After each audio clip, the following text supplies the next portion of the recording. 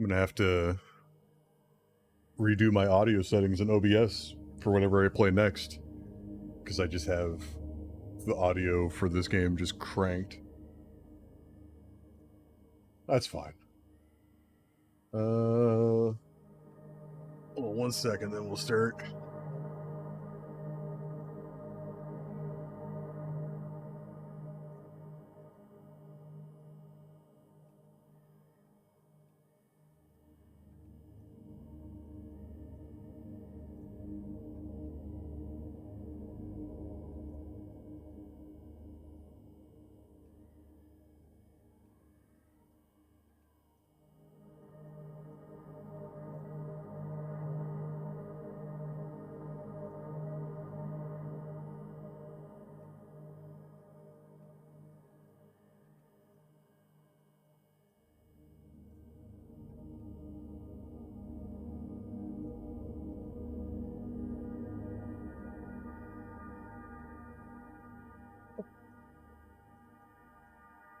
I think I got everything figured out.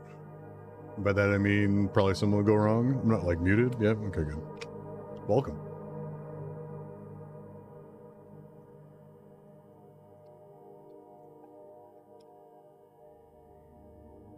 So yeah, I'm pretty sure just like in Resident Evil, I ended right before the end of the game, so it's very possible that there's like 20 minutes left in this game. I don't actually know though, because like I definitely have to go do the employee section again, right? Because I'm pretty sure like where do I current save is right at the lockers. So and that's before. So yeah, so I'm gonna have to do that section again, which is fine. I want to say I had all the, because what I was looking for was like more gemstones, but I do think the puzzle is just 3, so I don't know. We'll just get in there.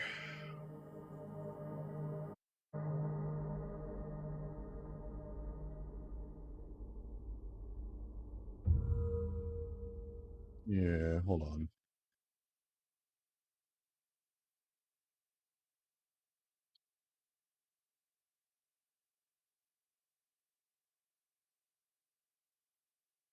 Yeah, okay. That's fine. Yeah, huh? My volume might be a little too up in my headphones.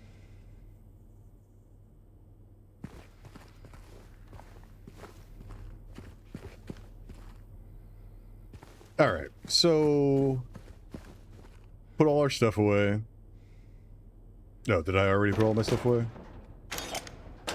Yes. Okay.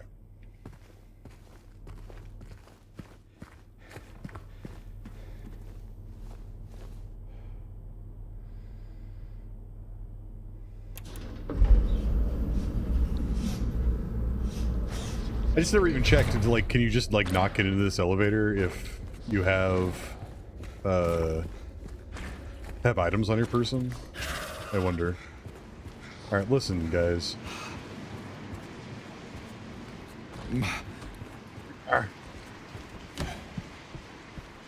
Okay, so I'm guessing that I just put them in the wrong order last night. Or last time I was playing. Which was, what, 2 days ago? I didn't play last night. But I think I remember where all these are. Like, one's in here. One's in the kitchen. Yeah, give it a good wiggle, James.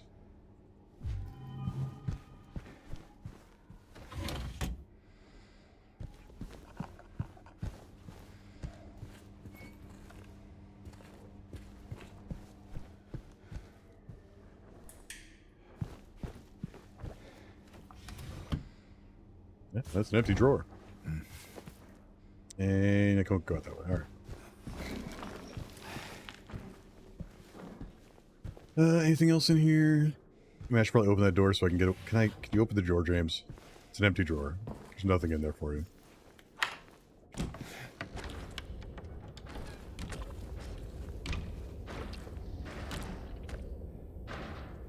I think we're good.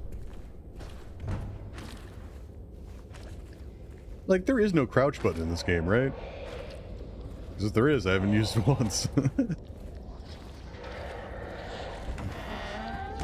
Okay, so... what do we got in here?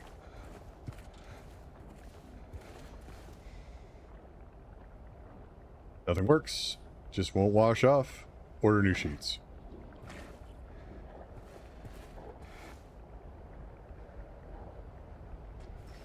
So, I don't know if this is a purposeful detail, but I was looking at this last time. The toilet paper on the top is full rolls of toilet paper, right? And then you have this side one. What up, Walkthrough Warrior? Oh, hey, thanks for the follow. You followed me right before I could even actually go live, so... but thank you. It popped up on my OBS as I was setting stuff up, so... I appreciate the follow. Oh, and I'll just follow you back.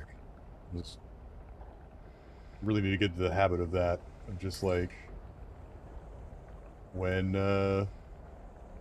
someone follows me, just follow back, you know? Especially when I know you're chill. There you go. I appreciate you. But, yeah, like I was saying, like, you got full rolls of toilet paper up here, right? And then down here, it looks like there's smaller rolls of toilet paper.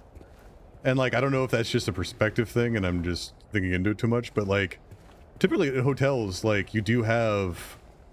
because, you know, when housekeeping cleans a room or whatever, if there's a roll of toilet paper that's not, like, you know, they throw them out, but they also sometimes reuse them, but they a lot of times they'll stash them on their cart as, like, half rolls. Just a weird hotel fact. And if that's what they're going for, that's a good detail. Anyhow, where's the monster at? No, don't attack me. Strictly here for jemmies and puzzles.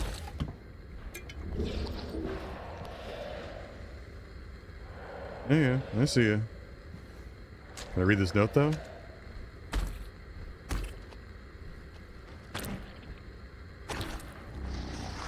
Seven golden rules for employees. Employees should report to duty on time. Employees should not be absent without a valid reason. Employees should report for duty in a well-pressed uniform. Employees should not take off their uniforms while on duty. Employees should maintain a polite and helpful attitude towards the hotel guests. Employees should help maintain the positive public image of the hotel. Employees should immediately hand in any lost items. Yeah, and then there's another hotel fact for you. I used to work at a hotel, so I have these weird hotel facts. But if you lose something at a hotel, right, they put it into a lost and found box. And then typically, like, the head of housekeeping will, like, you know, like, date that. Like, they, you know, like, here's the week's worth of lost and found stuff. And then it gets locked in a closet for, like, an amount of time, right? Because they all have their policies for how long they keep lost and found stuff. And then once that expires, this is the remake. And then once that expires... then the housekeeping, or at least the hotel I worked at, which was a Hilton hotel, they would call maintenance to go get those boxes of lost and found stuff, and then they just put it in the break room, and then all the employees would just, like, rummage through it and be like, I'll take this home. I'll take this, because it wasn't liable to keep the lost and found anymore. So things you lose at a hotel eventually possibly become employees' items. There's some good items out of there. Like, people forget random shit and then never call it in, so. But yeah, this is the 2024 one. It's very good. I've enjoyed it a lot. So I'm assuming that's what I get for the puzzle. Gem box safe. Okay. So I'm pretty sure cafeteria and kitchen or freezer room, one of those. You clonking around out there, buddy. And you get two more gems. And I hope there's not more gems. No, fuck off, buddy. Also, I need to look at my map. I do need to go out that way, though. Listen. Go over here. No, you were supposed to stay over there. Yeah, fine.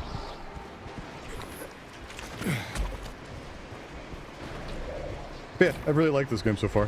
I mean, I'm almost at the end now, but like, I think they did a really good job.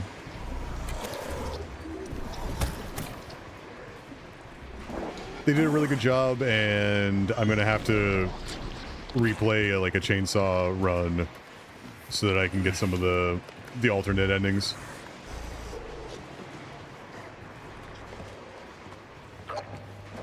Also, this game falls under the category of I played it years and years and years ago, but I don't fully remember it, so it's like a blindish playthrough, which is fun.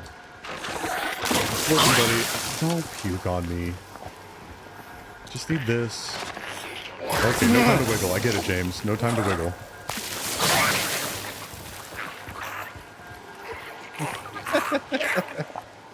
She has arrived. Let's just make entrance music for you. Hey, buddy, listen. I don't think there's anything else in here, so you can just stay in there. Also, do I have any kind of medicinals? Yeah, okay. Freshen up here real quick. No, you can't attack me. I'm through the wall and I'm safe. Alright, where's big guy at? Over there? You're gonna try to puke at me through the wall, aren't you? Guarantee it. Right, exactly. And it'll be that Resident Evil 4 Slim Shady meme. And I'll have dancing villagers on screen. Does that sound good? Sounds fitting. Okay. So I have the pieces I need. So now I just need to get to the manager's office. So out the door, hit a left.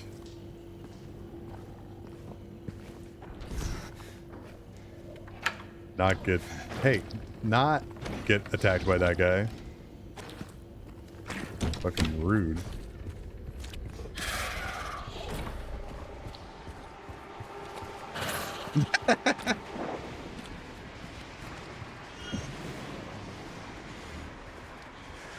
I think it would be fitting.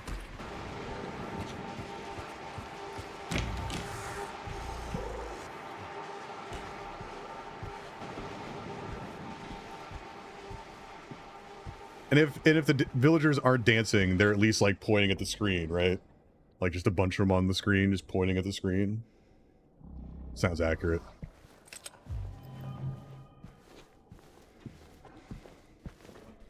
Oh yeah, you could easily go take a shower, but also I don't know how much of this game's left, so you might come back to me chainsawing through enemies in New Game Plus. But I guess that assumes that you take long showers. I don't know if you take long showers. The place I used to live at before I moved up here, I got a pretty decent sized like hot water tank up here. But when I lived down in the city, I had the smallest hot water tank I've ever seen in my entire life. It was like a propane tank of water. And so my shower habits became like, I had to like speed run showers. Like it was brutal. Like I had to literally like, you just didn't have time. You couldn't, no time for singing. Like there's just, you know, you get in, you get your shit done, and you get out. Otherwise you got ice cold water in like 10 minutes. I mean, I guess it works out for for water consumption up here, because I still take short showers because of it.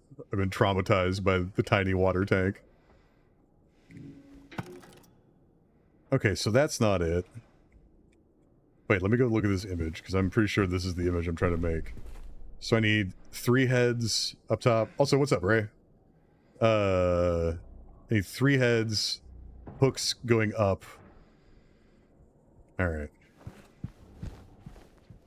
Yeah, I mean, maybe it's the universe's punishment, because I used to take long showers too. Like, I used to be one of those people that, like, I would wake up in the morning, and then I would fall asleep in the shower for like 30 minutes. Like, I would totally, like, zone out and stand under a warm shower until the water turned cold and then actually woke me up. It was very wasteful. So I probably deserved the tiny hot water tank when I lived in the city. Okay, so what did I say? 3 heads up. So that's this. Okay. And then... No. Okay. Did I really just fuck this up last night? Or last time? Because I was convinced that...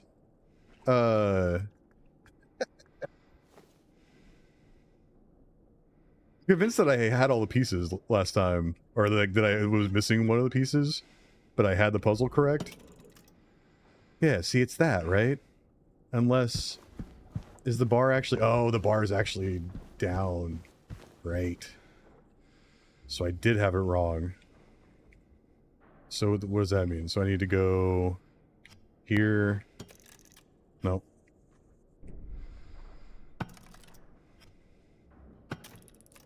There it is. Cool. And I assume that that is the code for the whatchamacallit in the back in the main room, in the break room, yeah. Alright. Got it. Hell yeah, ramen noodles. Have you tried one of those, like, ramen kits? Uh-huh. Exactly. Have you tried those ramen kits, though?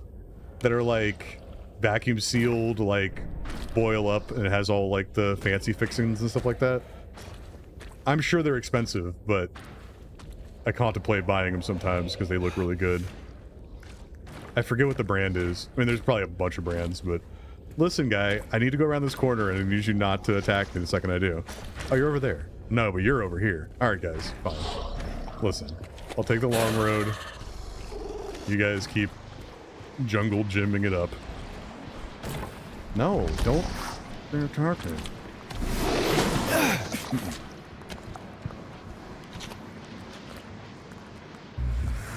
Oh yeah, so pho? I love a good pho. Except for when I started growing my beard, I went to a pho place once, and I felt like I was just pouring soup into my beard, and it embarrassed me so much that I've never eaten pho in public ever again. I just don't do pho in public. It's behind closed doors type of thing. It's messy. My beard inhales broth. 7414. Nah, legitimately, I felt bad, like, because the lady that was there, because again, on any given day, I can be perceived as a homeless guy, and so I was already matching that aesthetic, and then here I am, just like slathering, and I wasn't even trying to. I was trying to be neat, but it didn't work. 7414. It was bad. It scarred me. I never ate pho in public again.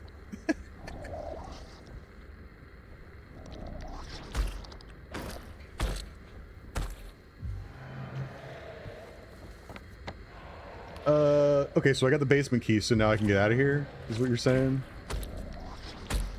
Let's see.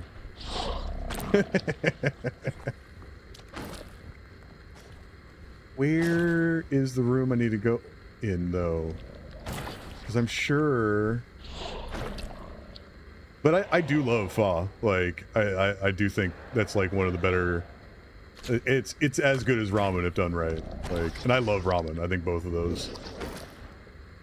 I think all of their soups pale in comparison. Get that chicken noodle out of here. I mean, I shouldn't talk shit about chicken noodle. It's not bad. Oh, it's that door right across the way. Especially if you find a good pho place, because a lot of those pho places, like, it's how they make their broth, and if you make a good broth, like, I mean, that's the winner.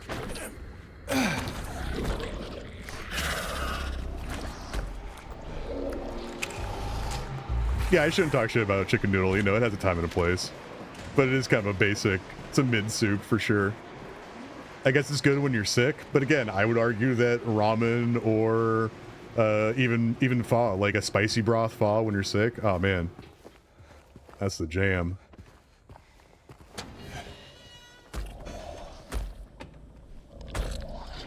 Oh, there's just more of you guys down here?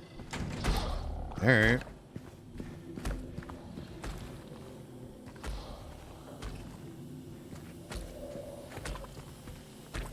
I don't like not having my weapons, but I get it. That's what they want you to do.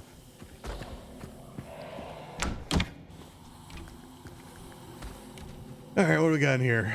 Wine.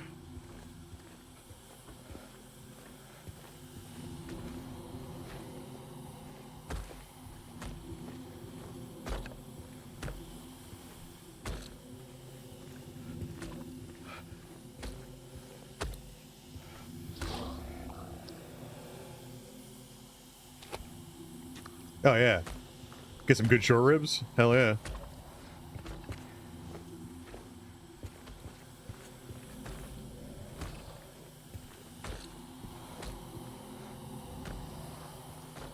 No, I had a friend that used to go to pho places and she would order like all meat, no veggies pho. She would just like substitute just like all meat, no veggies. I like a little bit of a balance, but also, you want a hearty soup, go to a pho place and tell them to give you an all-meat, no veggies pho. You'll get your fill, for sure. Is there really nothing in this room? Is it just for me to look at wine bottles? I mean, it's cool. They're cool wine bottles. But, like, no trinkets? Alright. Oh. Oh, I was gonna say, am I gonna hurt myself going through here? Am I gonna get clubbed to death by... Where are you guys at? No, I can't turn a lever with a VHS tape? Fine. Alright, so I'm not going there.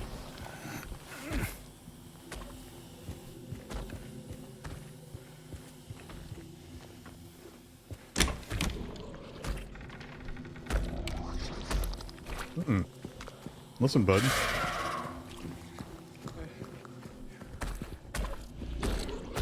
No. Just gonna zoom right by you. Listen. You just need to go in here. Ah, that's the staircase. Fine.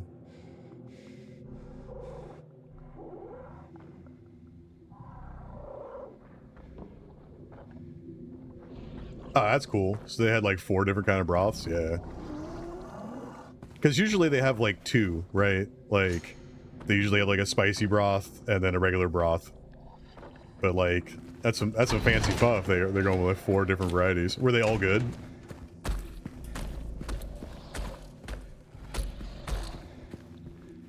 I hear you back there clonking.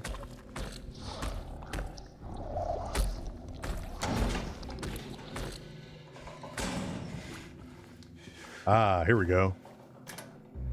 Much better than I can do the vroom vroom. I can pretend like I'm driving a car. Beep beep, James. Beep beep.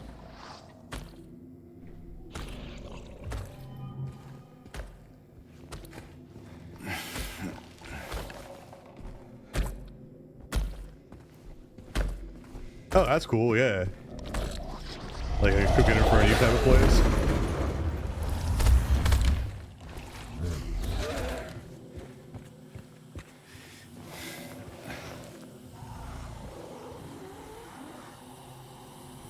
Yeah, I'm a big fan of spicy pho. I mean, I like spicy food in general, but like a good spicy pho broth is like one of the better soups out there.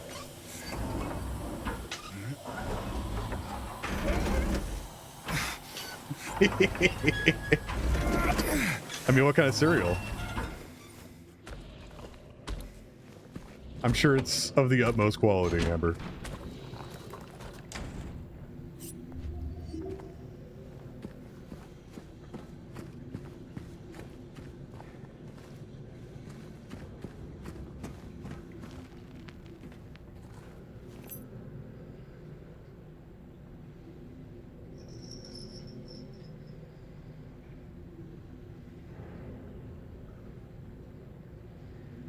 Oh, that's cool. Yeah.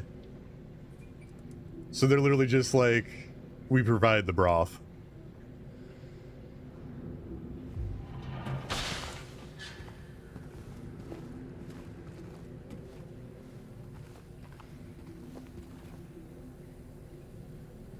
You eat Trix? I love Trix. Trix is a great cereal. I'm just like a fucking hippie these days. I make my own granola just because store-bought granola, like stuff that has a bunch of stuff in it, costs too much for like the good stuff. And so I usually just like buy my own oats and like mix in brown sugar and nuts and stuff like that. So, but I am a fan of Trix. Trix is like that. So when I was growing up, like I didn't have like my parents didn't let me have like sugary cereals, right?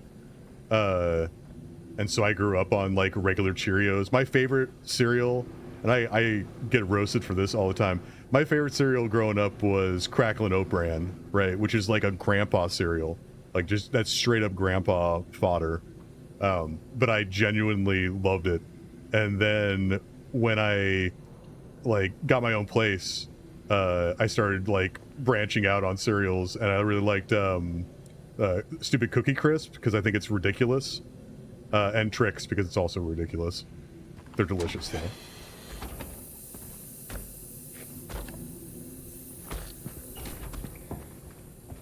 Yeah, I don't even know. I mean, clearly I didn't know that Mr. Pibb existed, Ray, but like, I don't know if Cracklin' Oat Bran still exists. But if it did, I might fuck around and buy a bag because I do like Cracklin' Oat Bran.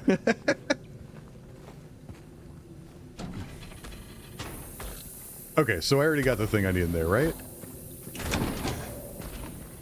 Right? Yeah, it was the key. Right. I know what I'm doing.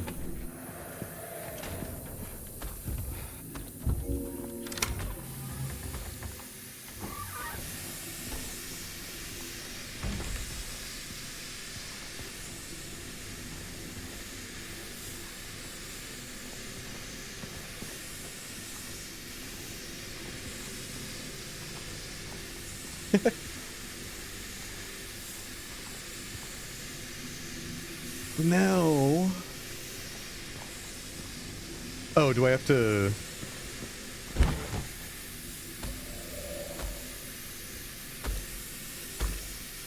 Random fly. Can I take this off? Okay, good. Then I can go vroom, vroom, vroom again. Okay, good.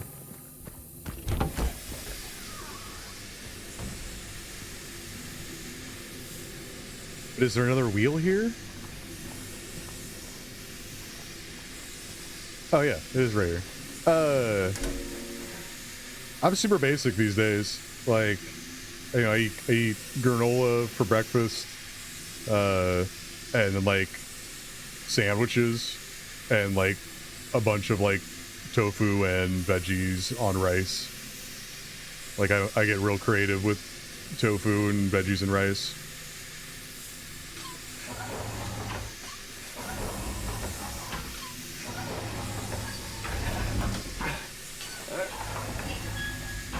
Like, I'm not like a vegan or vegetarian by any means, but like I just try to find stuff that's good that isn't meat.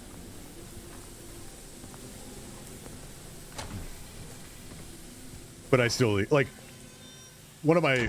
Oh, there's water in here.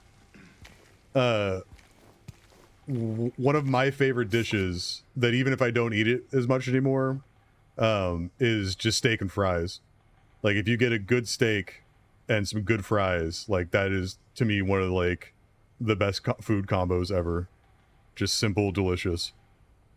Like, not even really, like, super seasoned, right? No steak sauce, just a good, like, properly cooked steak and some good, crispy, delicious fries.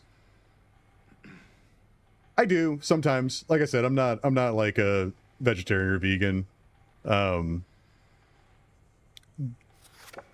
don't no one clip me when I say this might be a hot take, but like I was around a lot of people like earlier in my life that were vegan, and they can be very vocal about it. And like, while I agree with a lot of the stuff that they talk about, like I don't want to be that guy that's like slapping burgers out of people's hands and shit. So, but over the years, I've just kind of like figured out a way of just kind of incorporating more like tofu and veggie stuff, and quite frankly, social media, like one of the coolest things, like my buddy and I probably have to remember this, right? Because this is a puzzle. But my buddy and I, we send recipes to each other. We actually have like a section on like saved videos or saved messages that's just like recipes that look good.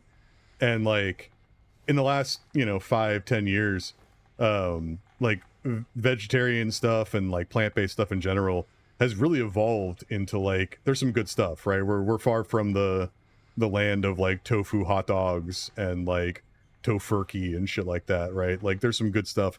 Like I make a sandwich meat with tofu and like a wheat flour or a gluten flour or whatever the hell it is.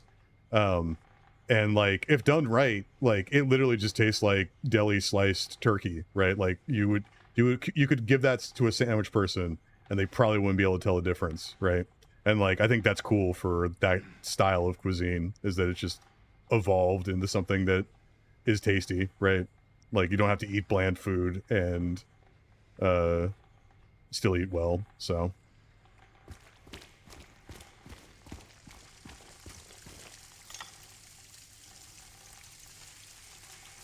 ooh, yeah, another statue. Yeah, there really is. Like I got a really good black bean burger recipe that you can make in like a loaf and then just like portion out and barbecue and shit like that, and it's damn good, right? You just need the right kind of seasoning, right? It's just knowing flavors. So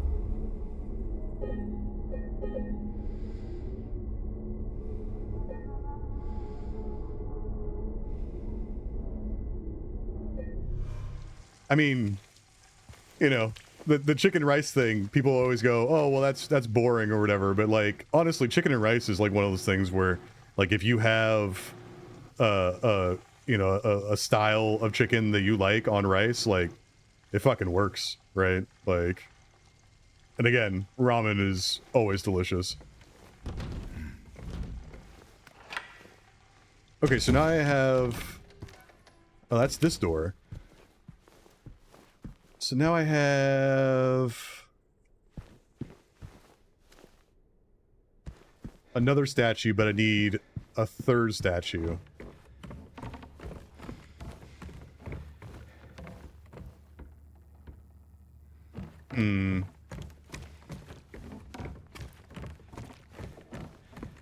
Also, did I miss an item over here?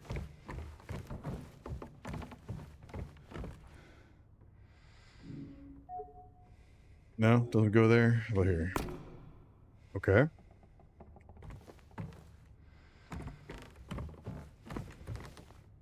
So where haven't I been? Why can't I pull the map? Oh, is it because I never actually picked up a map?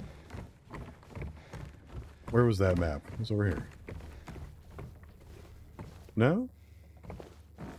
Oh, because I need to go back and get my stuff. Damn it. I don't have my map, so I don't know where my stuff is at.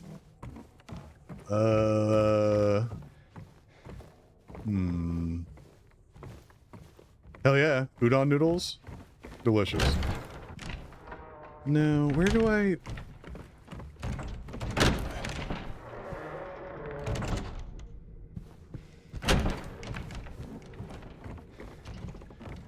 Is there another map I can grab?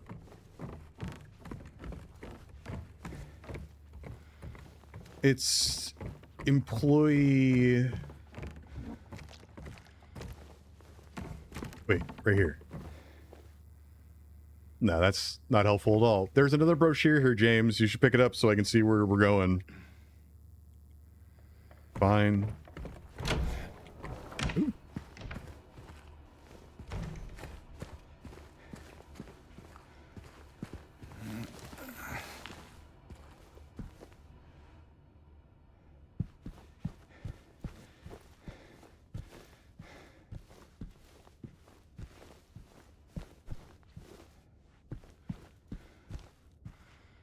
Yeah, it's one of the few things I miss about the city is we used to have a Korean grocery store that was like down the way, and that place has some good food. It'll mess with your wallet, but man, Korean grocery stores, amazing.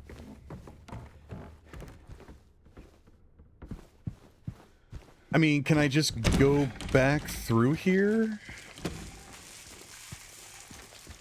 No, that's not going to work for me.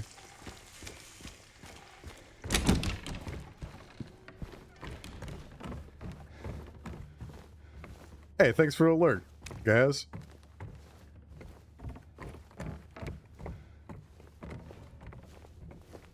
You were playing Killing Floor 3, right? Last time I checked. I might have to play that at some point.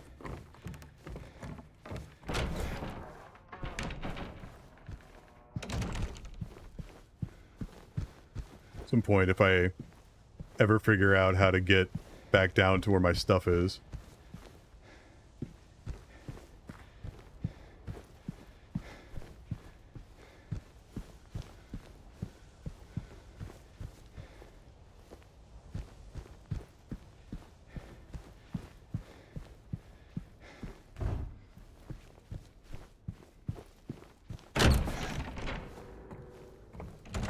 Oh yeah, that sounds good too.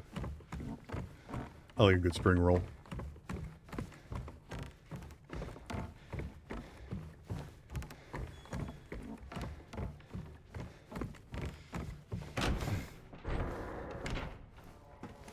It's true, Walkthrough Warrior. And that's also a reason why I'm not like, you know, fully vegetarian or whatever, because again, like, I just like good food.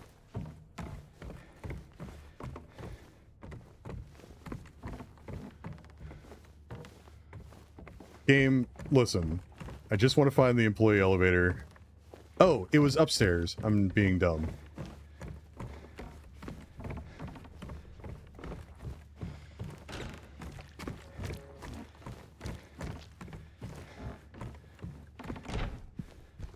I just don't want anybody to attack me while I have no fucking weapons. Yeah, don't you attack me. I can't do anything about it, so... Right here? Man. Don't with the spooky listen, I don't even have any fucking weapons, legs for days. You're at an unfair advantage. No.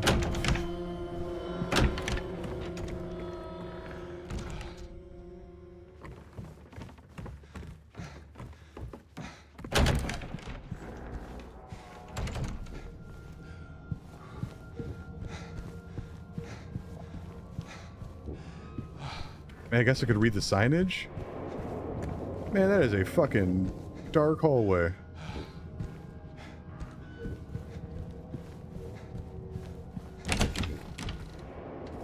If you're wondering what I'm doing, I'm trying to find my way back to where my stuff was in the employee break room. I just don't remember because I don't have my map. Wait. Reading room, so I need to go up more. Or down more. What's this one?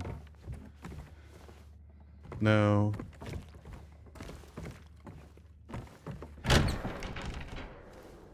Ooh, maybe it's this? Yeah, there we go.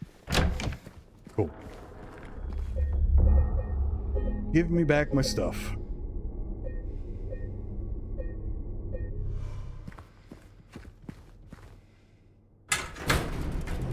Oh, and a cutscene. Alright.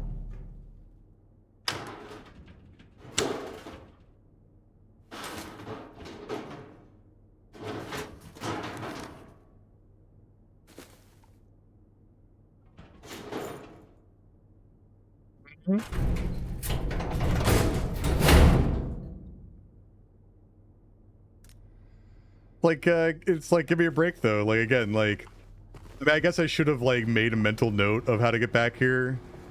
But I figured I was gonna, like, get back on the elevator and come back here and get my stuff, not, like, get put out in a different spot and then have to, like, find my way back here. Can I? No, that's just a broken elevator, alright.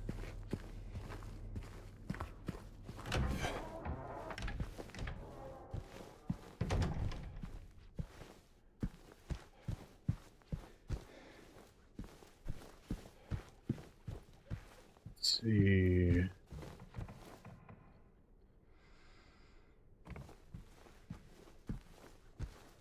Yeah, speaking of games getting lost, or getting lost in games, like, I was telling you the list of games that I intend on playing, because again, I have a pretty sweet roster of games coming up, right? Because there's some good games coming out in the next, like, month or two.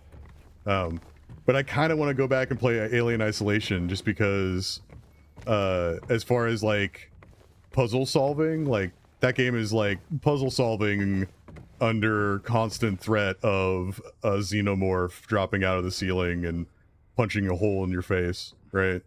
It's pretty good. And it's absolutely what that new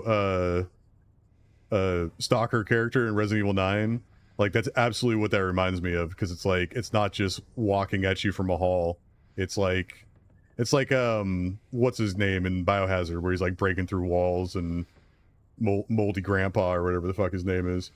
It's kind of like that, where it's like you're gonna get, like, messed with from angles you didn't expect, right? Like the ceiling and stuff like that. That should be really good. Yeah, no, I don't have what I need here. So walk away, James. But what is so? Oh, I need to go to, because I got the VHS, right? So now, where do I go to play it?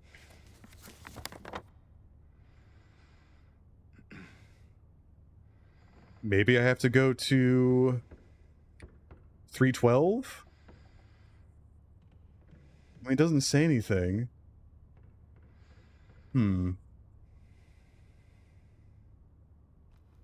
Which game? Alien Isolation? On Nightmare Mode? I mean, again, maybe. I mean, why not, right? Go for the gold.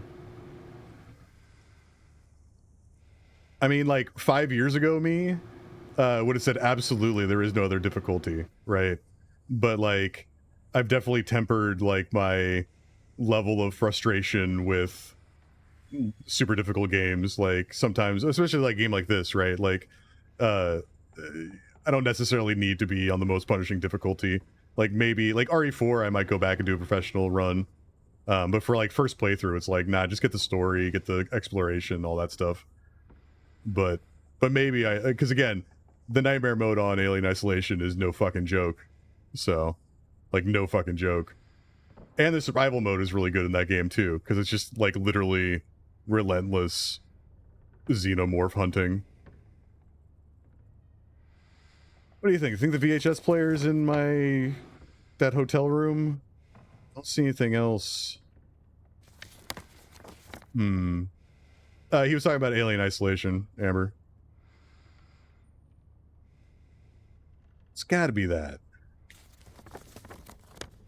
Right?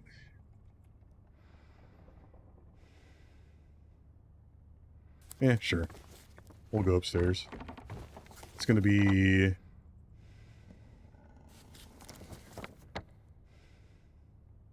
up and around. Oh, because I need to go through... No, that's not it. Third floor. So I need to go to the third floor, and then through the little side thing. Okay.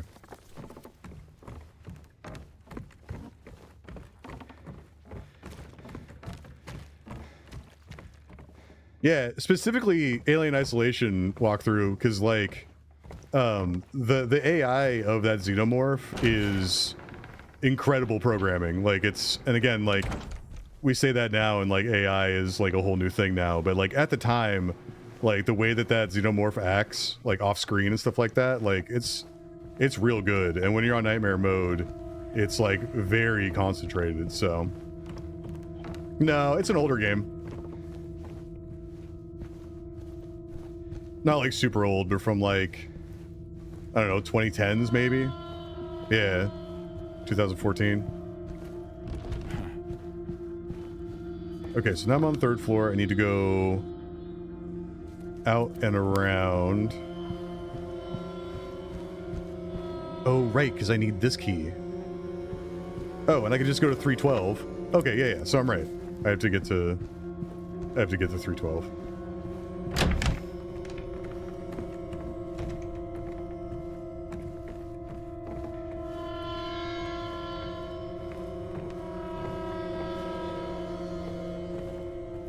And not through here. What about here? No.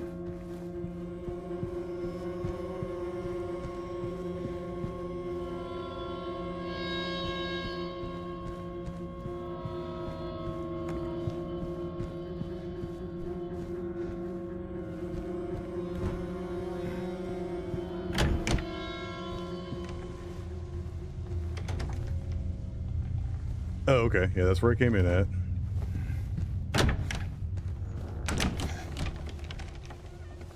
Oh, do I have to go, like, out and around, maybe? Hmm.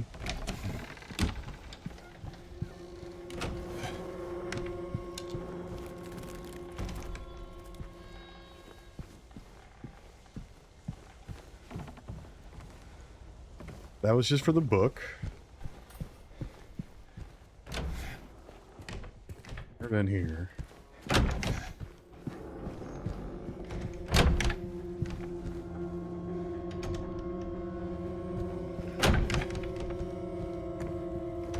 I mean, I guess the question is, because I'm assuming that the videotape...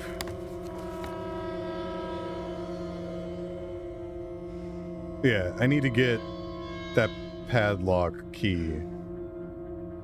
But where do I get the padlock key?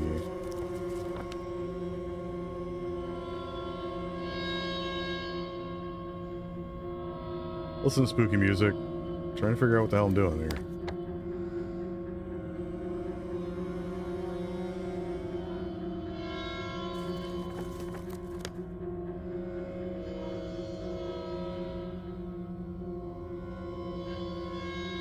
That ain't it.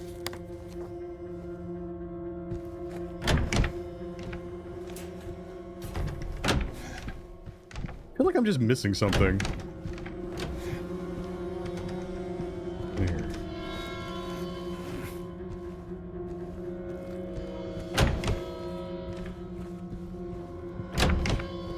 Well, at least I know anytime there's an open cabinet, I've already been there.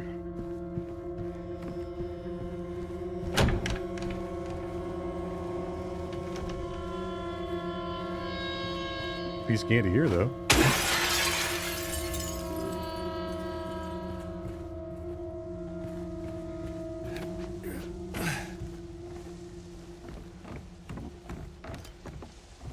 Pretty sure this is the way I came from.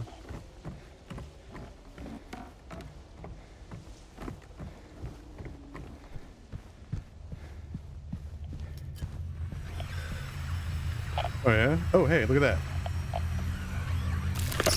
Listen. Oh, you got me? Listen. Yeah, come around the corner. Oops. Missed me. Alright, this is awkward combat, friend.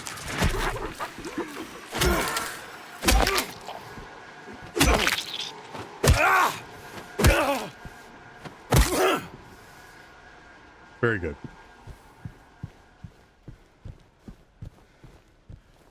Just a random hand on the ground. Ooh. Fresh apple. Was it like a cosmic crisp? Or like a hybrid green-red apple? Also, it's a TV without a VHS. I can't stop myself. I see you back there. Yeah, get out of there, you little scamp.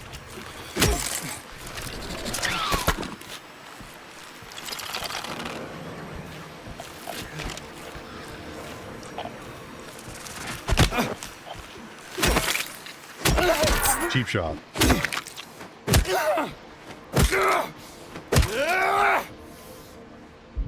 I mean, as much as like the apple's nice, like I was hoping for like a key.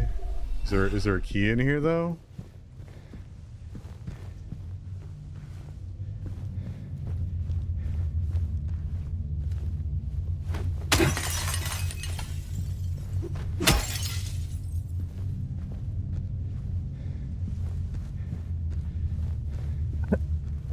What if you accidentally break the TV that you need to watch the VHS on, if it just like soft locks your game, it just rolls credits. You just never get to watch the video. Get it. Oh, here we go. Ooh, yeah. Okay. Now we're cooking.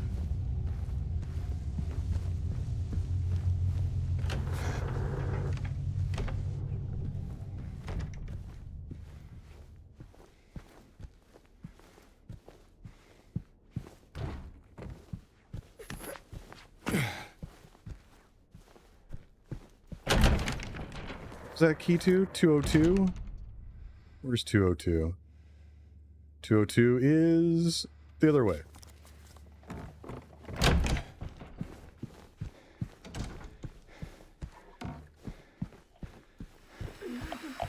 Oh, down the super dark hallway. Of course. Did those lights come on after I... Oh no, these lights just didn't turn on because spooky. Copy that. Hey, hey, hey, hey, hey, hey! I was gonna rummage in the medical cabinet.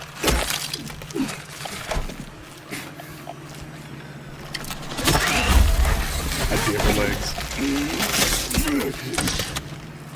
You know what? Take some bullets. How about that? Yep. Game blouses.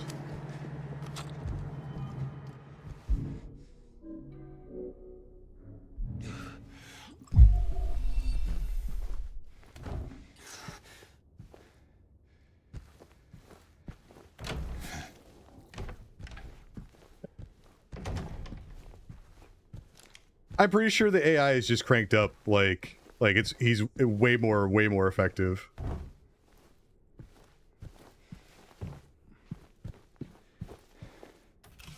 And you might die quicker, and you probably get less resources.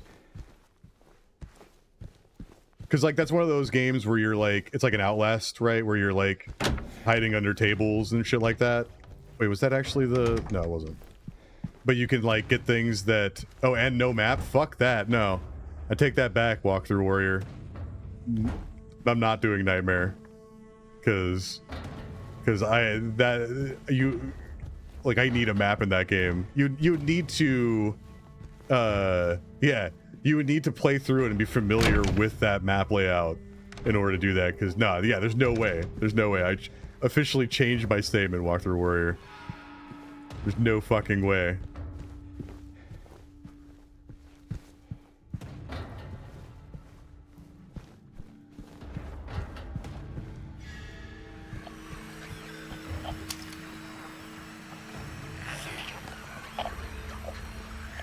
Yeah, exactly, Amber.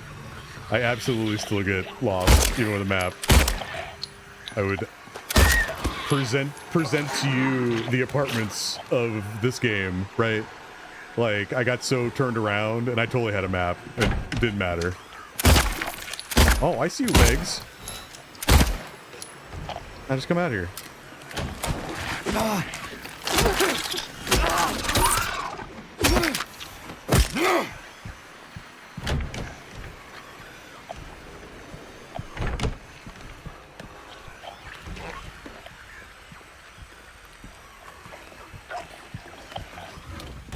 I think one of the few games I probably might be able to do without a map would be like RE2, but I would definitely have to like go play through it again to like refresh my memory.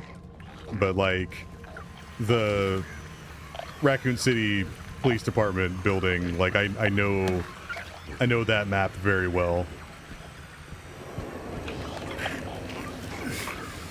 But even then, I would need like a refresher. And I never even finished Alien Isolation when I played it.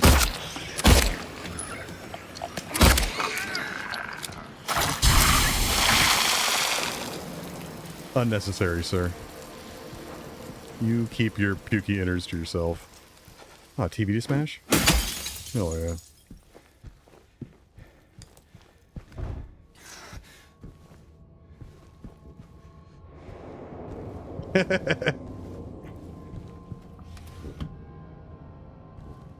Yeah, I right after I finished like I don't know, like my third or fourth playthrough of that game, and like the challenge ones where you're like backtracking through the level and stuff. My buddy played it, and I literally just like had him share screen, and I just like played tour guide for the entire thing because it was so fresh in my mind that I was just able to just like tell him where enemies were and where everything was. He was able to do a very quick playthrough of that game because I was backseat driving the entire time.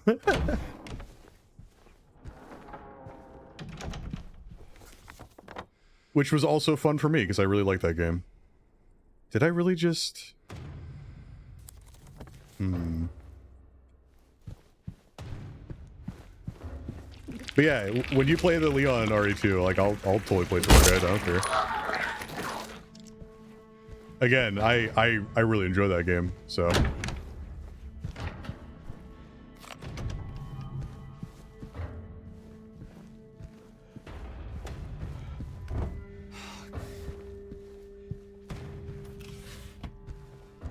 And maybe at some point I'll re-download it and install the mods I was talking about where it adds DMX to Mr. X when he's approaching you and gives him like clown shoes and makes him tiny because it's great.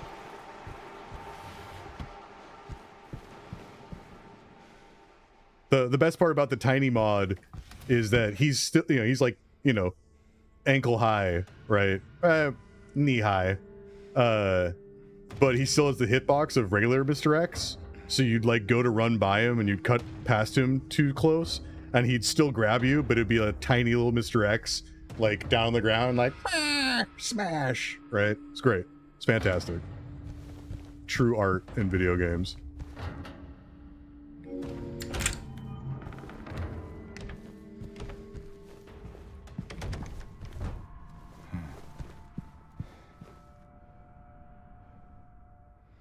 What do we got? A mirror puzzle? Also, is that like a... Oh, because they're like princesses, the statues? That makes sense. So that's like a Snow White thing. Huh. I wonder if I had my graphics cranked up, if that would show like my reflection, because this is supposed to be a mirror, right?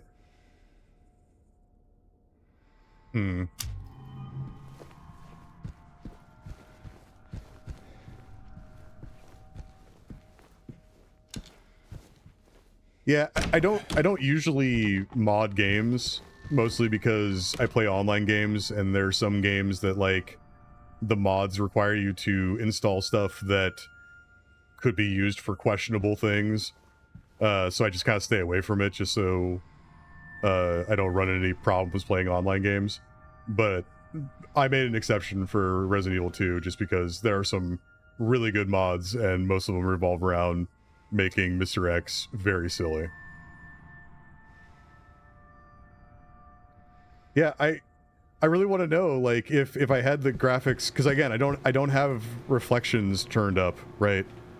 And you can see him in this mirror, but I wonder if that piece of mirror would have like reflections of what's around the room if I had my settings cranked up.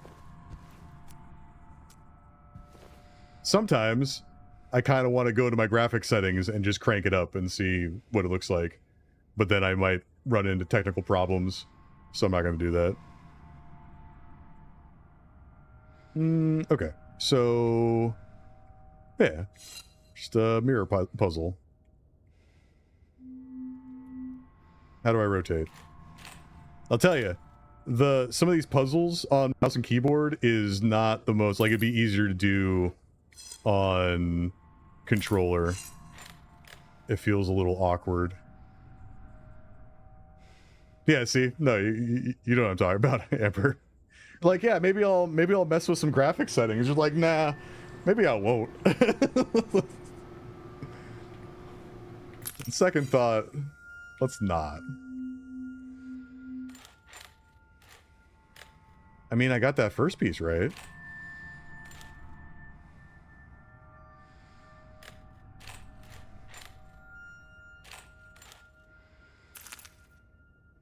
Nah, that ain't right.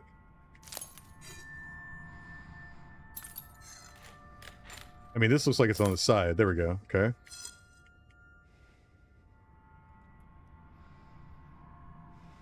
I have a 4090. I have the holy grail of GPUs. I built my entire PC around that GPU. Like, I bought the GPU and then built my computer around a 4090.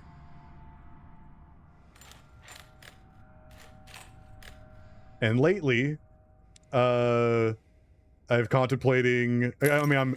contemplating, I'm absolutely saving up for a new computer. And then because my streaming PC only has a 2080 Ti, so it's not like crazy, but it's only doing like OBS and sending the HDMI signal out to stream, so it doesn't really need to be crazy for like graphics and stuff like that. But what I want to do is upgrade my gaming PC and then use the 4090 rig for streaming, and then I could see if I could like crank it up even more. Definitely, yeah, exactly. But what if I put it back together? Does that like counter it? Is that how you counter broken mirrors? If you find a broken mirror and you fix it, you get some super glue out and you just like fix it, then you have like 10 years of good luck.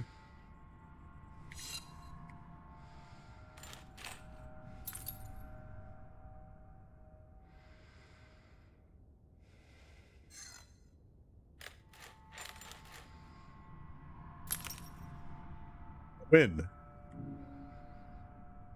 Ooh, do I put a ripe apple or a rotten apple? I mean, it's... Okay. Huh. I wonder.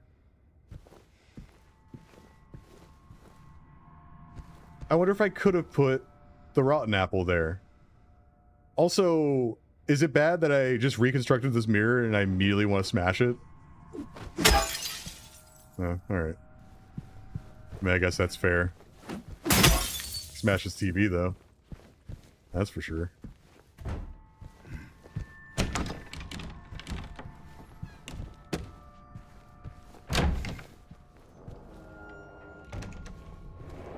I wanted to break it. The game was like, no, that's plot device. Yeah, okay. Okay. So now I think I can go do that puzzle. No, I probably can't.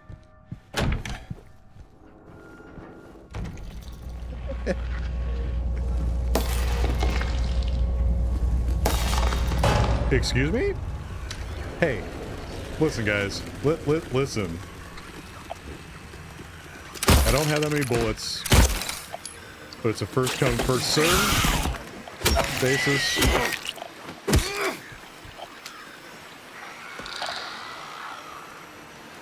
You guys ever look around, like you're looking around a corner when you're playing third-person games? Like it's going to give you some like better perspective.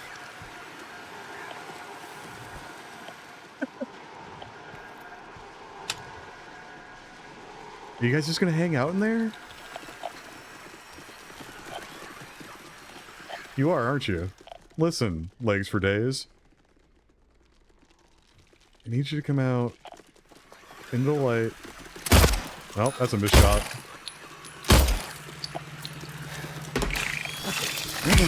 You fucking drop kicks from the goddamn ceiling.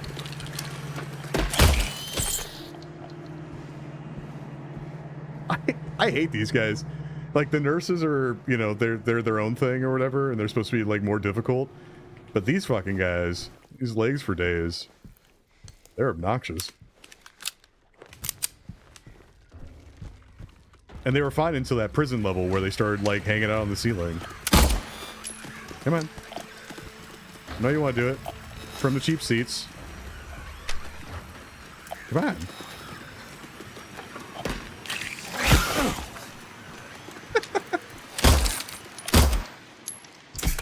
Well, now I have way less bullets. That's fine.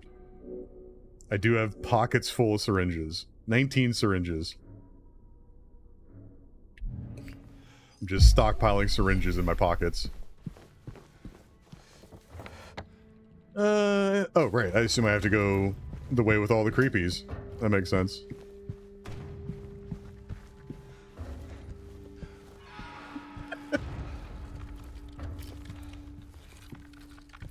I like your jokes, Amber. You can stay.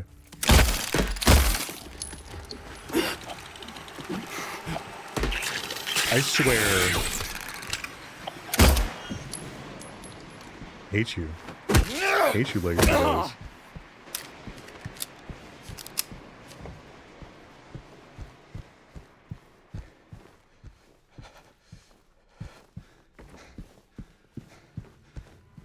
The kick is ridiculous. Like, from the ceiling, the kick is ridiculous.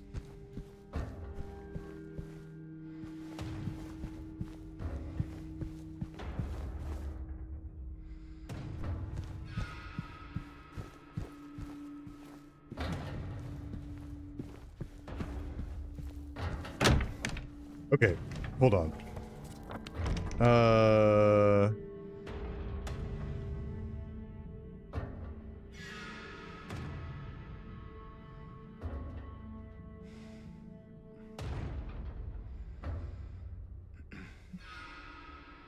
Also, you have no reason to feel insecure, Amber. I get it, but also, you know, you're good.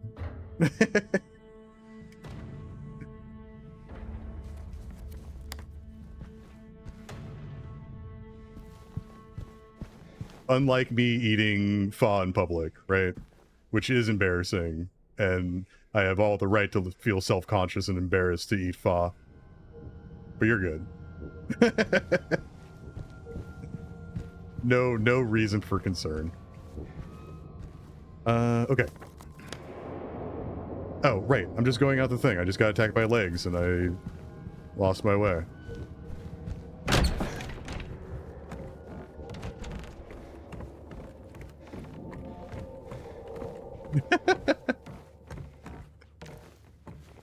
That's okay, Ray. Sometimes when I cook, and I cook professionally, right? Like I worked in restaurants, or 3 restaurants total.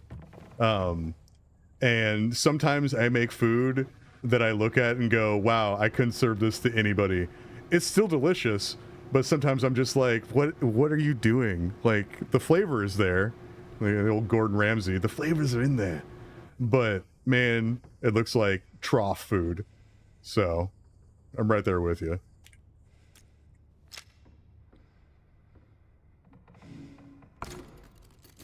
Okay, so oh, and then do they dance? Is that what I'm doing here? So what, I have to path this out? That shouldn't be too hard.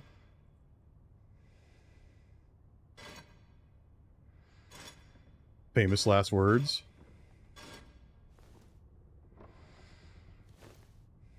Huh.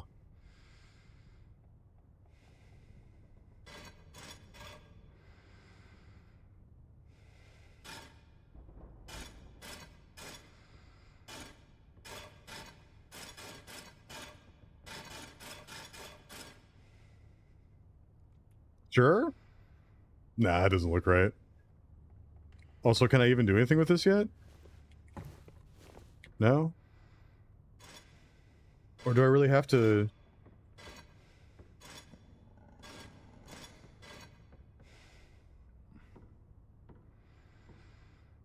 Okay, hold on. So...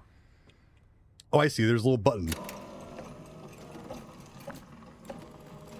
Okay, and that is a failure. All right. Wonder if I had it close. Hmm. Oh, and there's a middle one? All right, I take back that easy puzzle thing. I was only kidding. I assume that I should probably match it up here since there's 2 circles here, right? And it's definitely this line.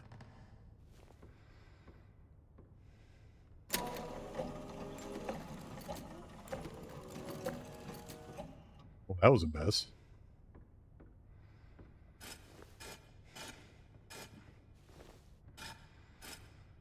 Ooh, that looks good though. Nope. Crash and burn. Okay, but I think I have this circle good. Which means I should be able to line up these other ones.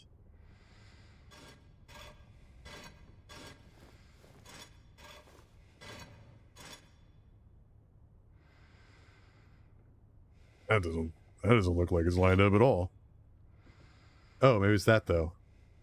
Yeah, okay. Okay. Nope. Absolutely not. Oh wait, so what I do wrong here? So it's the left wheel. Hmm.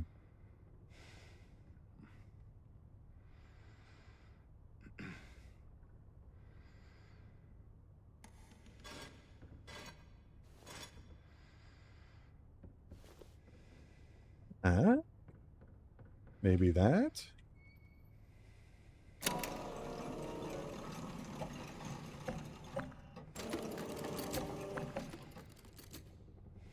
Okay.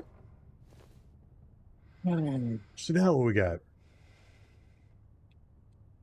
Well, it began with 3. One would soon deplore. 7 kindly souls opened up the door.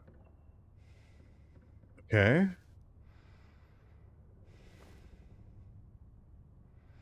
Yeah, I mean, wouldn't that have been great? Didn't they settle too, Amber? When someone claimed false advertising on Red Bull for not physically giving them wings? Like, I'm pretty sure some kind of monetary gain was made from that. I could be wrong though, but I know for a fact that you're right. That someone absolutely tried to sue Red Bull for not giving them wings, which is, you know, almost intelligent for a dumb attempt. I mean, I guess if you had a good enough lawyer, maybe. It's falsely leading people to think that they're going to sprout wings.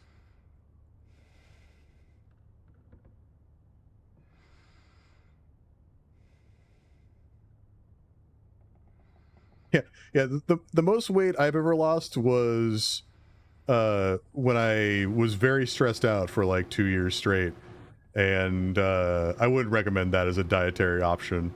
Like, I had like very little sleep and drank more whiskey than actual food and sustenance, and definitely lost a lot of weight, but I wouldn't recommend it. It's not a good dietary plan. 3 was okay. So this is probably 7, or is it? Or is it 7 plus door? 7.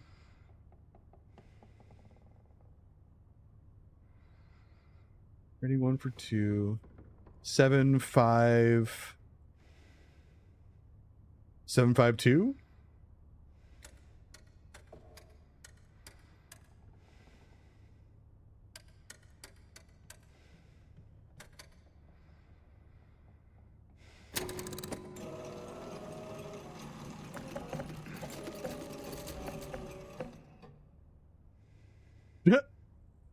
No, I don't think that was it.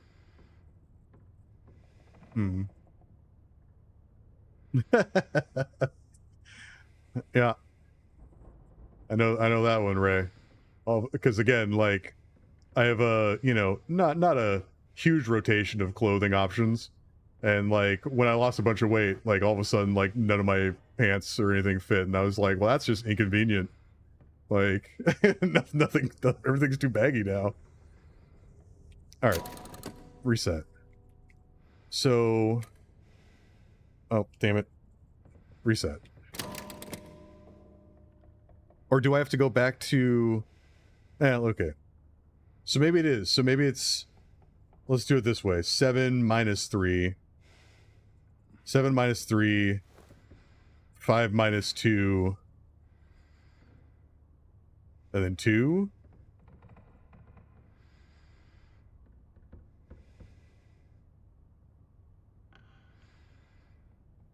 This is actually 10? There's no way that's 10.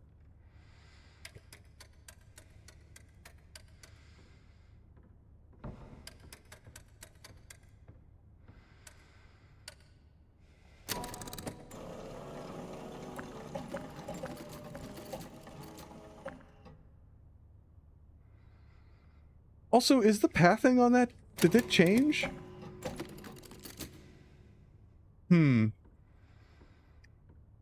I feel like that pathing changed. Oh no, it didn't. Because now I'm on to puzzle time. Okay, so I did plus, so let's do minus this time. So 7 minus 3 is 4. No, it's not. Yeah, it is. I don't like math.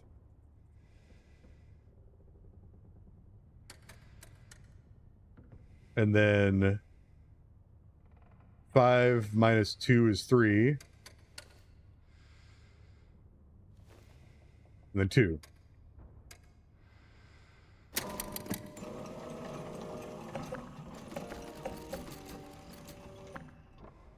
Wait, but that mean that 2 was right? Because did that... The door on the right opened? Oh no. Because I have to reset it. I feel like this is the easy part.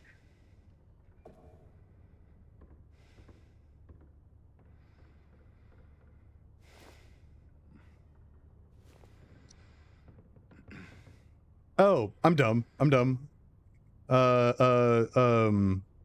This one I just didn't read. I'm apparently bad at reading. So let's go 7. Nope. Lost count.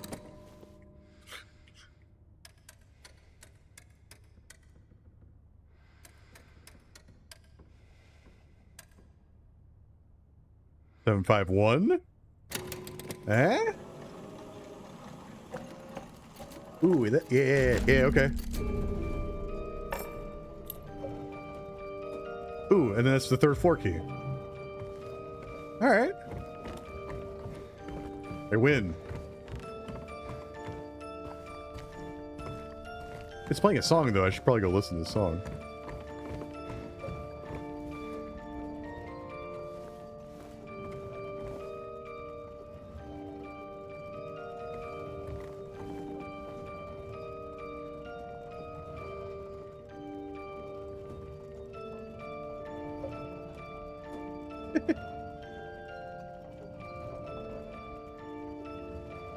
Man, I'll tell you, one of my favorite parts about horror games, or just puzzle games in general, is solving a puzzle before you've completely lost your mind, right? Like solving a puzzle and feeling like you did it without like basically just starting to like try random shit, right? Like it's a good confidence boost. You're like, yeah, I could do puzzles. I could solve puzzles.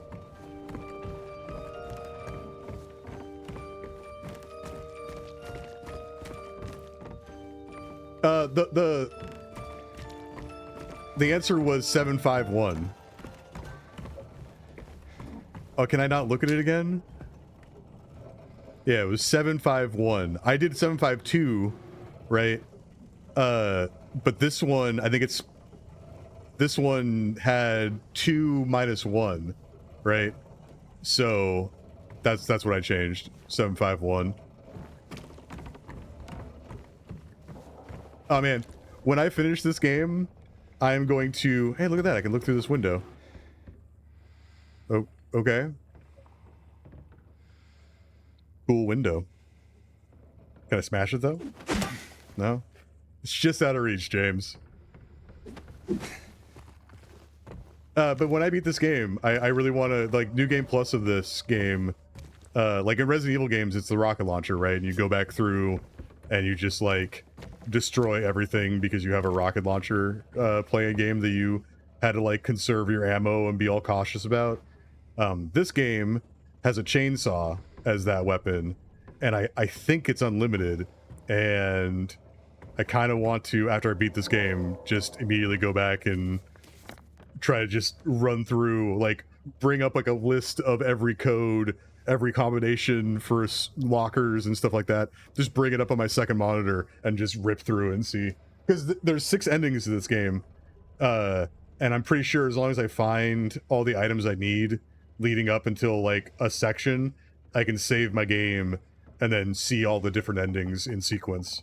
As long as I have the items, I just have to do a specific thing. So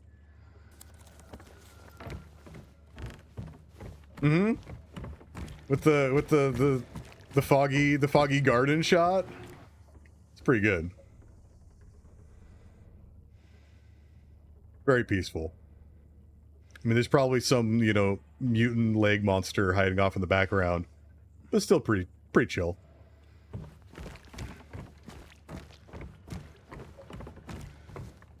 Yeah, I especially, again, there are a couple endings in this game that are just ridiculous. Like, the one I know of, I've heard of the UFO one, but I haven't seen that one, I don't think. The one I know of is the dog one, and it's the silliest ending to such a serious... Like, this game's very serious and very, like, dark and, like, not trying to be funny at all, right? And that dog ending is silly to be in this game, so...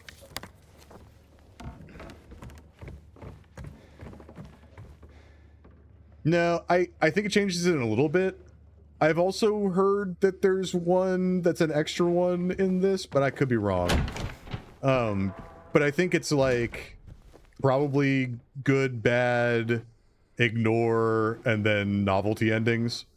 Because like the UFO ending and the dog ending are absolutely like completely out of character and out of context with this game. So I don't know how many of those like joke endings there are to this game, but 3rd floor, James. You know where you're going.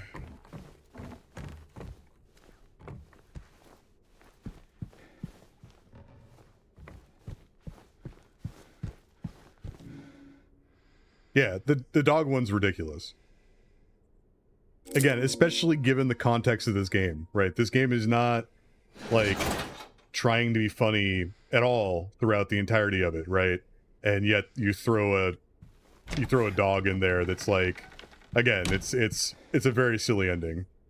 It's basically just a dog in a control room that seemingly is the one responsible for manipulation and bringing the horrors of Silent Hill to life.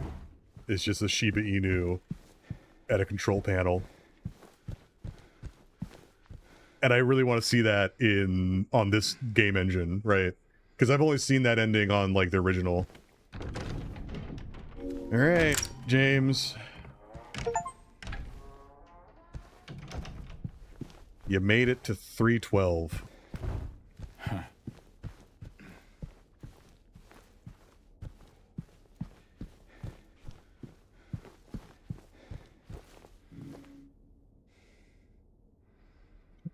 Also, the objects. Oh, I'm absolutely gonna see if they have Mr. Pibb next time, because I don't have. I want to say the nearest Walmart is in like the next town over, because I live in like sleepy Beachville. I live in Silent Hill on the water. Everyone leaves in like late September and they don't come back until like next year.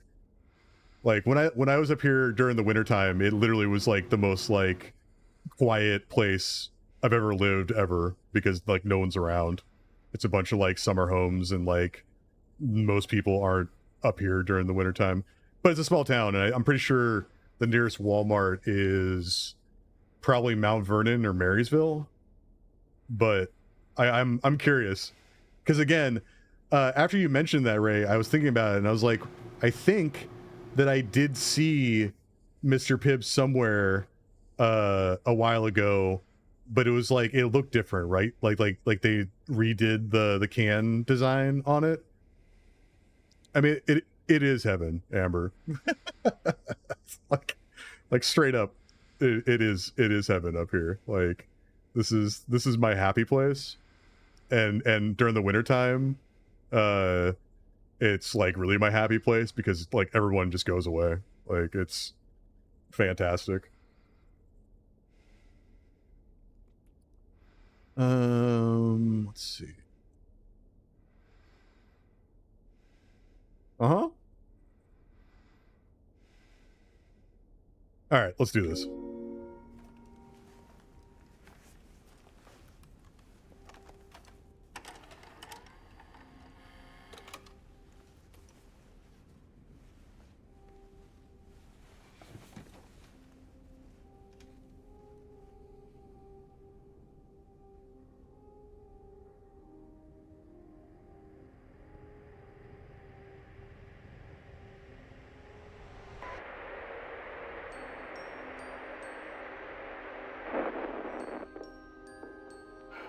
It's my wife. Are you taping again? Come on. I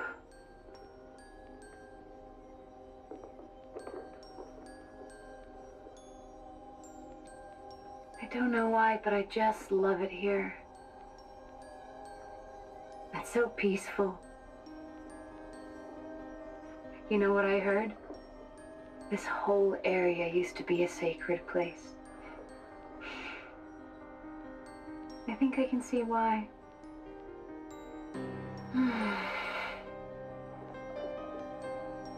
It's too bad we have to leave. Promise you'll take me again, James.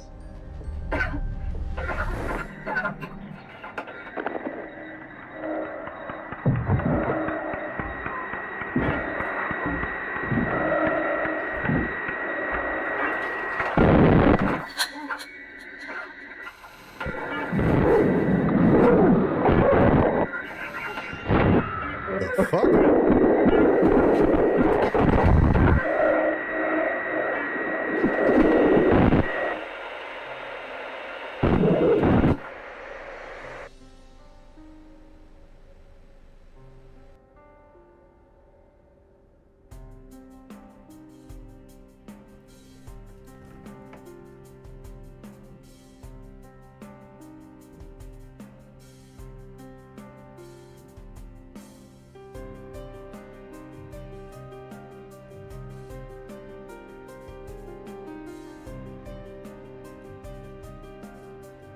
Wait, is that the video that's playing in the background when I pause sometimes?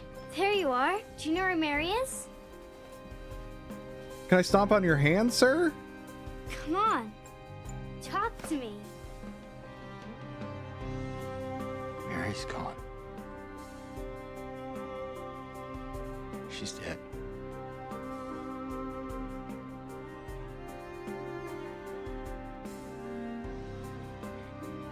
Liar.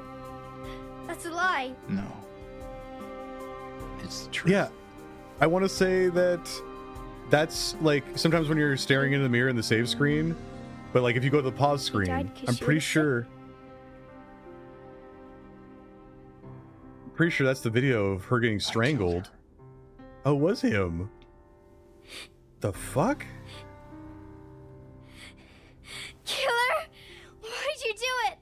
I hate you! I want her back. Give her Acting, back kid, to acting. me. I knew it. You didn't care about her. I hate you, James! I hate you! I hate you! I hate you!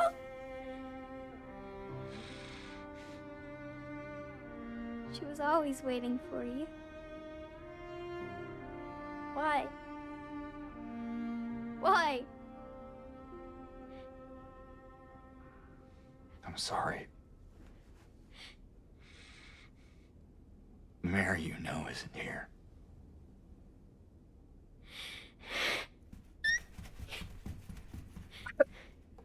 Did you hear that little squeak she did as she ran out of the room? Sorry, serious moment, but she definitely squeaked as she ran away.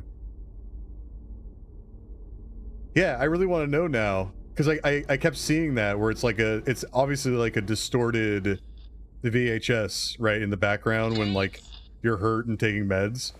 I'm pretty sure that's that scene, just like Mary? scramble 90s scramble HBO style, right? Just like distorted. I'm waiting. I'm waiting for you. Please, come to me.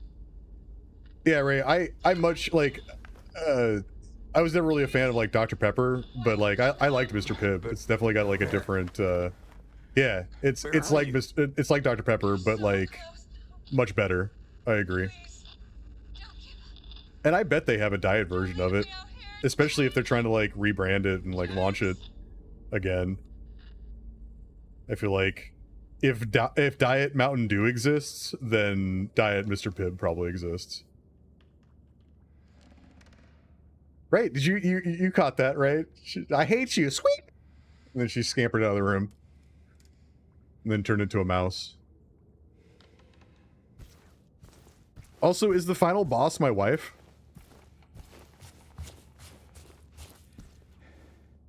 Also, these windows look amazing.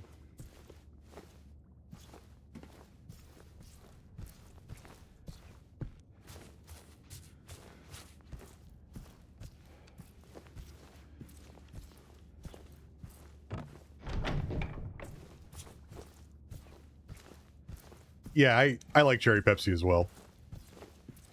And I don't like Pepsi at all. Like, never was a fan of Pepsi, but a cherry Pepsi, delicious.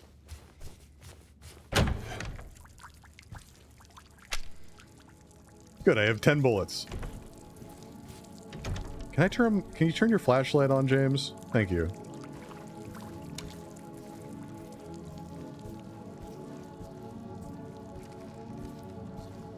I mean, because this is Creepyville. Yeah, I wonder if she's the final boss. I mean, it's either that or Pyramid Head, but I feel like Pyramid Head is done in this game, right? He's no longer, because I ended up dragging his sword. And aren't I in some ways supposed to be like the manifestation, like because I manifested Pyramid Head, it's like a part of my psyche. Like, I think that's how that's supposed to go. I'm gonna have to watch a fucking lore video on this game after.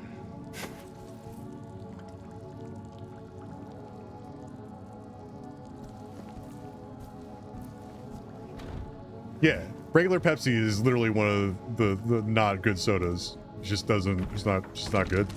But cherry Pepsi, oh, okay. That's just crumbling infrastructure. Nothing to worry about there.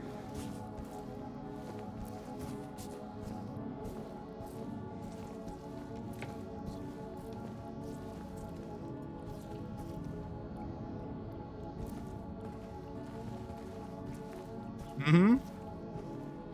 Oh, good. There's a TV I can smash. Man, that bed has seen better days.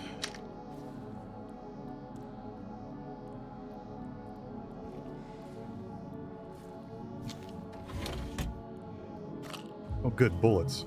Oh, good. 2 bullets. Just what I always wanted. Is that where I need to go?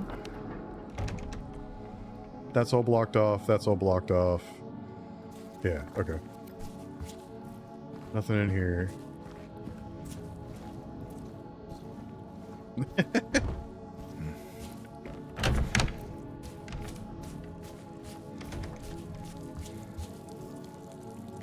And this is where I came from. Okay, cool. Nope, it's locked door.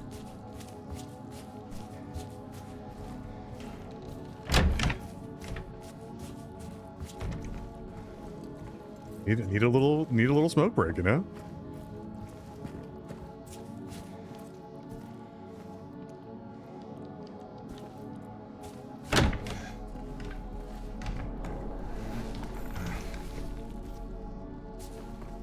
Also, what was my... Because you said... What was yours? Yours was like a strawberry ice. What flavor is mine? Mine is blueberry watermelon. Yeah, blueberry watermelon is the one I went with. I like the blue raz as well. That's another one that's pretty good.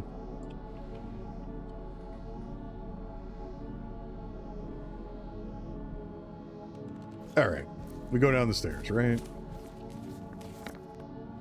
That's blocked off. Yeah, we're going this way.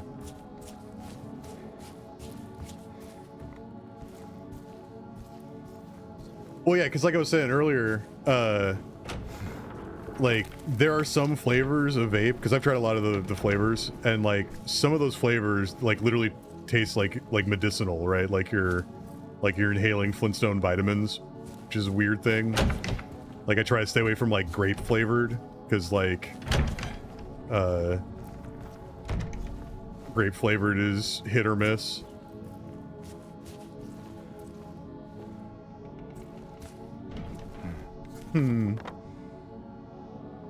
Oh, just down the hallway.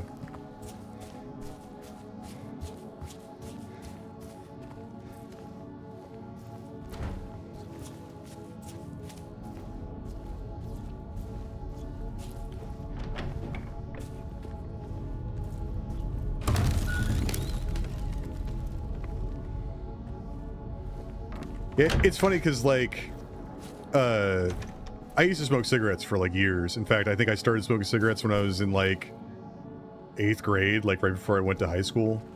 And then, you know, I worked in the restaurant business. I worked in the hotel business where, like, the breaks you got were based on smoke breaks, right?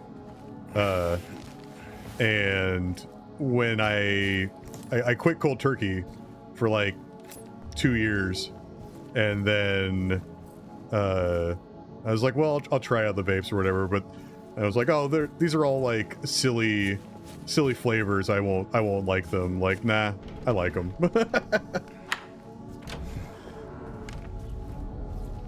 Also, and this is not probably politically correct, but I really like the sci-fi aspect of vapes. Like, it makes me feel like I'm in the future, which is a dumb reason. It's not like the reason I smoke them, but aesthetically I like the idea of, like, future smoke, right? And it's not just like combusted tobacco leaves, it's like something more advanced, right? But again, that's not I'm not endorsing it. That's why I usually don't vape on stream, because, like, I enjoy it and I don't necessarily, like, want to hide it, but, like, I also don't necessarily want to promote it. Because imagine if you're, like, a kid, right? And, like, because, like, when I was smoking back in the day, when I was smoking as a kid, like, I always had to, like, try to hide it, right? And, like, looking back on that, trying to hide that you smoke cigarettes from your parents is, like, the stupidest. Like, you're not gonna hide that. Like, they're gonna know. Everyone's gonna know when you smoke cigarettes. And like nowadays, I remember my buddy a few years back, like he had his stepdaughter was getting like chewed out by her mom because she kept vaping in her bedroom. And like all I could think was like, yeah, man, like now kids these days, like that's easily hideable, right? And the nicotine levels of some of these vapes is fucking bananas. Like it is high end nicotine content. And again, if you're a kid, like, and that's what you're starting out on, like that's crazy. Like I can see why they really don't want kids smoking, but like you're not going to stop it. Like they don't even have to hide it from their parents, right? You can you can excuse yourself around the corner, take a quick vape, and then, you know, no one's the wiser. So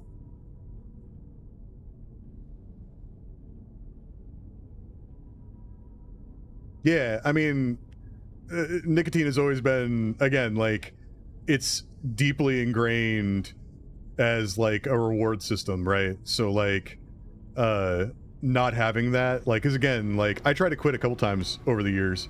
I actually was it Chantrax? There was a Wonder stop smoking pill once, and it was like, oh yeah, this is how, you know, yeah, you just take it and then you won't have the cravings and everything will be fine. And it was like an over-the-counter like stop smoking aid, right? And one of the side effects was that it was going to deeply affect your dreams. And I remember chuckling when I read that side effect. And then I had some of the craziest dreams. I think it actually changed. I think it changed the way that I dream permanently, because I'm pretty sure that like after taking that medication, my dreams stayed a little bit weird. But like I literally, there were a couple times where I remember one of them that I was just like in a tranquil field, sun shining and stuff like that, and I woke up and I was in like full sweat, heart just fucking racing, and I was just like, what the fuck was that? It was the stop smoking aid. So I just started smoking again. Oh, also, I do think this is totally that video in the background, right? Like it's just like super distorted. Is there one of these that doesn't? I mean, I guess I could just keep scrolling. I swear that's the same video we just watched. It's just in like a weird zoomed in angle.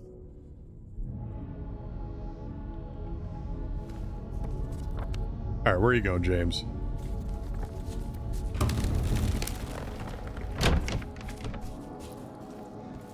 No, I already went here.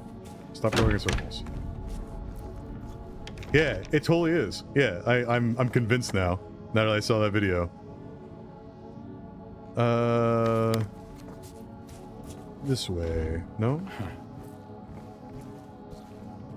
No, like, holes in the wall that I can go through?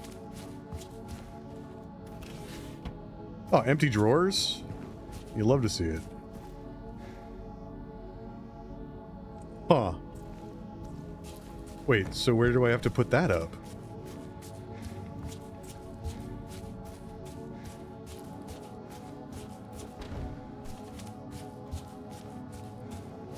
Oh, I wonder if I have to go through the hole in the thing.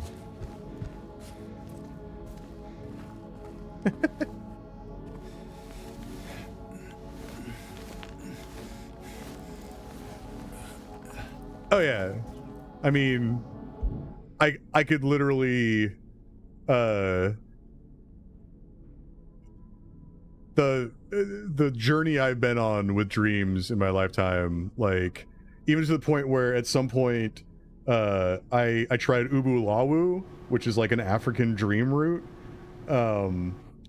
to try to like confront my nightmares. I don't know. I went off the deep end on dreams.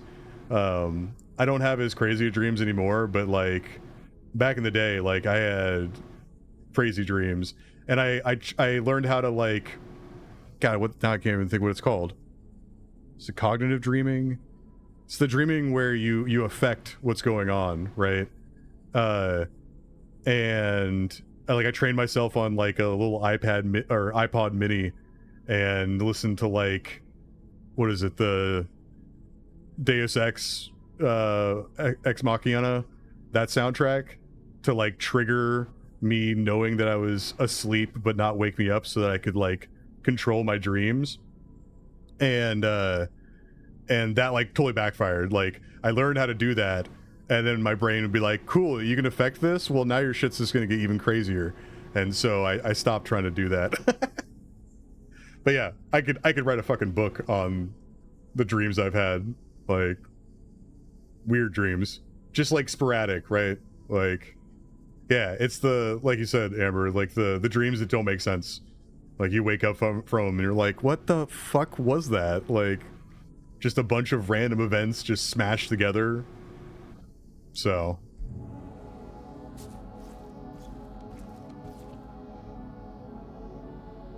there is no healing of thy bruise, thy wound is grievous. General Grievous?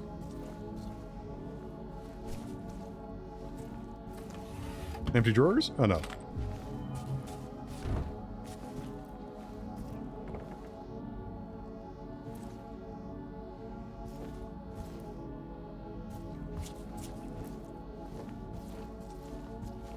Yeah, and then sometimes I like when I worked at the restaurant, I started off in the dish pit. Like I started as a dishwasher, and I worked in a 24-hour restaurant, and sometimes I'd pull like double or like triple shifts at that place. And sometimes when I worked there, I would have dreams of being in an infinite field of unwashed like tubs of dirty plates, like, and that was my nightmare. And I was like, wow, what a cool custom tuned nightmare you've created for me, brain. Just traumatize me with like what I do for a job.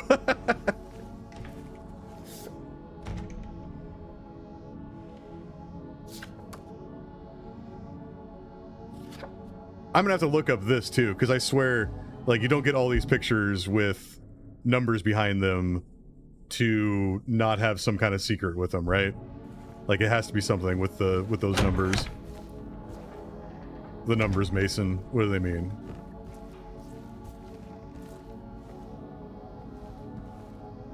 Was that all that was? I mean, there's got to be something with this, right? Grab the cart, James. Grab the cart, James.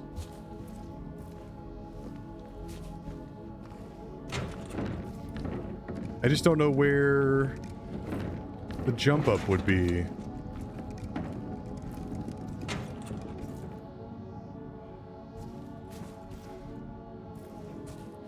Because that cart implies...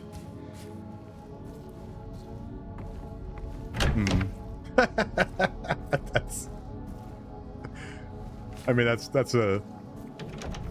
a pretty good one, Amber.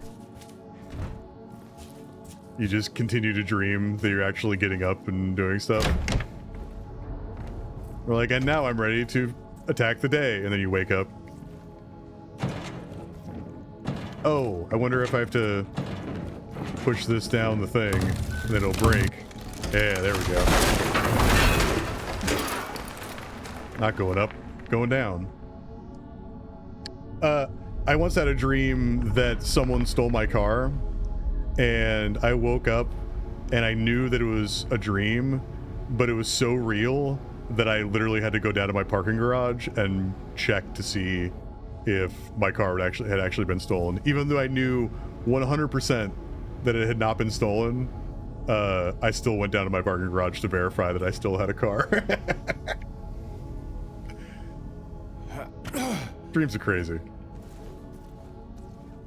I've heard that there's technology now that's getting better at like tracking what your dreams are and then running it through a program that can then visualize what you dream. That would be cool if that was like a consumer thing.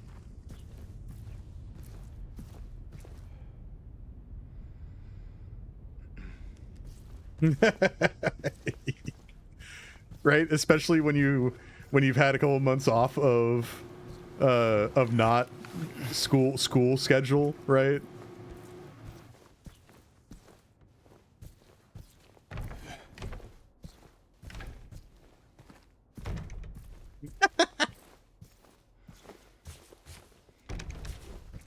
I mean, that's a bad dream right there.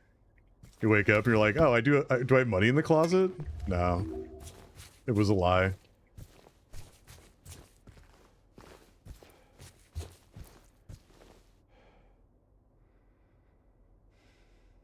Yeah, I used to not be a morning person, unless you counted like staying up so late that it was technically morning. Nowadays I'm still a vampire, but I also am kind of a morning person. Now I'm not like an afternoon person. Like I get tired and wish I could take a nap like around like 3 in the afternoon, but that's because I stay up till like 4 or 5 in the morning and then get up at, you know, a few hours later. There's nothing to read on this book game. Oh, wash yourselves, make yourselves clean, remove the evil from your deeds from my sight. Where does that say that? Oh, it does actually say that right there. I was gonna say. I mean, you probably can't even see it on stream. Like, I can barely see it.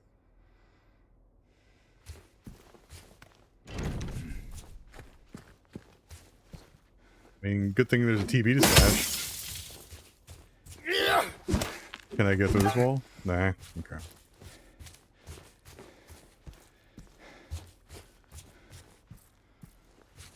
Let me try to go in there.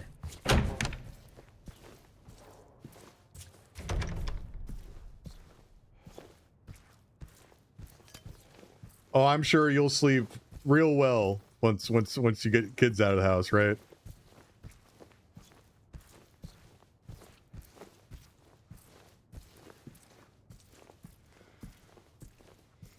One day.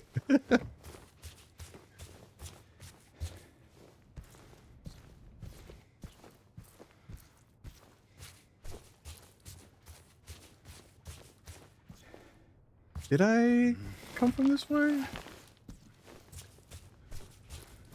Yes. Yes, I did. Fine. James, you're going the wrong way.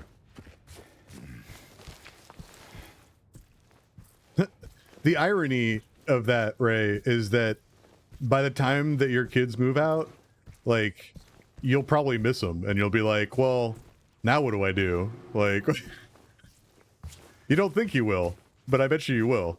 Of just like, you'll be like, wow, now I have all this time to myself, and then you'll be like, well, but my kids, they're all grown up.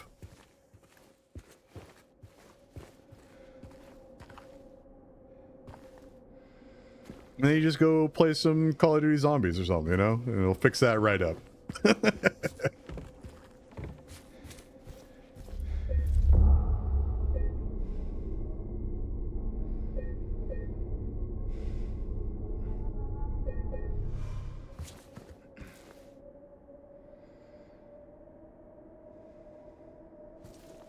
That looks like a puzzle, right? M, snake, bull, wiggly lines.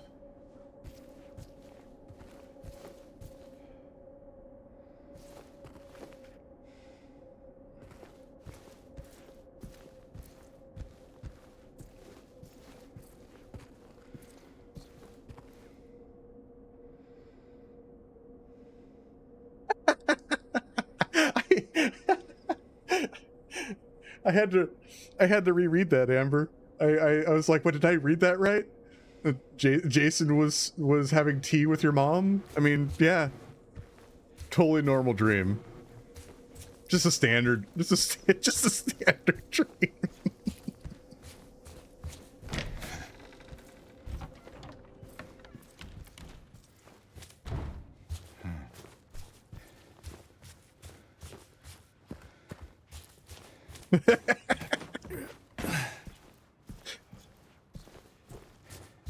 That's fantastic. I think you win the dream story competition, Amber.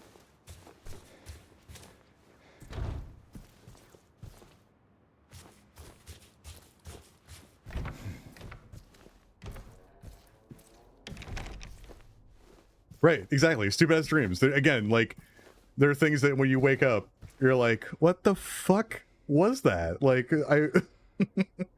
like, why did my brain think that was important to me? It's like, no. Give her the Jason serves your mom tea dream. That's real constructive. The brain at night doing magical things.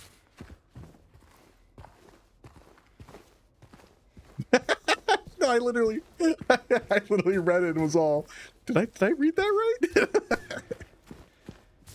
Yes, I did. Okay, so I can go up and over this way. Wait, hold on, James. Because there's a door over here that's probably get down from there. Like, this is probably locked, right? Oh, it's just a little peeky hole. Okay.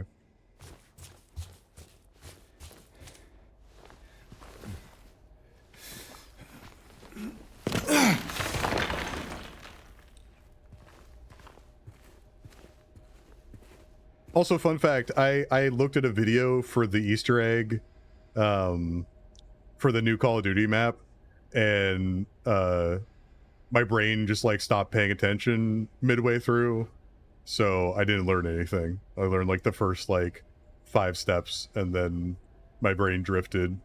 I saw a shiny thing on the wall, and I stopped paying attention. But before that new game comes out, I would like to do the Easter egg so I can get like the actual ending to the zombie stuff, so I know what's going on for the next one. She will not be cured. All that suffering. I am no longer sure if it was of any use, if it meant anything at all. I can't say if this newfound understanding, if there's any wisdom to be had in all that happened. I suppose that's for you to learn. Well, yeah, serving tea in the traditional way, as one does.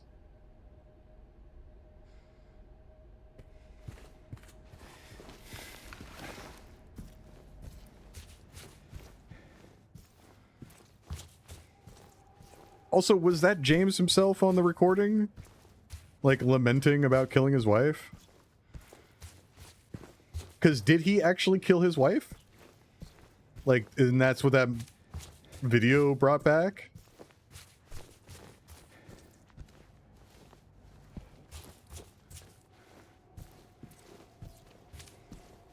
No, you can't go through that door, James.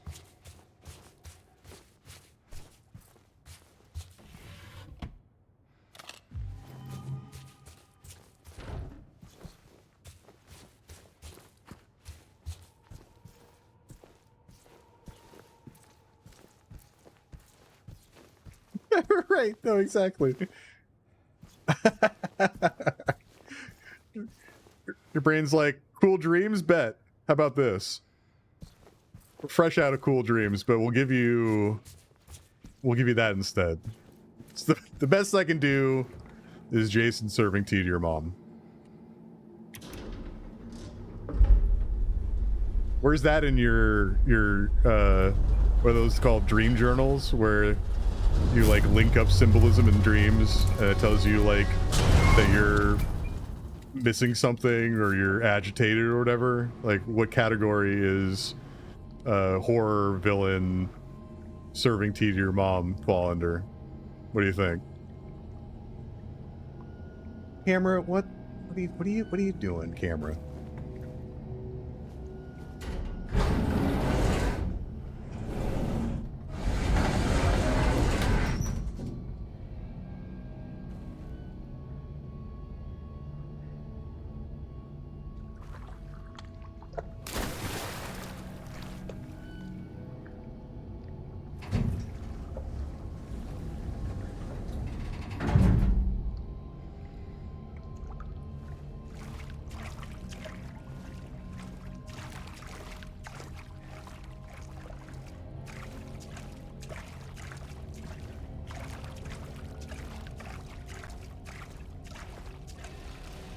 I mean, to be fair, it's because I have a hotkey set on my second keyboard.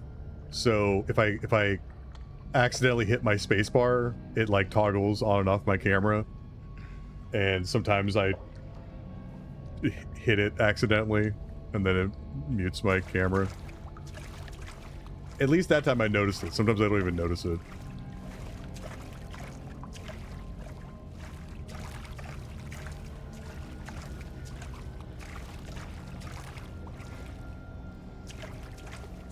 Save point.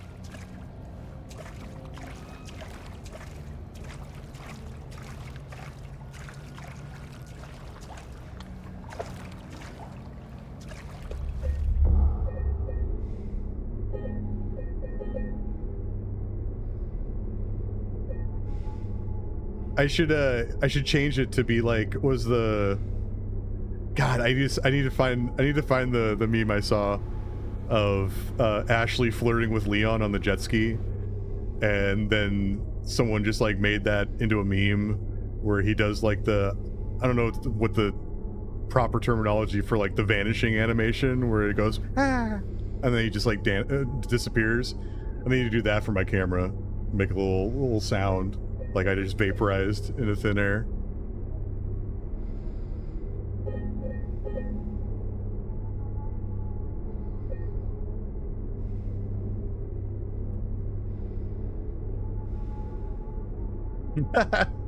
Well, see, there you go.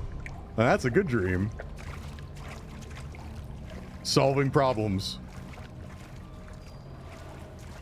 You went to sleep and your brain was like, listen, we're gonna fucking solve this, alright? You're gonna wake up with the answer. Ooh, can I break that? Nah. Okay.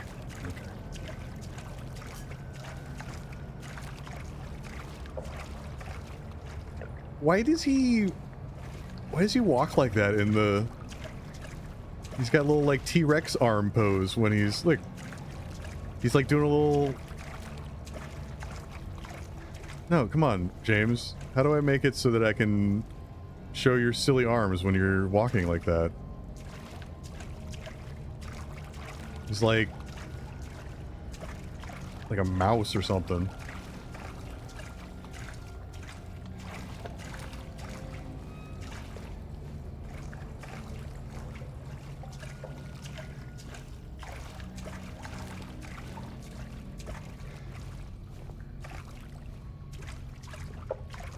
I really want to see the front of him when he's walking like that. What are you doing with your hands, James? Weirdo. Alright, don't get lost.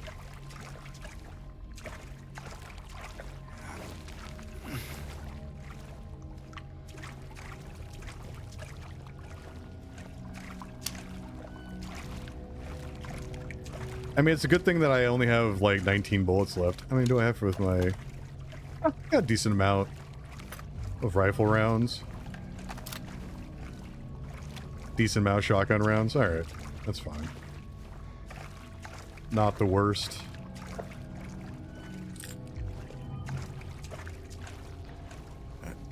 Yeah, it totally is. It's the... Still, James is getting ready to rickroll us. That's one of the secret endings.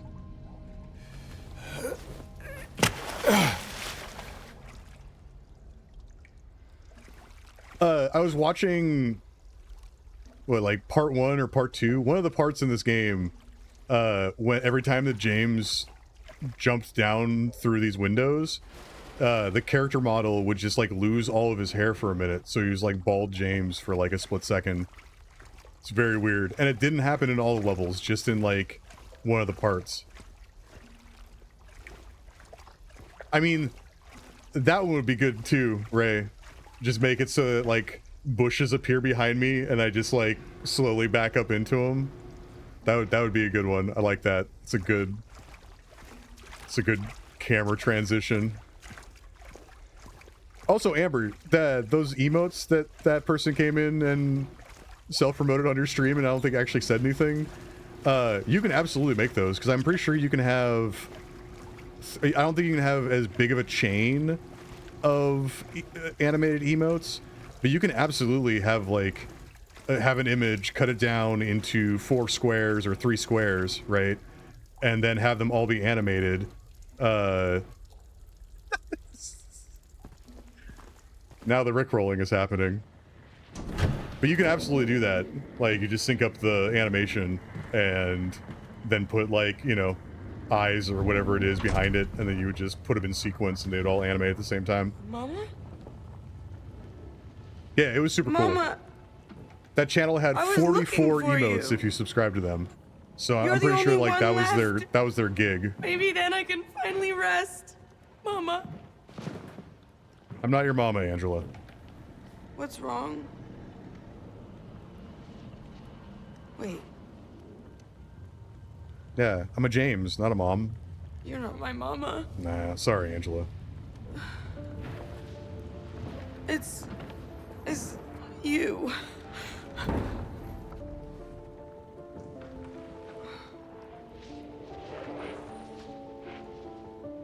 I'm sorry, Angela. I think you were right. What we're looking for, it's not here. Not anymore.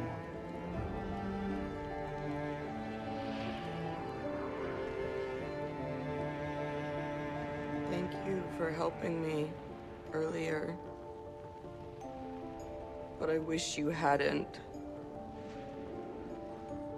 Even Mama said it. I deserve what happened. No, Angela, that is not true. Don't pity me. I'm not worth it.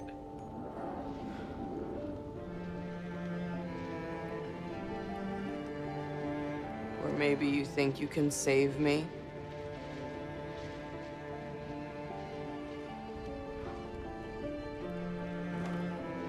Will you love me? Care for me? Heal all my pain? Yeah, all these characters are all manifestations of like his own mind. That's what I thought. Like Pyramid Head, Angela, dude eating ice cream in the theater. James.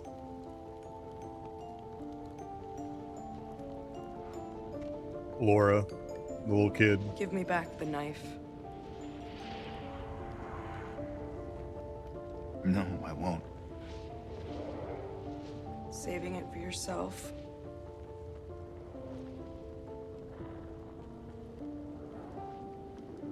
Have it your way. It doesn't change anything. Yeah, exactly. Yeah, and that's the common thing with all the Silent Hill games, right? Is that it's basically your own nightmare of your own mind. It's hot as hell in here. Yeah, and like Maria's like, yeah, edgy, sexy wife wearing a choker. You see it too? I'm pretty sure all the monsters are like some kind of like sexual repression stuff. For me, Like it's the always legs for like days this. are like supposed to be like women's legs type of thing. Mm-hmm.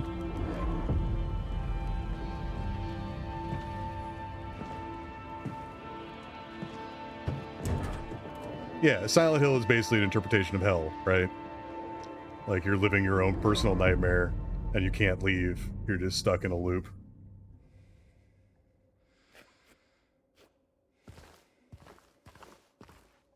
Because did they touch on that before? Well, we'll find out, right?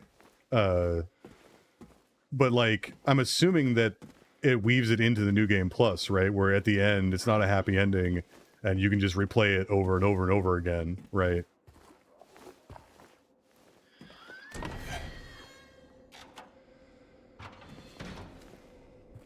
Yeah, I'm pretty sure the monsters are supposed to be sexual repression of some sort. I'm pretty sure that's what those are. I don't know what these guys are.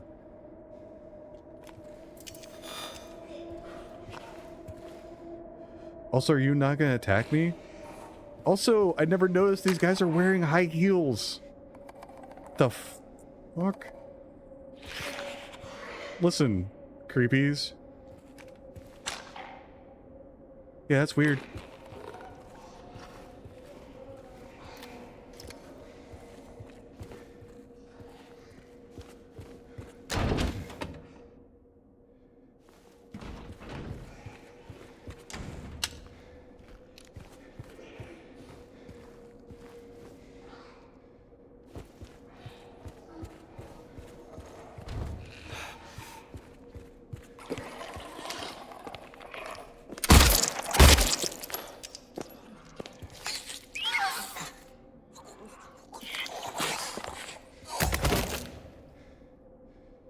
Okay.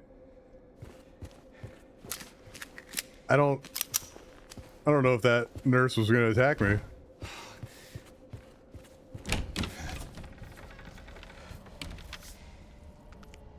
"312 to be cleared out.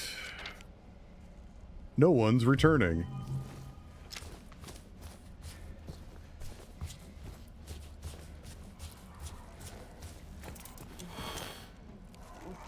Are you not going to attack me either? Are none of these guys going to attack me?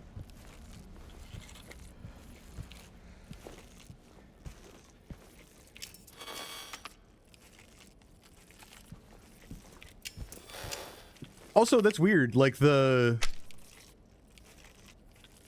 because they're not attacking me, I can look at these guys up close. But it's not half and half, right? It's like legs and like stomach, and then like lower than the shoulders, it's another set of legs.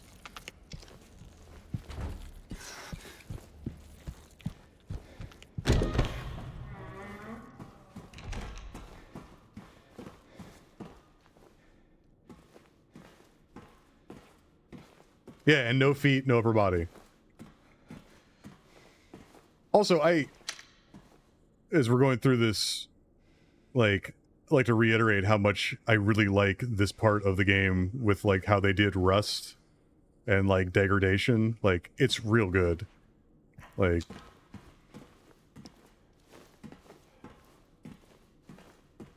this game is really good looking.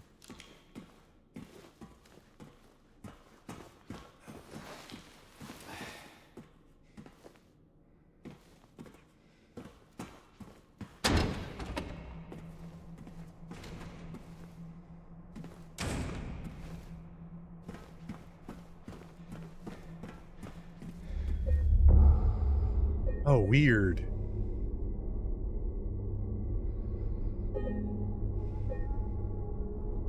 Well, the James likes legs and torsos, but hates feet. He's like the opposite of someone who has a foot fetish. He just like actually despises feet.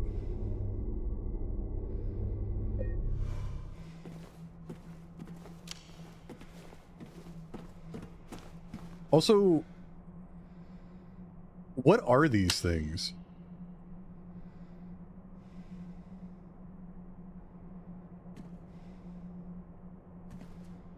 Like, I've been saving this whole time, but like, what are these actually? Like magic mirrors? Magic red mirrors? I don't know.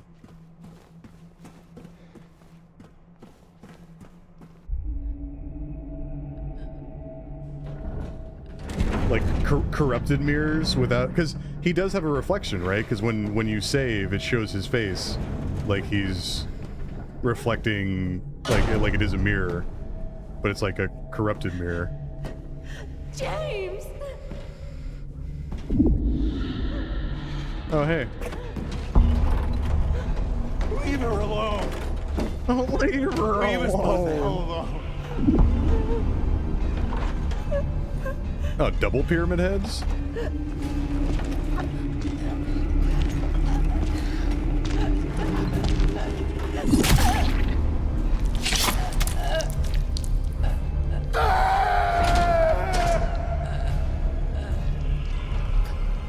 That is the absolute most expression I've seen of James in this entire game.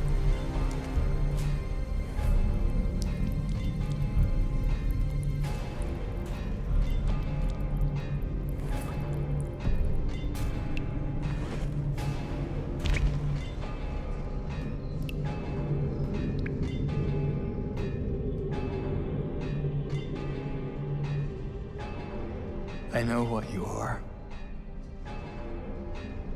I know why I needed you. But it's all over now. I don't need you anymore.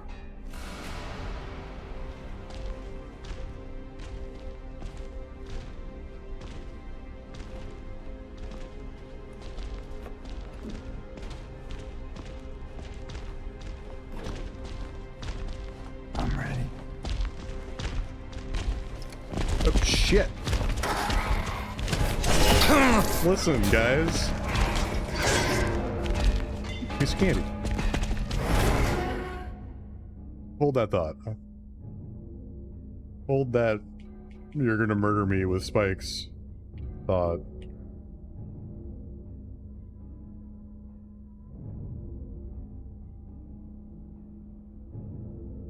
Huh.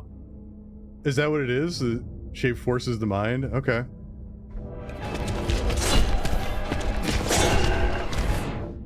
I guess I need a little something extra on that one. I guess dirty syringe time? Alright, fine. Whoa, guys.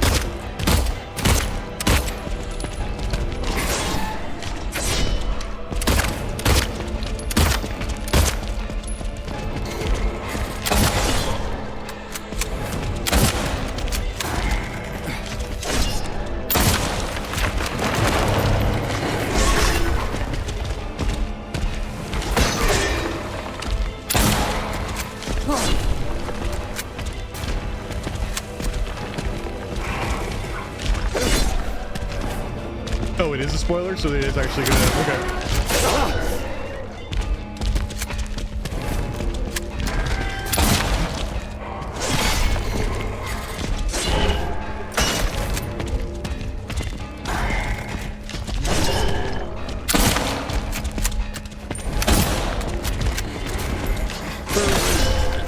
Am I hurting you at all?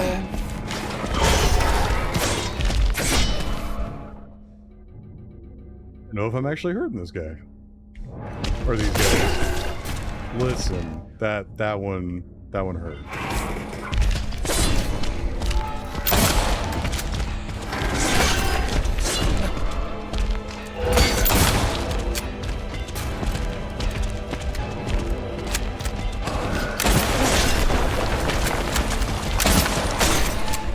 Oh, maybe I'm supposed to get them to open the door?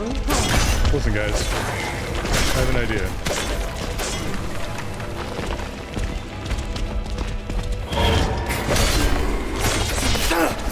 No, not both of you. Stop it.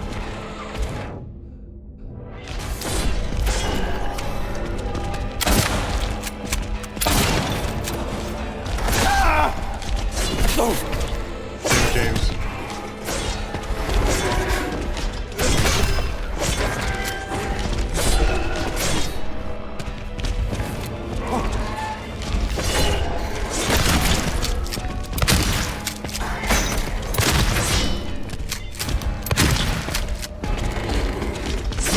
Don't really know if I'm doing damage to these guys.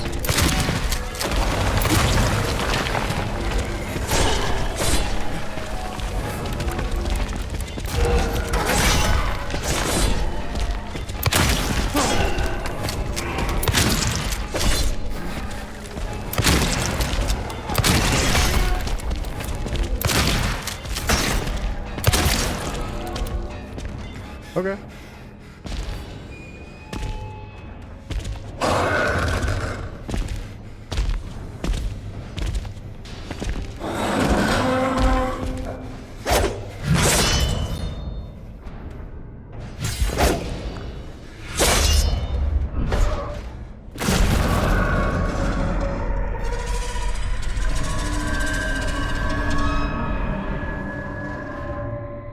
All right then.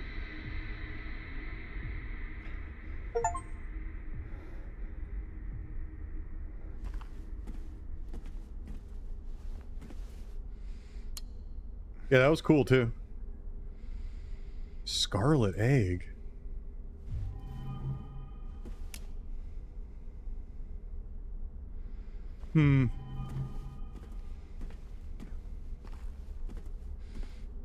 Yeah, I was thinking that too. Because if it's a manifestation like of part of him, then like why would there be two in that part other than for like boss purposes?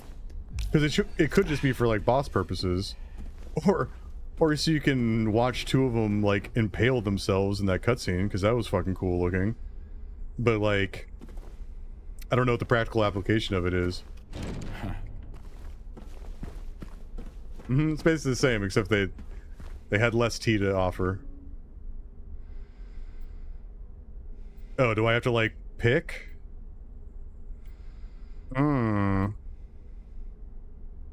I mean, it's probably the rust one, right? Do I have to put one in here too? There.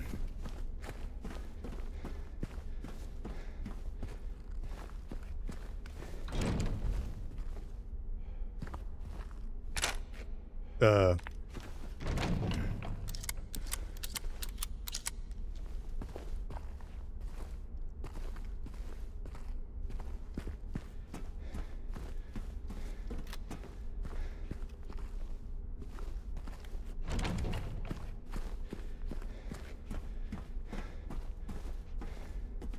Oh, because there's totally another door.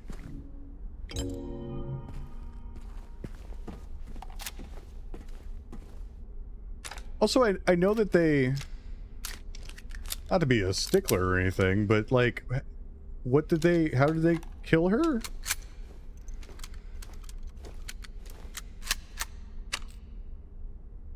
So her head looks a little weird.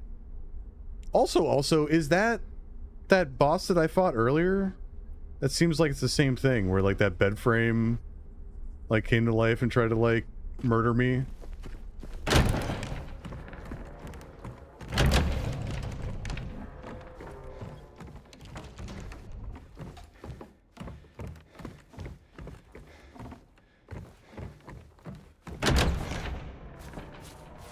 What do you want, James? Flowers? I don't want any damn flowers. She doesn't want your flowers, James. Just go home already. Look at me. Yeah, it's Maria, which is like the sexy manifestation, edgy The wife. disease and the drugs, I look like a monster. Well, what are you looking at? Get the hell out of here. Leave me alone already. I'm no use to anyone. I'll be dead soon anyway. It'd be easier if they just killed me. But I guess the hospital's making a nice profit off of me. Why are you still here? I told you to go. Are you deaf? Don't come back. Yeah, that's fucked. Wait. Please. Don't go.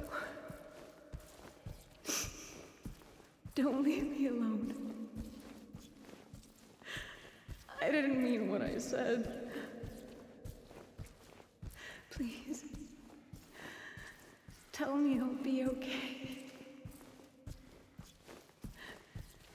Tell me I'm not gonna die.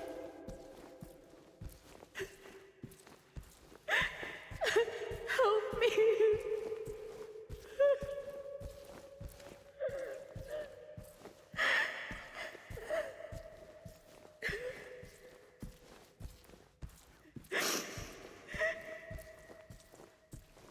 It's a long hallway. Very long hallway.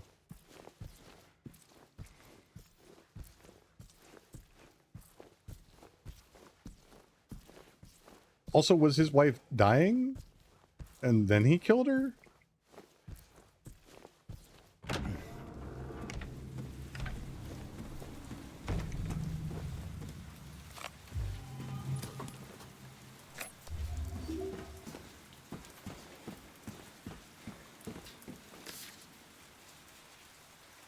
No, there it is.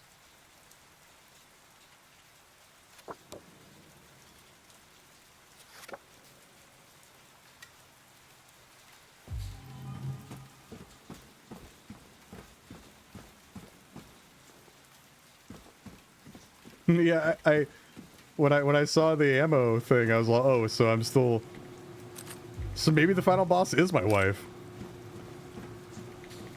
It's kind of fucked up if it is.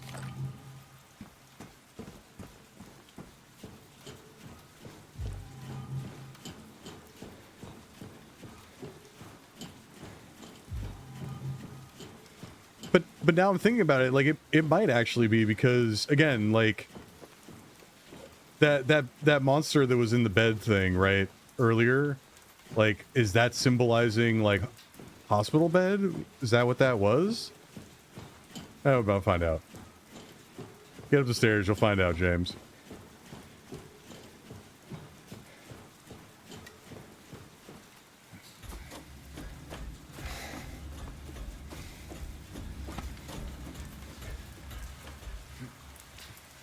It is. Holy shit, the final boss is my wife. Or is that... what's her face? Oh, no, it is. Okay.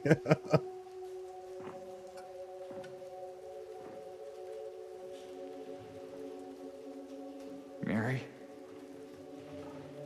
That's wild. James, Because I bet you she's probably going to turn into a monster and I'm going to have to fight her. I've been waiting. That's crazy. This game's It's been good. so long. Didn't you want to see me? Yes. More than anything. You're all I ever wanted.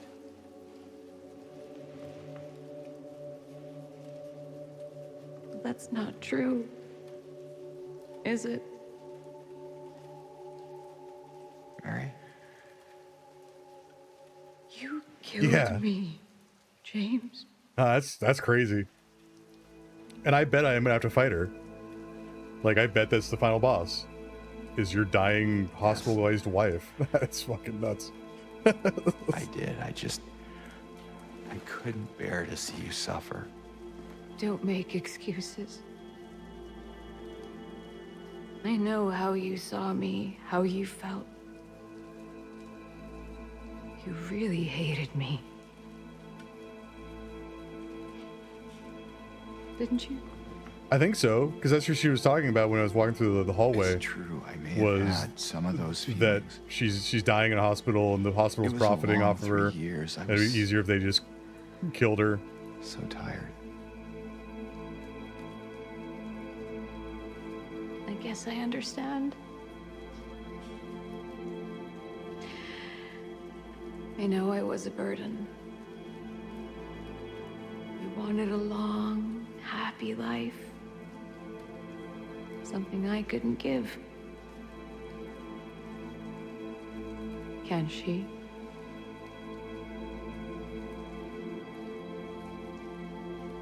Mary, please, if I could... No, James.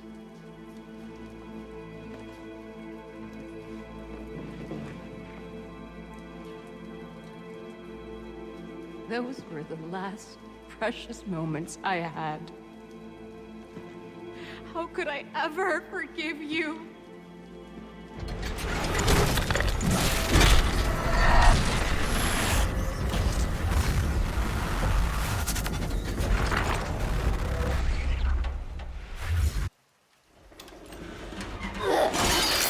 Jesus. Oh, that was fantastic, though.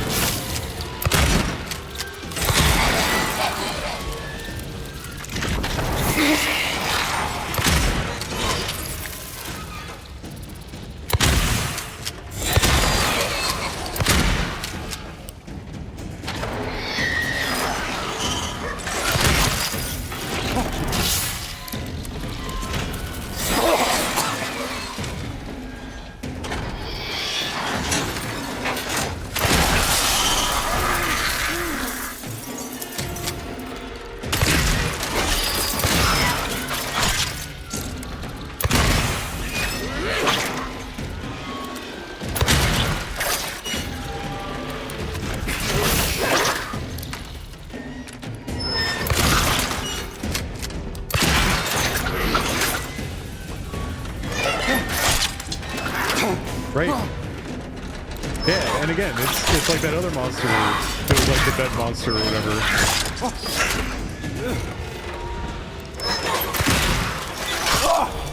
Oh, that one hurt. That was a mean right hook.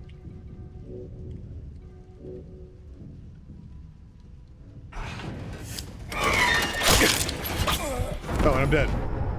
Cause that didn't... Man. I mean... That's fine. I feel like that's deserved that your hospitalized dead wife kills you.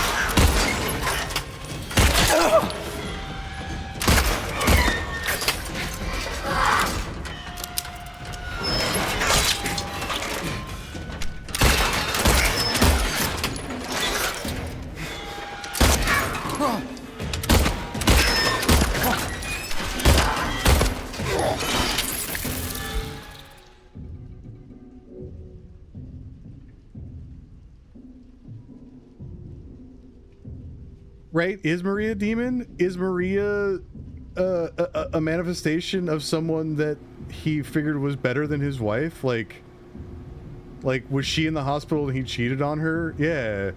And like that's the manifestation, is that he found someone that wasn't dying, but it would like compared it to his dying wife, compared her to his dying wife. Like I said, I'm gonna have to watch like a lore video on this game. Because I am really curious now, like, what everything specifically represents, right? Oh, that's a bed.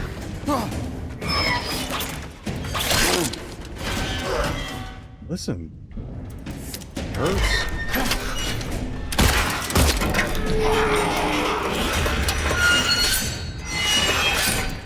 What, does my wife have a phase 2? Yeah. Okay.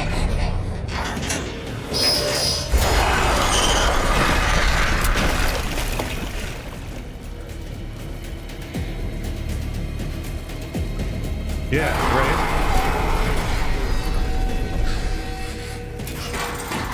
Oh, I need banana. Listen, I hear you clanking.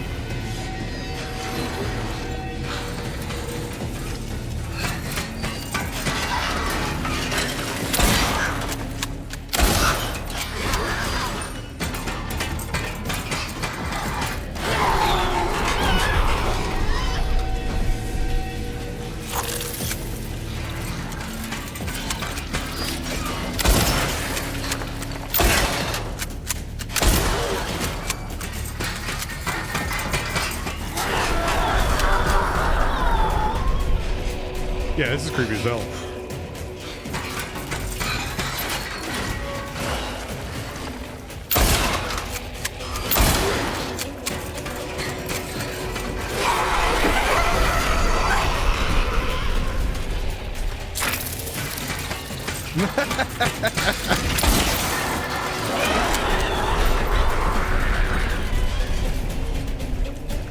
It's funny, I was telling Amber that, like, I actually really like broadcasting scary games like this, because the way I process scary games is just by, like, talking my way through and making jokes, right?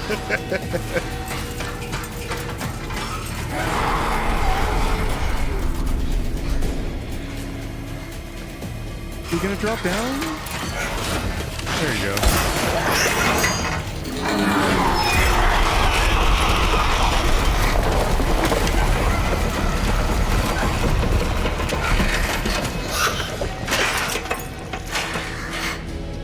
does my wife have a third phase?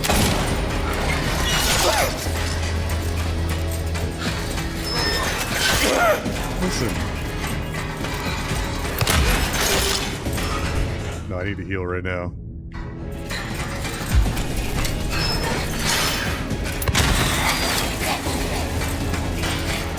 Yeah. No, and I didn't catch on to that until like right at the end there, right? Like what this bed frame represents, like that's crazy. That's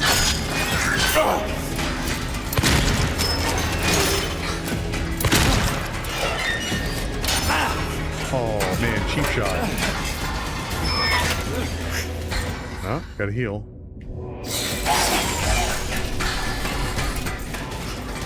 Now where'd you go?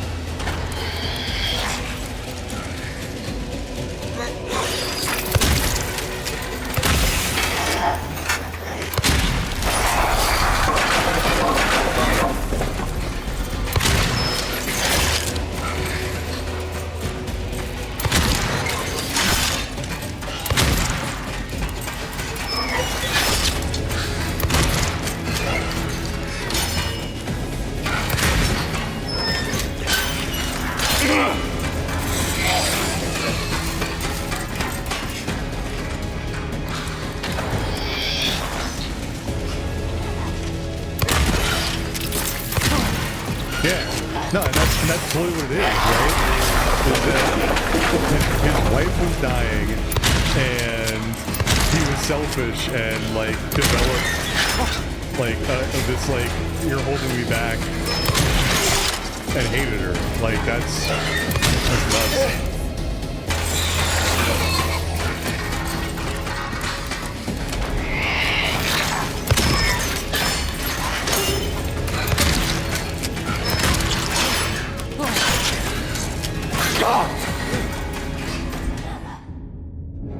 Man, I wonder if I die in this, how far back I would go. I'm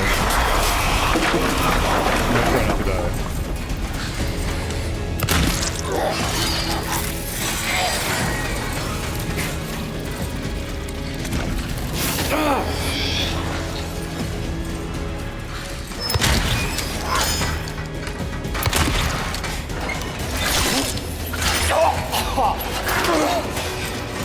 Listen, that is...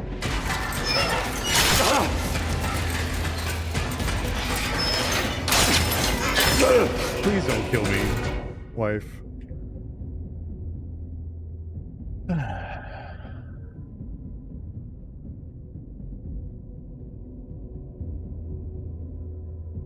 Right.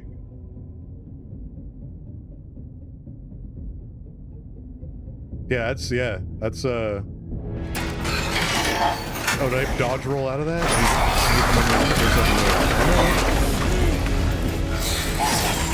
Okay, that's my opportunity.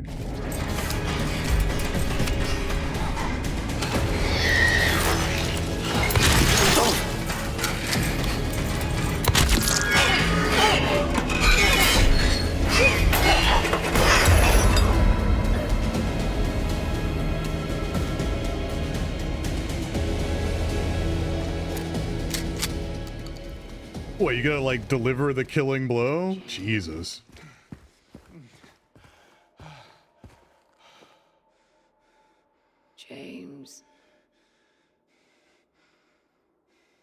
James. Do they really want me to just point blank shoot my wife? James.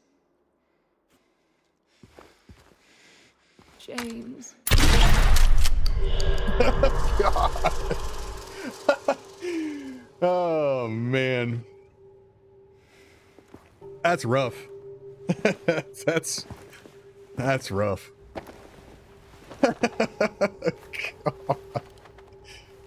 But like, no. You get to do the kill shot. And then yeah, exactly. Uh-huh. Yeah, that's fucked.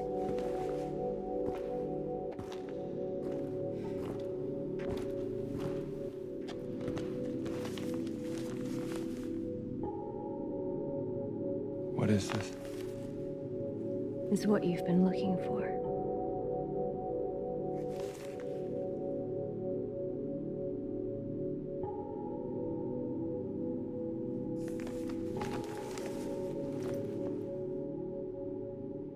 Let's go.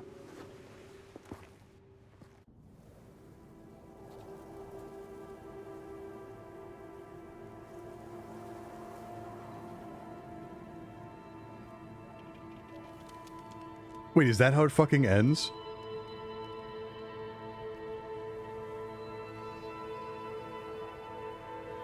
Yeah, dude. Like that, is that how this actually ends? Like,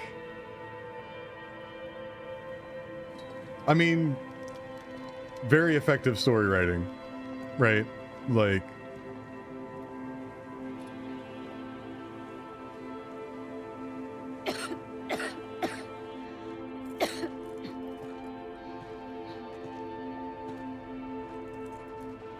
Better do something about that cough.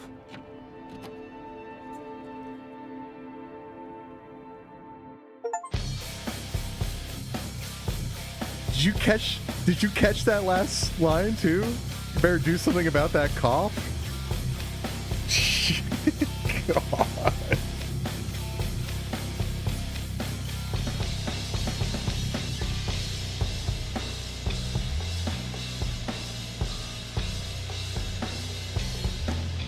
Incredible game. Like, I don't even know if that's the right ending, right? Like,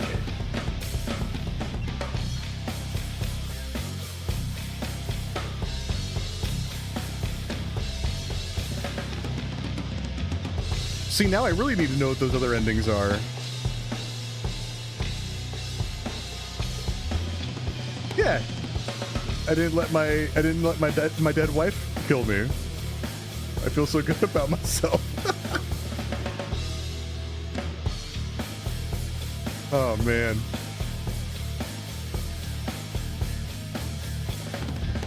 Oh yeah.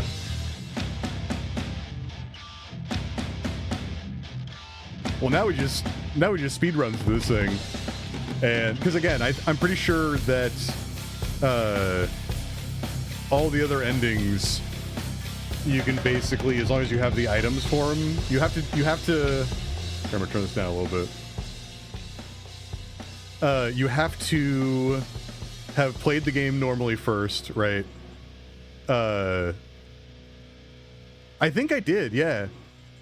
I think I died once, maybe twice, because I think I died in that employee area at like 5 in the morning when I was very tired and I couldn't figure out a puzzle, and I think guy on the ceiling killed me. But other than that, I died one other time. So, I mean, that's not bad.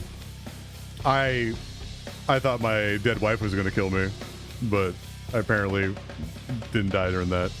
Which is like, your wife is a 4-stage boss fight. Hey, thanks for joining, walkthrough. I appreciate you hanging out.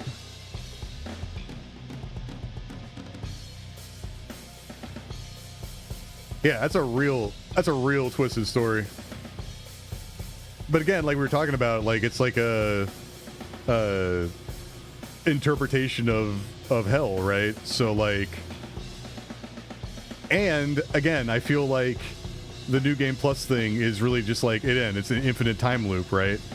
And maybe that's what justifies the multiple endings and like the UFO ending and the dog ending and stuff like that, is that you just go off the rails, right? And then you're manifesting like weird shit.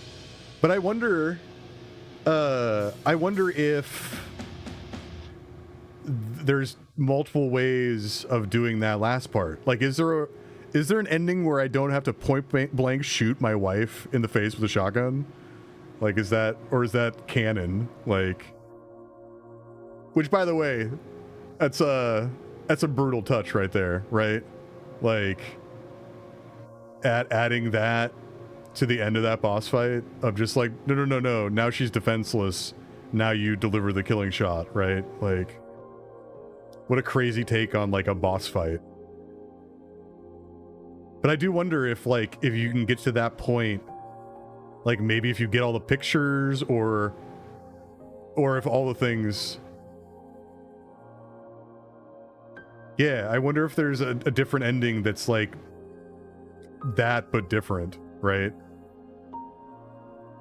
This is Blooper Team. Blooper Team, I'm trying to think of what else they made. But yeah, this is Blooper Team. They're making the new, what is it? They're making the new Silent Hill F that comes out in September that I will be playing. And they also make the Cronus New Dawn game that I'm also going to be playing.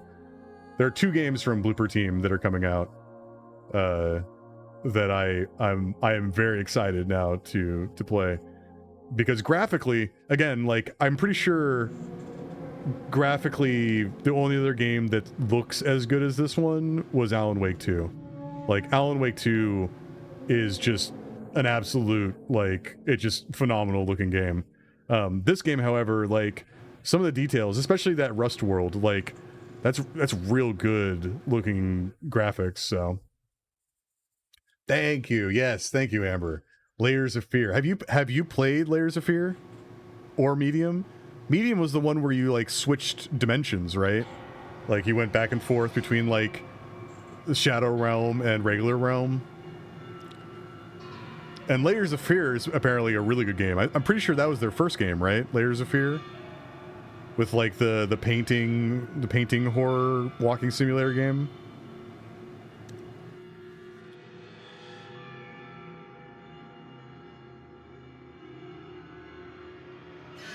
I want to know if there's, like, end credits here, or, like, if there's, like, an absolute.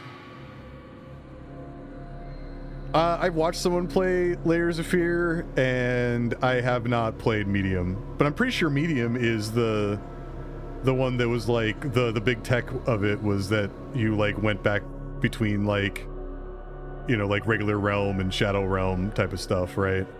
Oh, here we go. Yeah, and Ending Maria.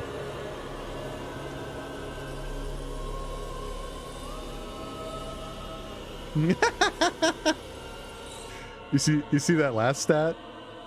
The last stat is number of times check the map, 552.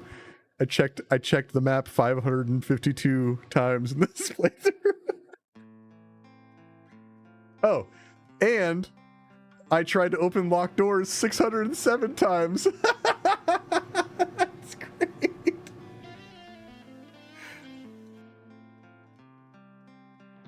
Huh. So how many notes did I miss? I wonder if that's how you get the other ending. Those pictures have to be from, like, that's got to be something that is extra, right? Dude, that number of times check the map, 552, is, like, one of my favorite stats I've had in a video game. I would say that probably at least 100 of those were in that stupid apartment section that I just couldn't figure out. I just kept pulling up the map. Like, I have 7 more endings? Huh. Oh, you're right. You're totally right. I didn't even see that. So yeah, I have... So this was the Maria ending. I wonder if that's the one you get just for playing through. Now I want to see. Also, I like this song.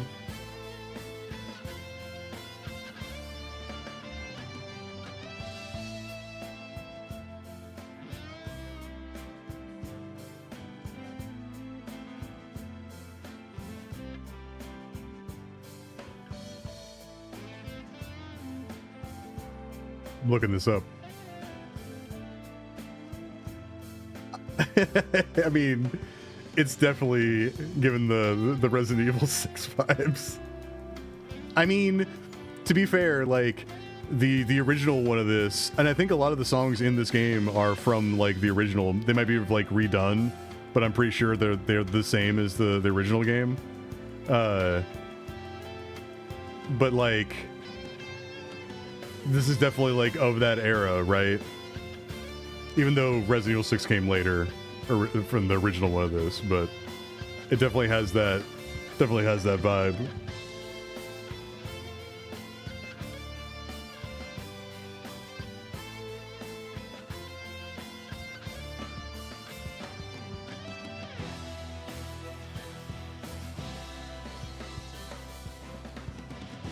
Huh.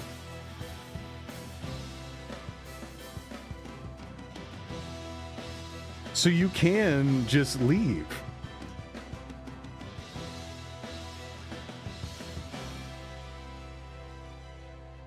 Yeah, it's funny how that works, right, Amber? Where like a Resident Evil game, right? It's like, yeah, evil Umbrella Corp, you're fighting monsters or whatever, but like, I think I have to do more stuff because it says, oh hey, here we go. Yeah, there we go. Times died 2 times.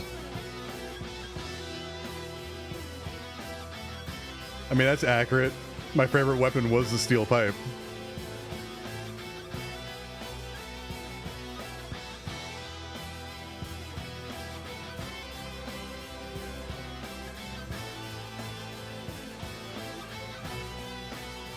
And I dodged 867 times. Yeah, look at the damage I received.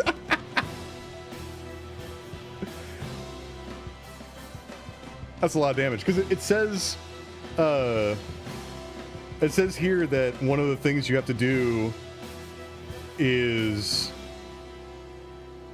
keep your health high for the entire game. I don't know how you would do that. So what, you wouldn't take almost 4,000 damage in your playthrough? Because it says the first alternate ending is that you leave. So I'm assuming you don't kill your wife and you make amends and then actually escape Silent Hill. But is he dead? He is dead though, right? Like, because this is hell. He's not like alive. I don't think, right?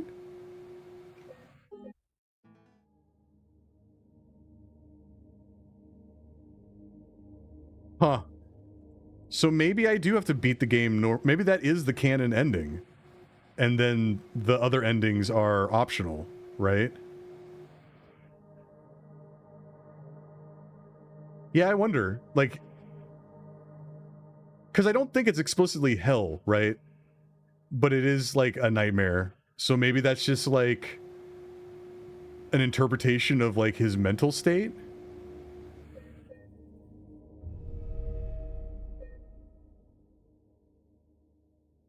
Man, that is good. I'm gonna jump. I'm literally going to just start another game, and I want to look up how to get these endings. I want to see. I kind of want to see how fast I can get some of these endings. I mean, that's true, right? The evil within of being like a internal thing, like it's actually like a mental thing, right? It's not like a physically him dead being in hell, but it's like it's an interpretation of like his mental state. Yeah, I want to know if I can. I mean, I could probably.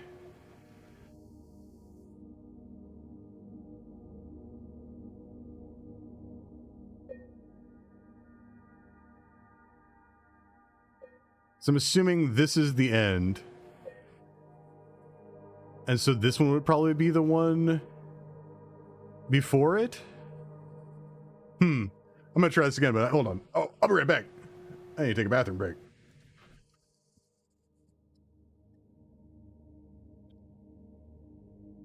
I should say squeak as I run out the room.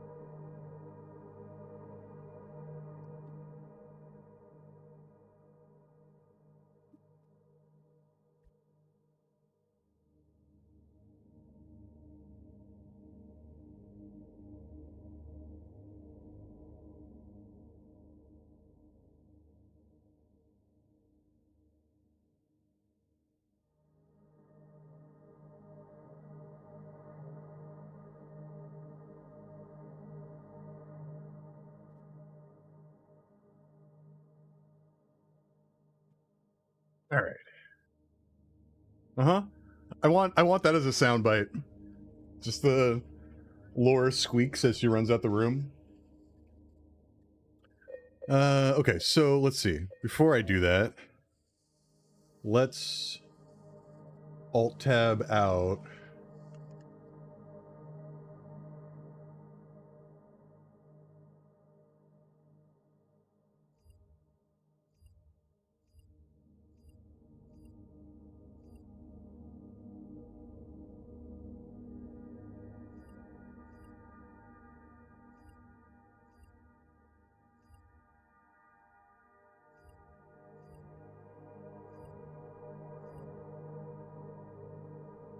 Then, oh, when I turn that on, I don't want to turn that on. Okay.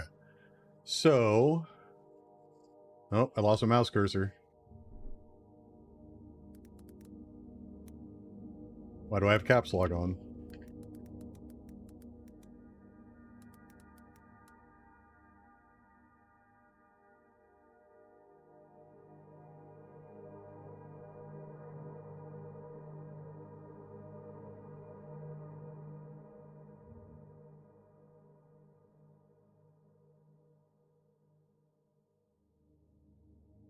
Let's see. So, how do I zoom in?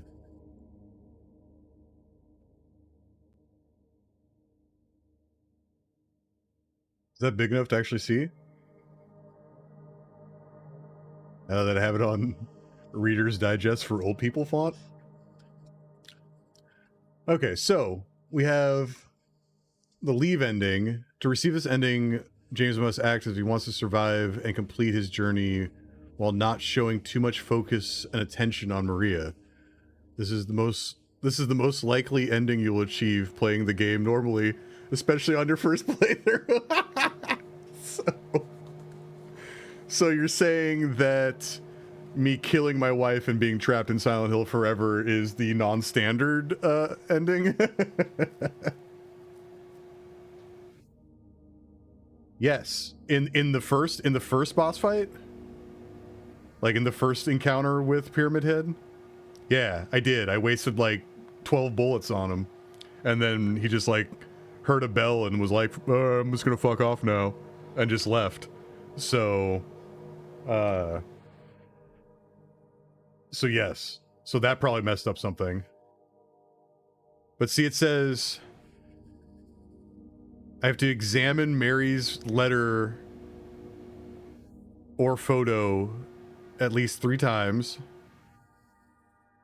Recover your health as soon as it drops to red. Heal yourself excessively. Kill less than 150 enemies. I mean, I killed most enemies.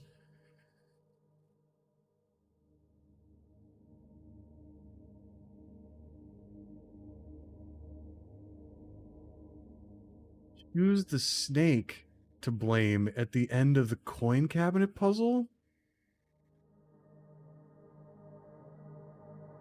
Huh. Oh yeah, do not attack Pyramid Head in the first boss fight. In the gallows puzzle, choose the poem representing Eddie or Angela.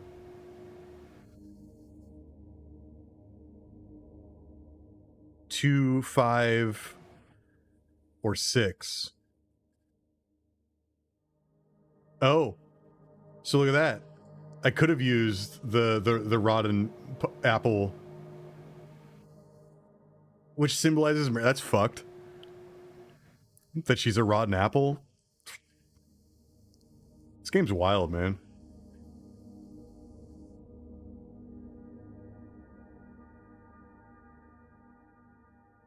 Oh, and then I went through the wrong door. Okay. Well, no, I don't think. I mean, can I reload it? Oh no, because I shot at Pyramid Head, so I can't get that one. I think I've listened to her whole monologue. Yeah, right? Because like when that puzzle came up, like I never used the rotten apple, right? So like, I'd have to use that. But I wonder if I can prime this stuff. I think the best part about this is this part that says that this ending, which I definitely didn't get, is the most likely ending you'll achieve on your first playthrough. And I definitely didn't, because I shot Pyramid Head. I never looked at my wife's photo. I do kind of wonder if I got this one. Recover health as soon. Man,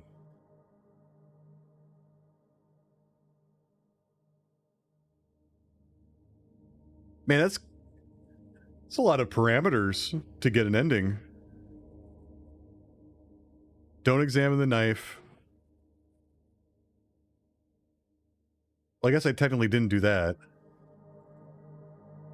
Do not go in the wrong directions after meeting Maria, prompting her to make multiple comments.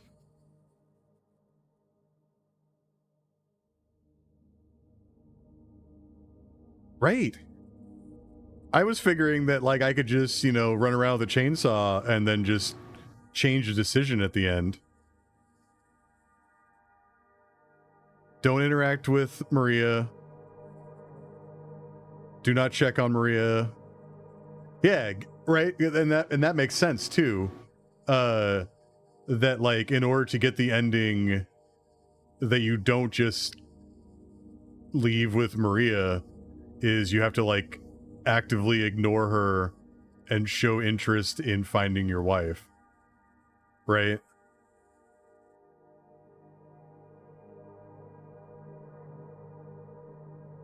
Oh. And you can't go back and check on Maria. Even though technically the only reason I did that is because you asked where Maria was. And I was like, oh, she's taking a nap. Let me go show you. Oh, and yeah.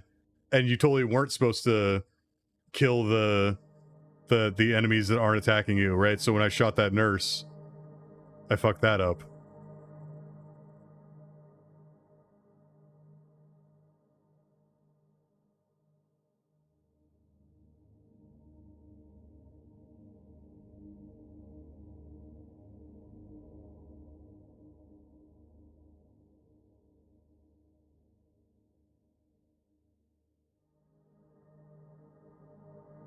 I mean, basically what this is saying is that without trying, I got the shitty ending because I paid too much attention to Maria.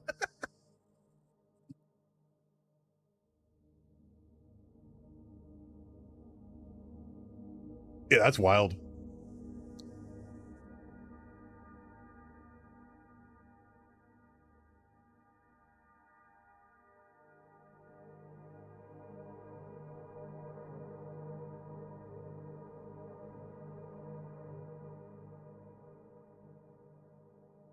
Listen, game, if I had known that the ripe apple symbolized Maria, I would have done the rotten apple.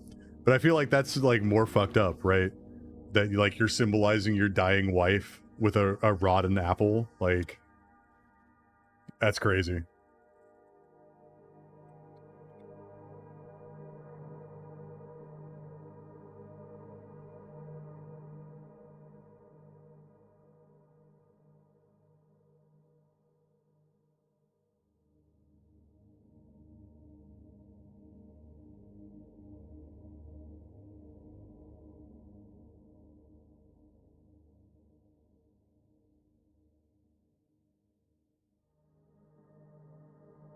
Yeah. No. The last line of the game when he's walking to the car is very telling of that, right? Where he's walking and he's just like, "Oh, you better fix that cough," right? Like, it's absolutely, again, it's one of those things where that ending is that his wife was in the hospital dying and she was there for so long that she became a burden and he ended up, like, hating her. Like, oh yeah. Yeah, again, the biggest problem I had, like, as far as effectively getting through this game was those apartments. And it's because I absolutely had no idea that I needed to go like to the pool to get the last coin, right? But other than that, I feel, again, like I was saying earlier, like when I solve puzzles without taking too long to solve puzzles, it always makes me feel good because I feel like I'm smart and I'm paying attention enough to solve puzzles. But also, again, this game is definitely one of those games where you want to read and pay attention to those notes, right? So, right, and that's why you have like the sexy nurses, right? Like you got the nurse enemies because he was probably spending a lot of time at the hospital, and he's sitting there like scoping nurses while his fucking wife is dying.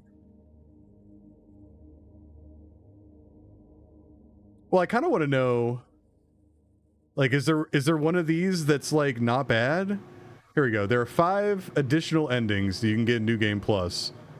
Note that you can still get the stillness ending.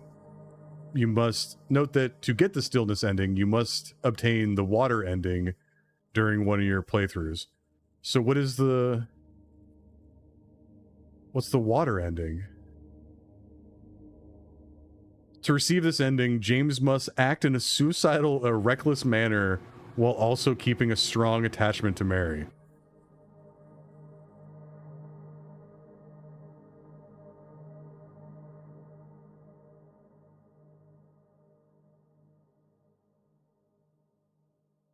Huh. Sarah Mary's letter. Okay, so it's a mix of... Okay, so that one might be good. The...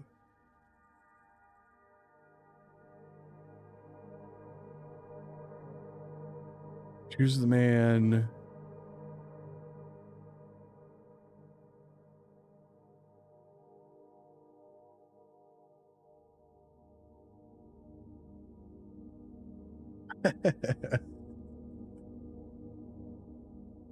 I wonder if, does his demeanor change if you do things differently? Because again, like the whole game, he feels like he's just like spaced out, right? Like spaced out, kind of clueless, spaced out, not expressive. Like I said, like when they kill Maria is like the only time that he really like shows emotion, right? Oh yeah. Oh no, this is again like, you know, the difference between like a Resident Evil game, right, where you're fighting, you know, you're fighting Big Pharma and their crazy experiments, right? Like this one is like a very real human thing that's just being presented in a way that is like actual monsters, right? Yeah. Now, that's what I'm wondering is like if you do things differently, does his demeanor change? Because again, like the way that he acts most of that game feels on brand with that ending that I got, right? Where he says, I have to find my wife, but he's busy running around with Maria. I mean, maybe me dancing around the stripper pole in that one scene, maybe that didn't help with the, you know, finding my wife story.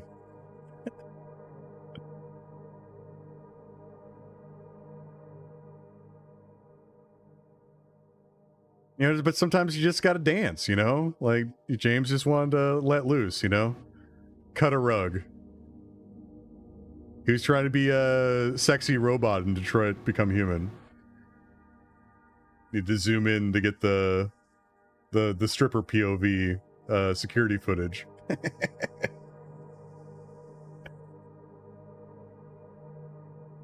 Yeah, I wonder if I went back and choose the other... No, because I've already screwed up that ending because I shot at Pyramid Head. Alright, so... So what we got? We got... Because I feel like these are the ones that I'm probably going to be able to get, right? So in New Game Plus, collect 4 ceremonial items that you're going to need for the Crimson Ceremony that purportedly allows the resurrection of the dead. Oh. Wait, so you can...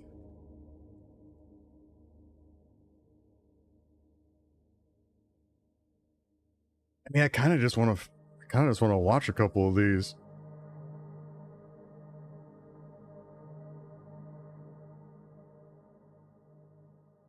Because I feel like...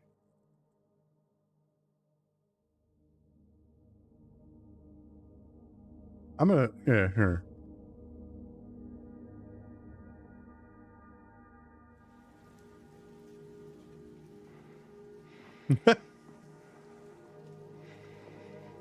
Hold on, let me...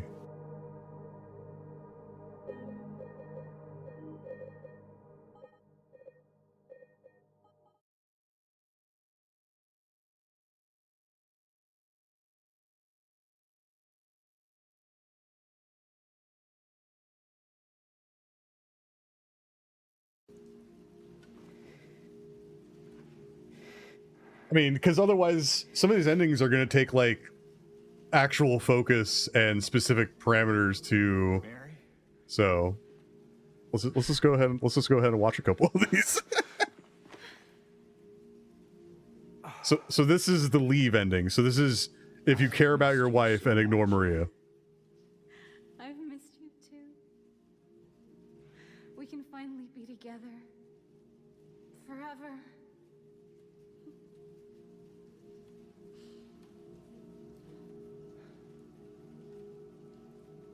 No.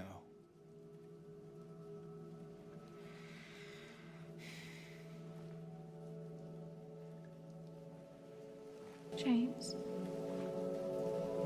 Honey. What's wrong? I'm sorry. I know you tried, James, please. but she's gone. I know that now, Stop it. and I can't just keep pretending. Shut up! What do you want? Do you even know anymore? I'm yours. I'm here for you. So what if I'm not her?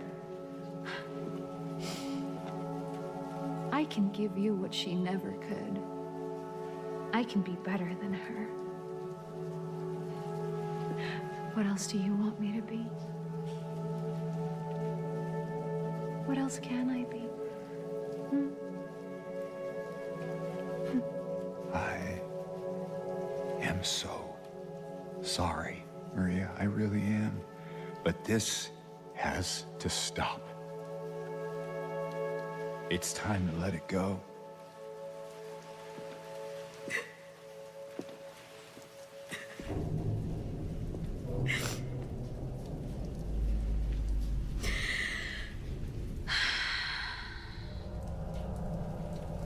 No.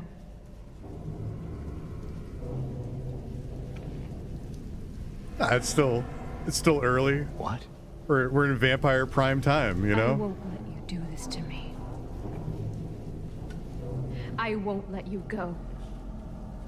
So wait, so this is I Maria. So you don't fight your wife, you fight Maria if you do the good ending? Okay. James. And then you kill Maria.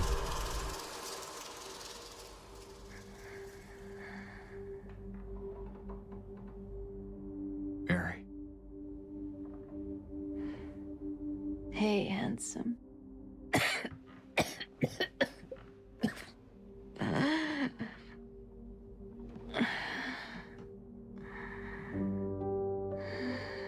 I'm sorry. Don't be. I told you. I wanted the pain to end. Yeah. You did.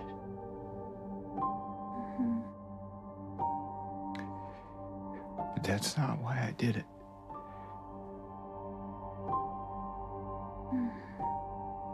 The truth is, I hated you. I wanted you out of the way. Yeah. I One, wanted my life back. one of the better stories in a video game I've played in a long time. Like, If that's really true, good writing. then why do you look so sad?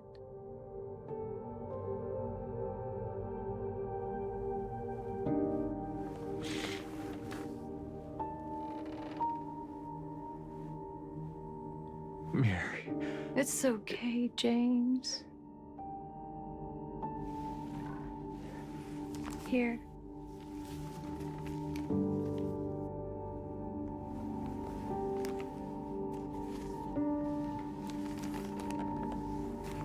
What is this? It's what you've been looking for.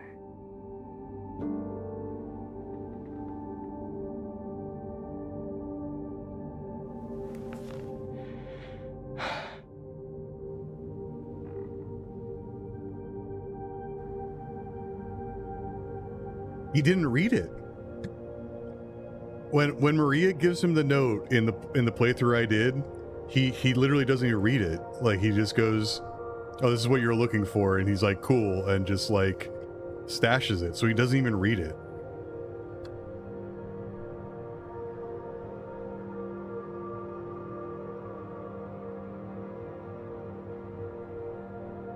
Oh, also, do you get explanation of who Laura is? Because I still don't know who Laura represents, right?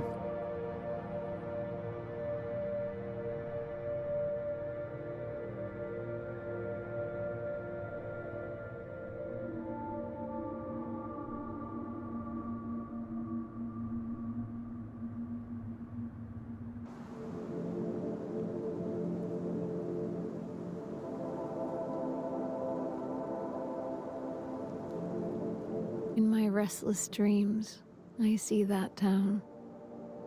Yeah, Silent Hill. I'm gonna look it up. Who does Laura You represent? promised you'd take me there again someday. But you never did. Well, I'm alone there now.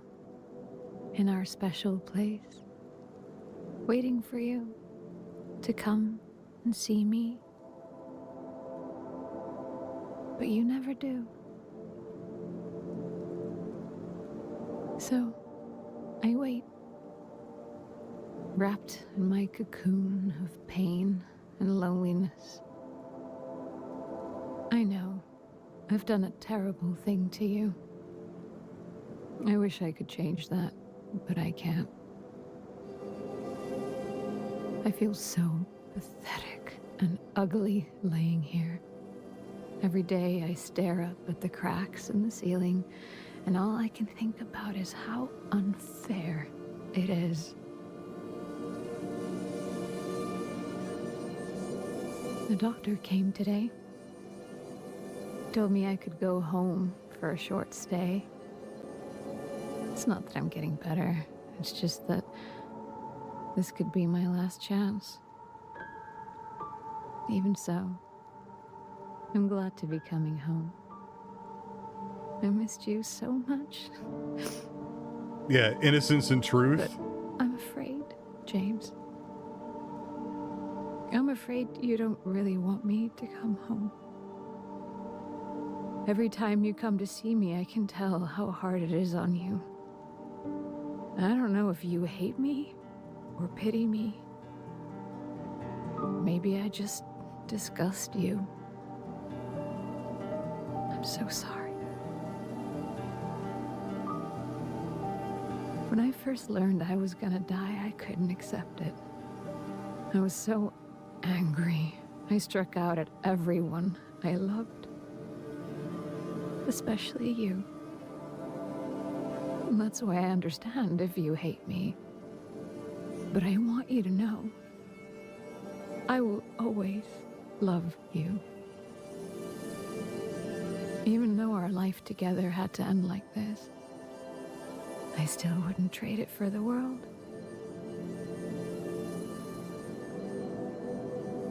Well, this letter has gone on too long, so I'll say goodbye. I told the nurse to give this to you after I'm gone. Which means that as you're reading this, I'm already dead. But that's okay. I'm not afraid of it anymore. I just hope the pain will end soon. So that you remember me for who I was. And not what the disease made me. I want you to go on. I want you to live. For yourself. And for others. Like you did for me. James. You made me happy.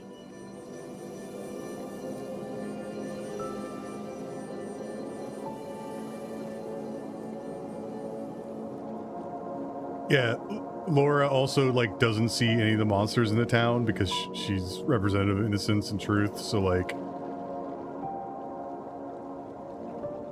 yeah, exactly. No, it's absolutely, and I kind of feel like a dick.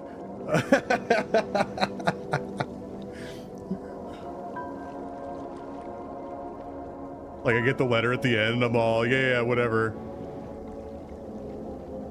I just fought my wife in a boss battle.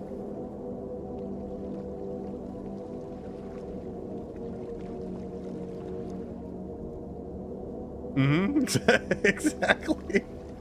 Even though, to be fair, Maria's kind of annoying in this. To me, like, is kind of annoying in this because she's like, check me out, I'm sexy version of your wife, right?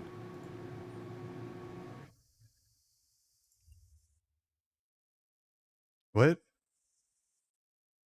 the hell is this crap? Listen, webpage. Whatever the hell. Oh, SilentHillMemories.net has some kind of like weird AI thing. Oh. Also my game crashed in the background there. So there's that. That's okay. I want to see. Okay, so what's the other one that's super finicky? So that was the good one that I probably should have gotten if I wasn't a dick and paid too much attention to Maria and shot Pyramid Head. But what I want to know is it this one? Which one did I get? I got the Maria ending, right? Hell yeah, Ray. Thanks for hanging out.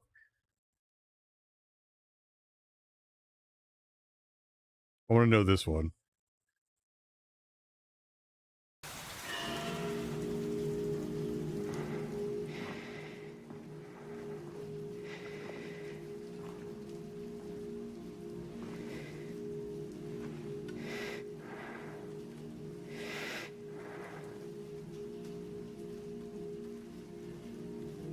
Mary? Oh yeah, I'm glad you enjoyed it. I enjoyed playing this game, so.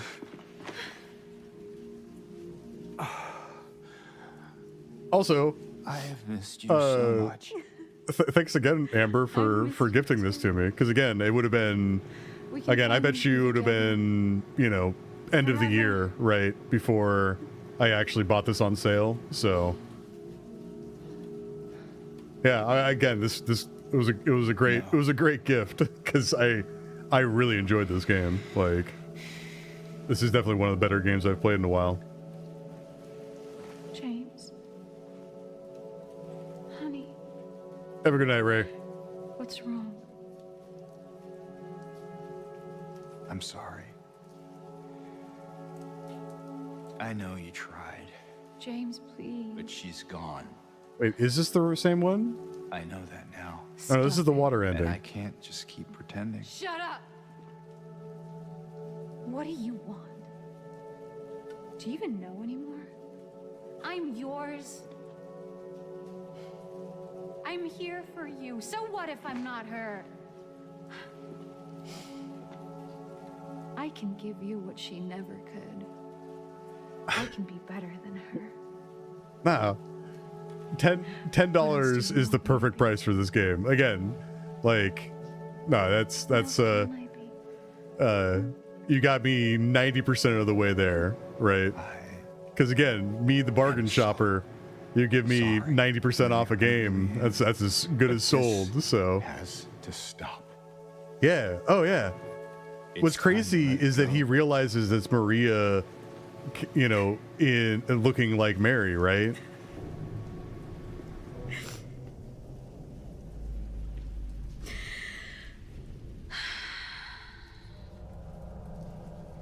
No.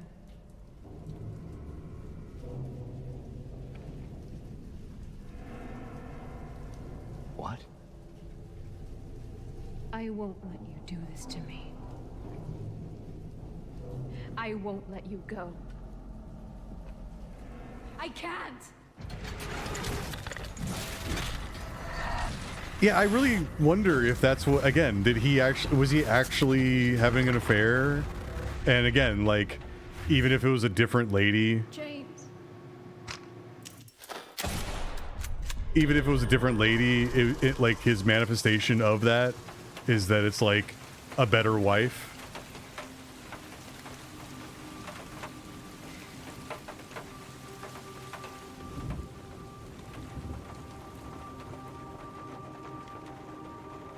I miss you so much.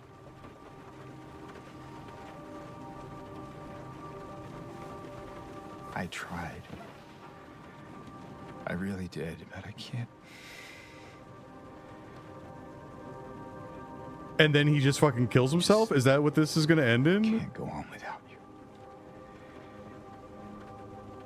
So this ending I can't is forgive myself for what I've done.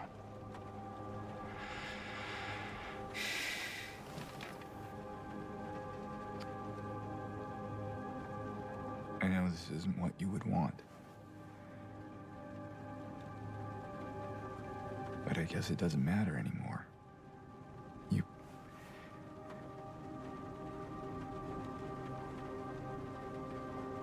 You're not here. Are you?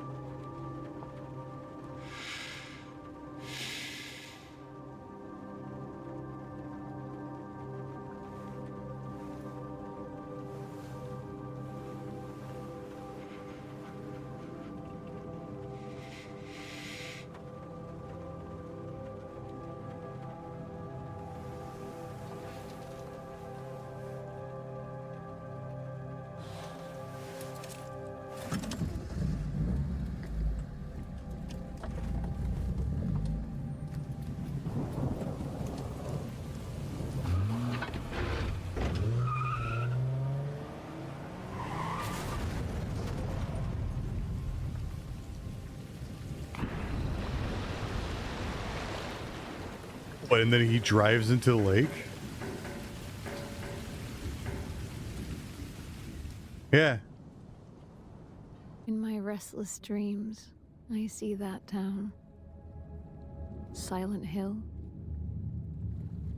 You promised you'd take me there again someday. But you never did.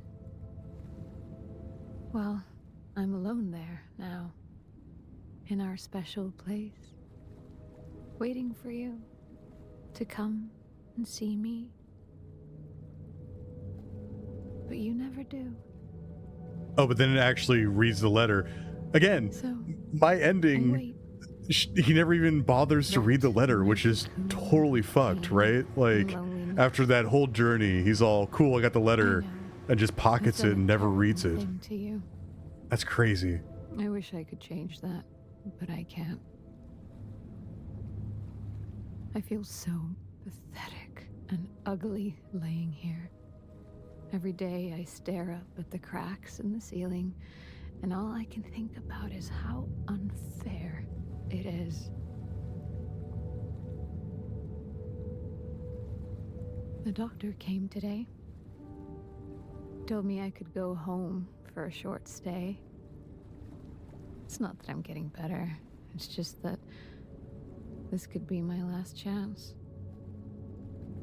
Even so, I'm glad to be coming home. I missed you so much. But I'm afraid, James. I'm afraid you don't really want me to come home. Every time you come to see me, I can tell how hard it is on you. I don't know if you hate me or pity me. Maybe I just disgust you. I'm so sorry. When I first learned I was gonna die, I couldn't accept it. I was so angry. I struck out at everyone I loved. Especially you. And that's why I understand if you hate me. But I want you to know, I will always love you. Even though our life together had to end like this, I still wouldn't trade it for the world.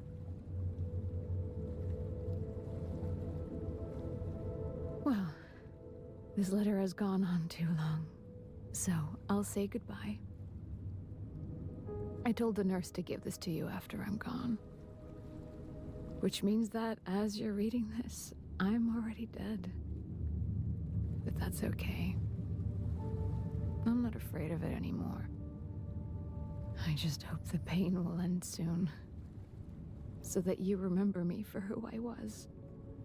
And not what the disease made me. I want you to go on. I want you to live. For yourself. And for others. This could be like you did for me. A fantastic film if done correctly, James. right? Because the writing is on You make point, me happy. like seriously impactful. Seriously impactful writing, right? Like if you did this correctly, you would have a real winner on your hands, right?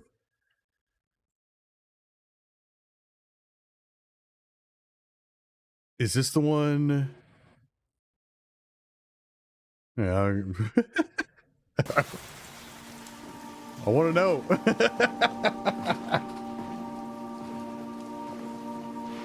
James. What's wrong?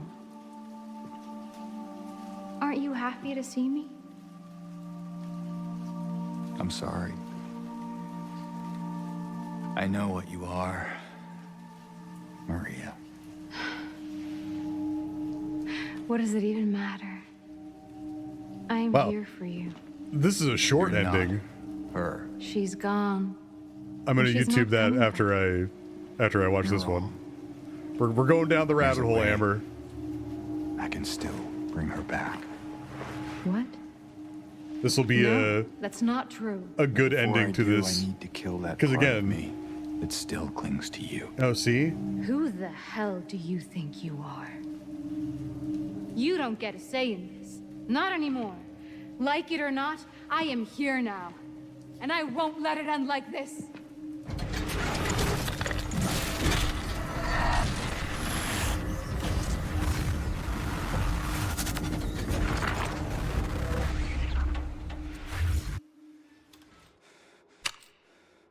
James.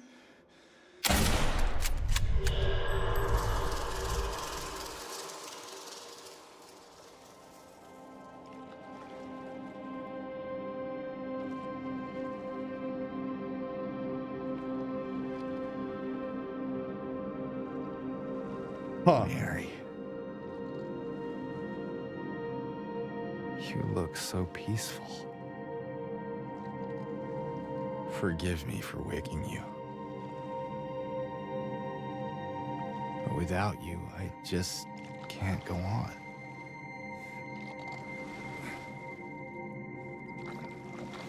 This town, Silent Hill.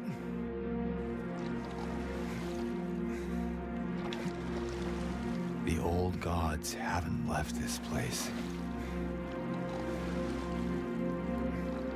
And they still grant power to those What- who venerate them. Is she in the back of the boat on that?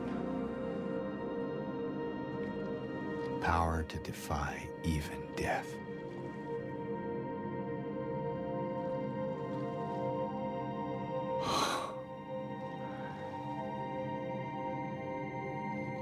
Harry. Huh.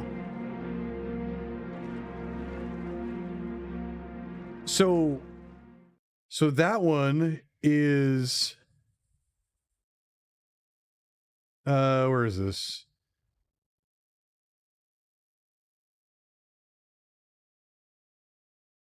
So this implies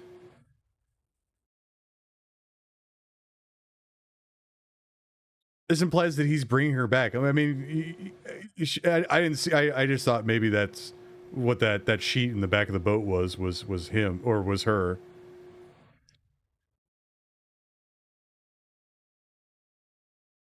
Because it kind of implies that he's, because they said like throughout your playthrough, you have to like find specific items, right, for like the Crimson Ceremony to bring her back, but that cutscene doesn't show her actually being brought back.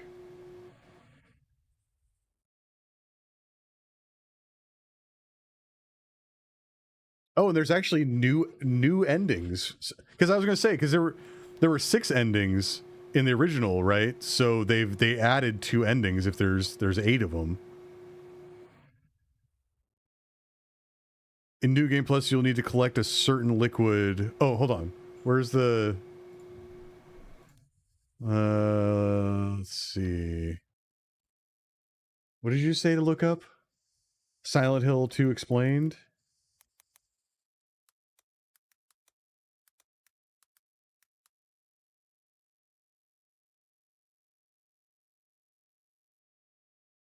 I mean, that's a 50-minute video. Is there one...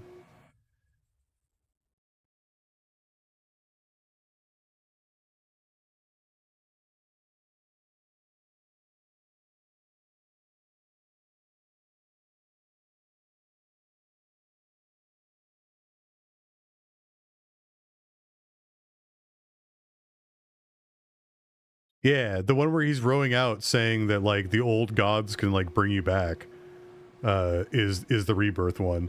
And in order to get it, you have to get a bunch of items in order to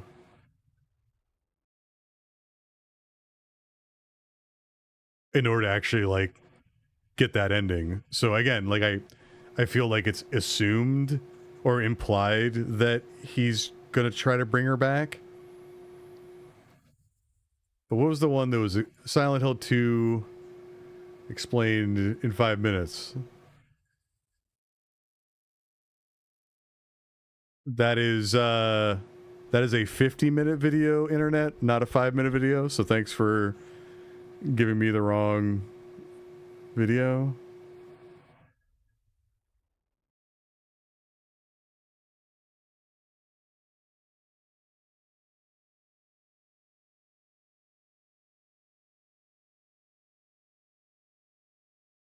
I just want...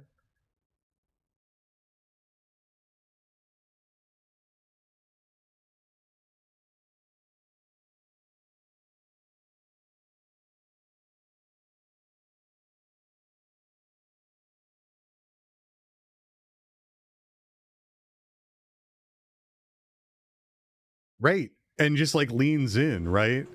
Like he's like, oh yeah, I totally fucked up, but also whatever, I'm leaving with Maria, right? Like, no, like I said, I like that, or I'm kind of bummed that I didn't get a more normal ending, and instead the first ending I get is the one where I completely neglected my wife and ran away with the floozy, right? Like real stand-up job there, James. I just want a short, concise... Don't want a 50-minute video. Maybe I'll do this. Let's see what this is. Silent Hill 2 is a story about a not-so-silent man, James, who went to a not-so-silent place called Silent Hill, as his dead wife sent him a letter detailing how she was not dead. In particular, she mentioned Silent Hill 2. Apparently, this whole town was their special place. charming. In any case, after an existential stare down with his mirror image and after not opening his car's trunk,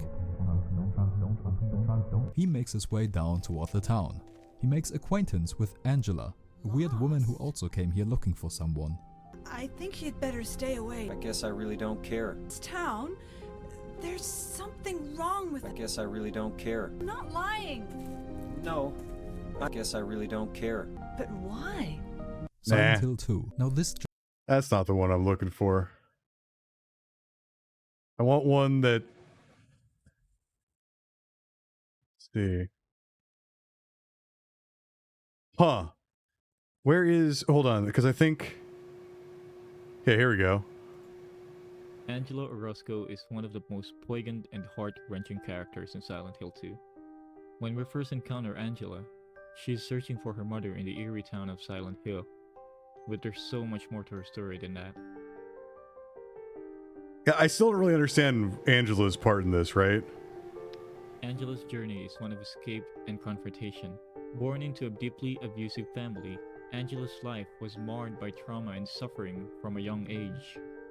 Her father, Thomas Orozco, subjected her to horrific physical and sexual Oh, she abuse, is from Silent while Hill her mother 1. turned a blind eye to the atrocities, making Angela's home a living nightmare. I mean, that would explain why they don't really This abuse and neglect led Angela to develop severe directly psychological reference her, scars, right? They just gotta have her in manifesting as here. Depression, anxiety, and a profound sense of worthlessness.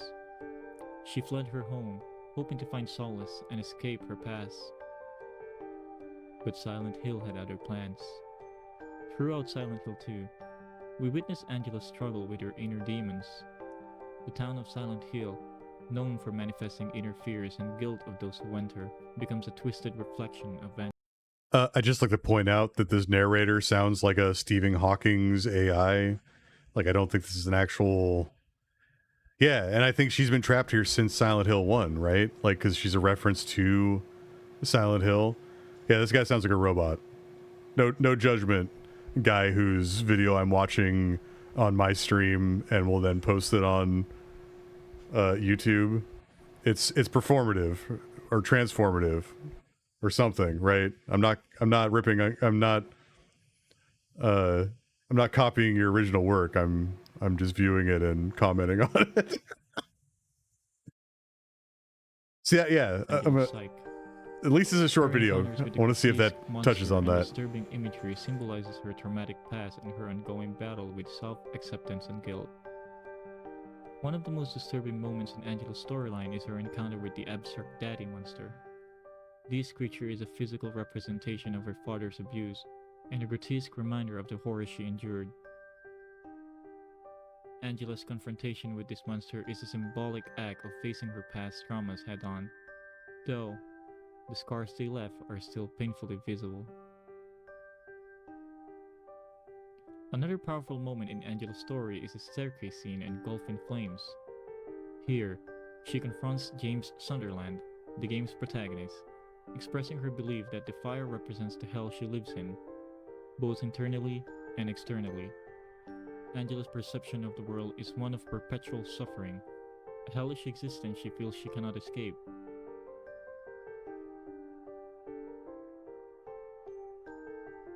Angela's tragic story reaches its emotional peak when she decided to take her own life.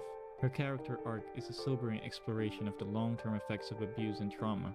It's a stark reminder of the real-life horrors that many people face and the importance of empathy and understanding. Silent Hill 2 doesn't offer a happy ending for Angela. Her fate is left ambiguous, but her journey serves as a powerful narrative on the impact of abuse and the struggle for redemption and peace. Angela Orozco's story is a testament to the depth and emotional complexity that Silent Hill 2 brings to its characters. It's a haunting reminder of the darkness that can reside within us, and the importance of confronting our past to find any semblance of peace. Angela's interaction with James are crucial in understanding her character. Through their conversations, we gain insights into her fragile mental state and her struggle to cope with the pain she endured. James, dealing with his own guilt and sorrow, acts as a mirror to Angela's suffering, highlighting the game's overarching theme of personal torment and the search for redemption. Her search for her mother in Silent Hill is symbolic of her desperate need for closure and understanding. Angela's mother, who failed to protect her, represents a source of unresolved pain and longing for Angela. This quest underscores the devastating impact of parental neglect and the unending quest for parental approval and love. Silent Hill 2 is a masterclass in psychological horror, and Angela Orozco's story is a cornerstone of its emotional impact. Her character forces us to confront uncomfortable truths about abuse, trauma, and the human condition. It's a narrative that resonates deeply, long after the game is over. I mean... Thank you so much for watching. Please give this video a thumbs up and subscribe for more content on the world of Silent Hill. Also, let me know in the comments what other characters of stories you'd like to explore. Until next time. Huh. You know, it's interesting though, because like he says, oh, well, it resonates long after. It's like, but it's very ambiguous, right? So I don't know if she's the is she the main she's not the main protagonist in Silent Hill 1. No, I gotta look that up.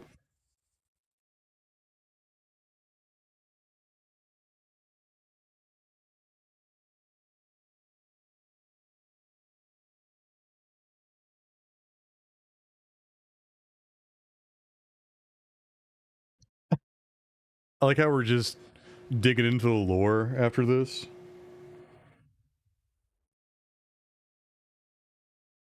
No, she's not.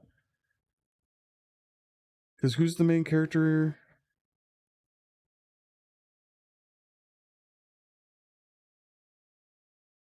Because I'm pretty sure that Silent Hill 2 is completely disconnected from Silent Hill 1 and 3, other than like the location of it, right? Right. No, exactly. We're doing deep lore finds here.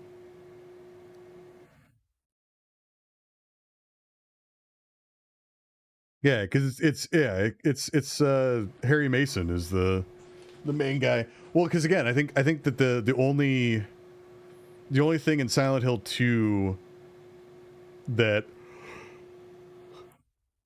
is consistent with Silent Hill 1 is like the actual location, right? And I think technically it's like south of the location that you are in Silent Hill 1. So like you're not even in like the exact same area, but like the area is the similar thing.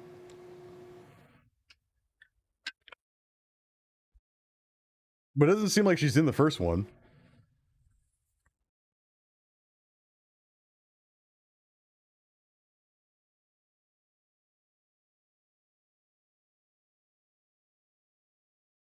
Huh. I mean, that checks out, right?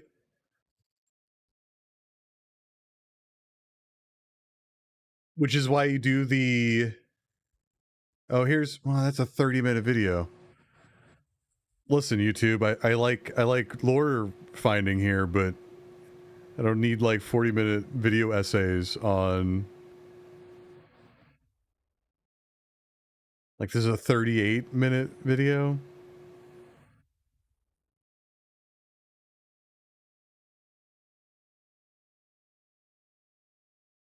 Yeah, those are too long.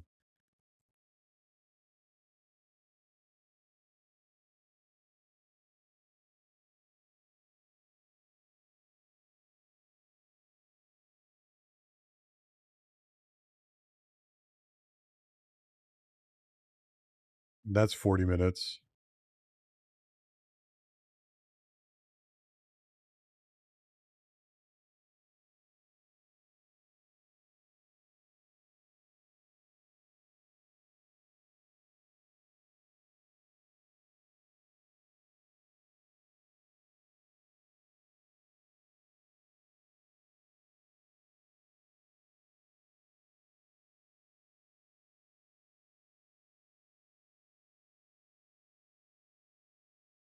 The room where you meet Eddie and find a body in the fridge belonged to a football player. There are football decorations in the room. And this is a great detail because if we study Eddie's past before the events of Silent Hill, we learn that in the past, one bully, a football player, wouldn't leave Eddie alone even after he graduated high school. Eddie became an easy target and a victim. Eventually, Eddie mentally snapped and killed the bully's dog in retaliation. Afterwards, he shot the bully in the knee using his father's revolver, crippling him though he didn't kill him. Eddie then fled, wandering for a while before settling in Silent Hill, claiming that the town called him there. It's also ambiguous whether or not Eddie is on the run from the police, as he says he just ran because he was scared. And it seems that here in Silent Hill, we see Eddie's revenge.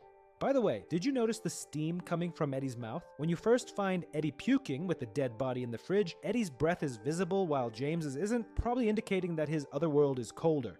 There's also a pizza in the apartment, and yes, wherever Eddie has been, there's a pizza box lying around. You can the room where you meet Eddie and find a body in the That's fridge. not very explanative. Thanks, YouTube Short.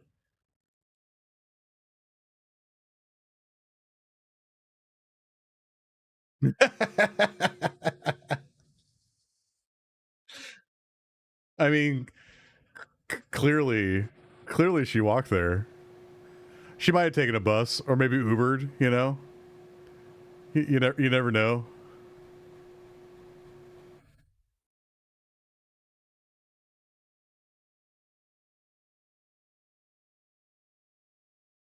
I mean, I'm not going to watch it on stream because it's like a 50-minute video, but there's a good chance I'm probably going to watch one of these 50-minute videos on like the lore drop of this game. Hold on, I want to go back to, because what's the one?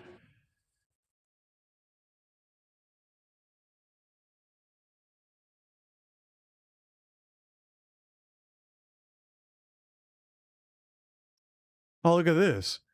The original unpatched version of the game has a longer uncut version of the dog ending.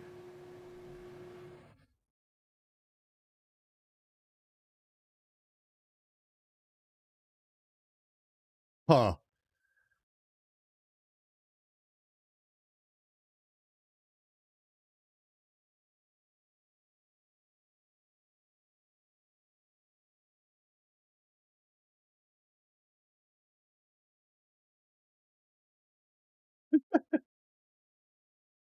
Watch a 50-minute explanatory.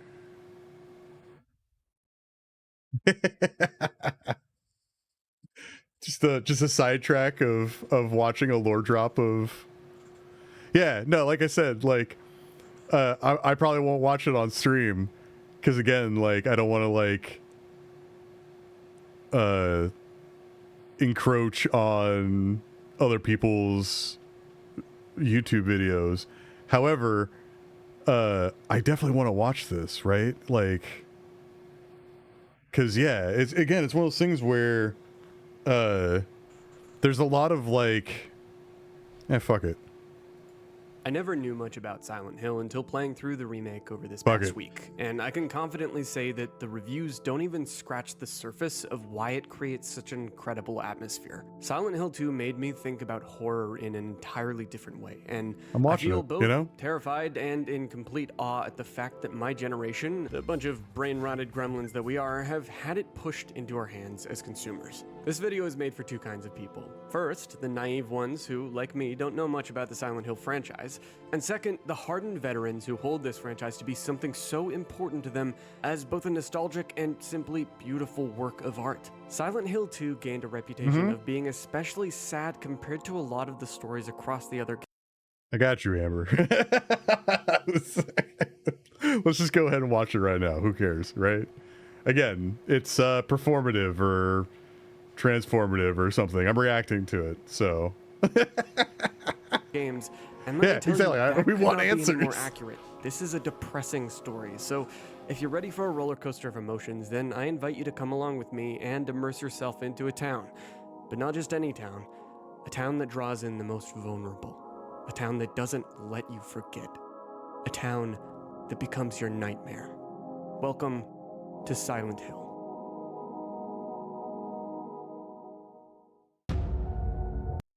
But that's the other thing too, is that what was I gonna say? It was something. Well, I can't remember. I just totally was gonna make a point and then nah, it's gone. It is critical we talk a little bit about the backstory of Silent Hill as a town and, well, why it's so creepy, since the background knowledge will help you understand how you fit into all this in the actual remake. So let's get into it. Long ago, before major colonization from Europe, we... You're saying I should bring up a notepad and say that the government is watching me and that so-and-so is on the Epstein list? Perfect. I like the way you think, Amber.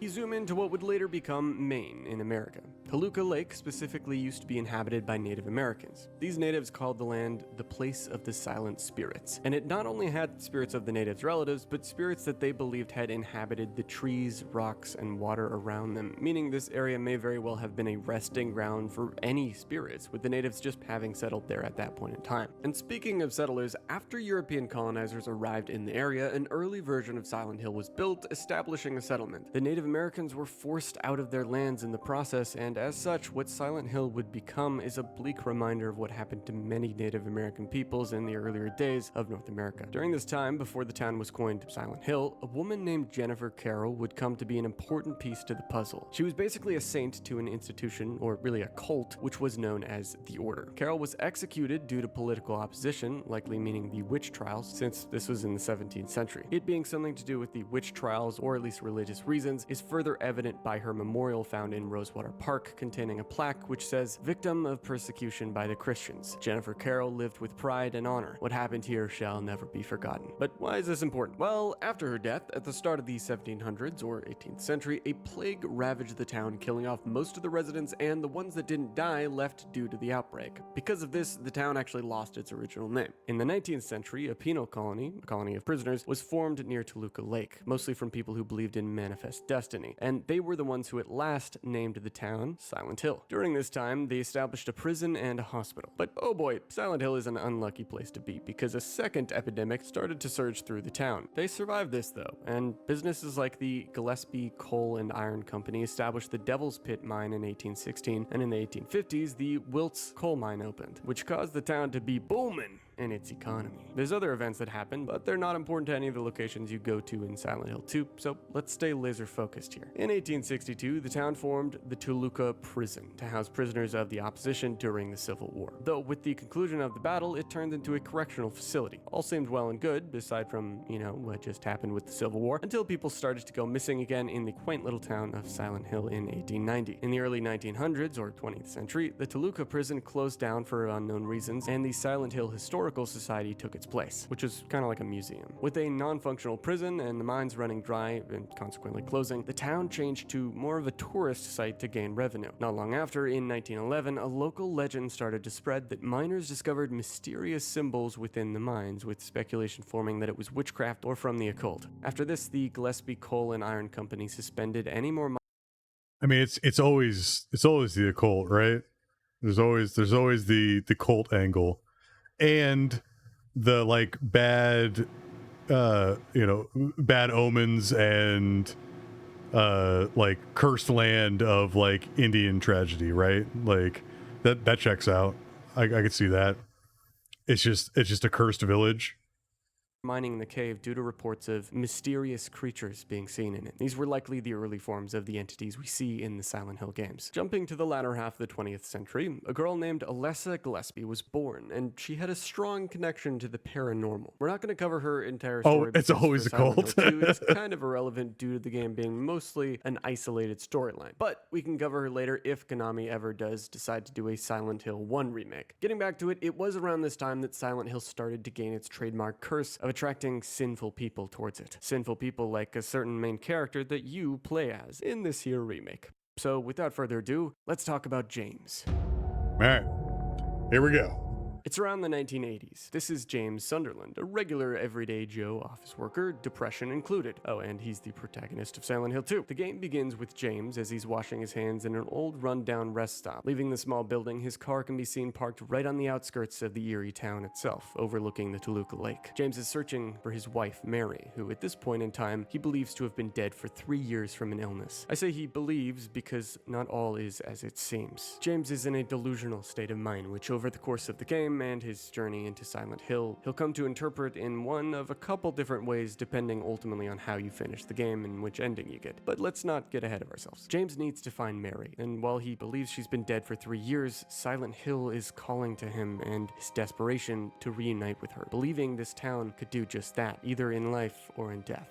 From the get-go, you don't know much about James other than through the subtext of the letter that Mary's voice can be heard reading in the beginning of the game, explaining how her and James felt sentimental about Silent Hill being a place they had visited during their best days, before she had gotten so sick. He had promised he'd take her back one day, but never did. And strangely, she says in the letter that now she's in Silent Hill, alone, waiting.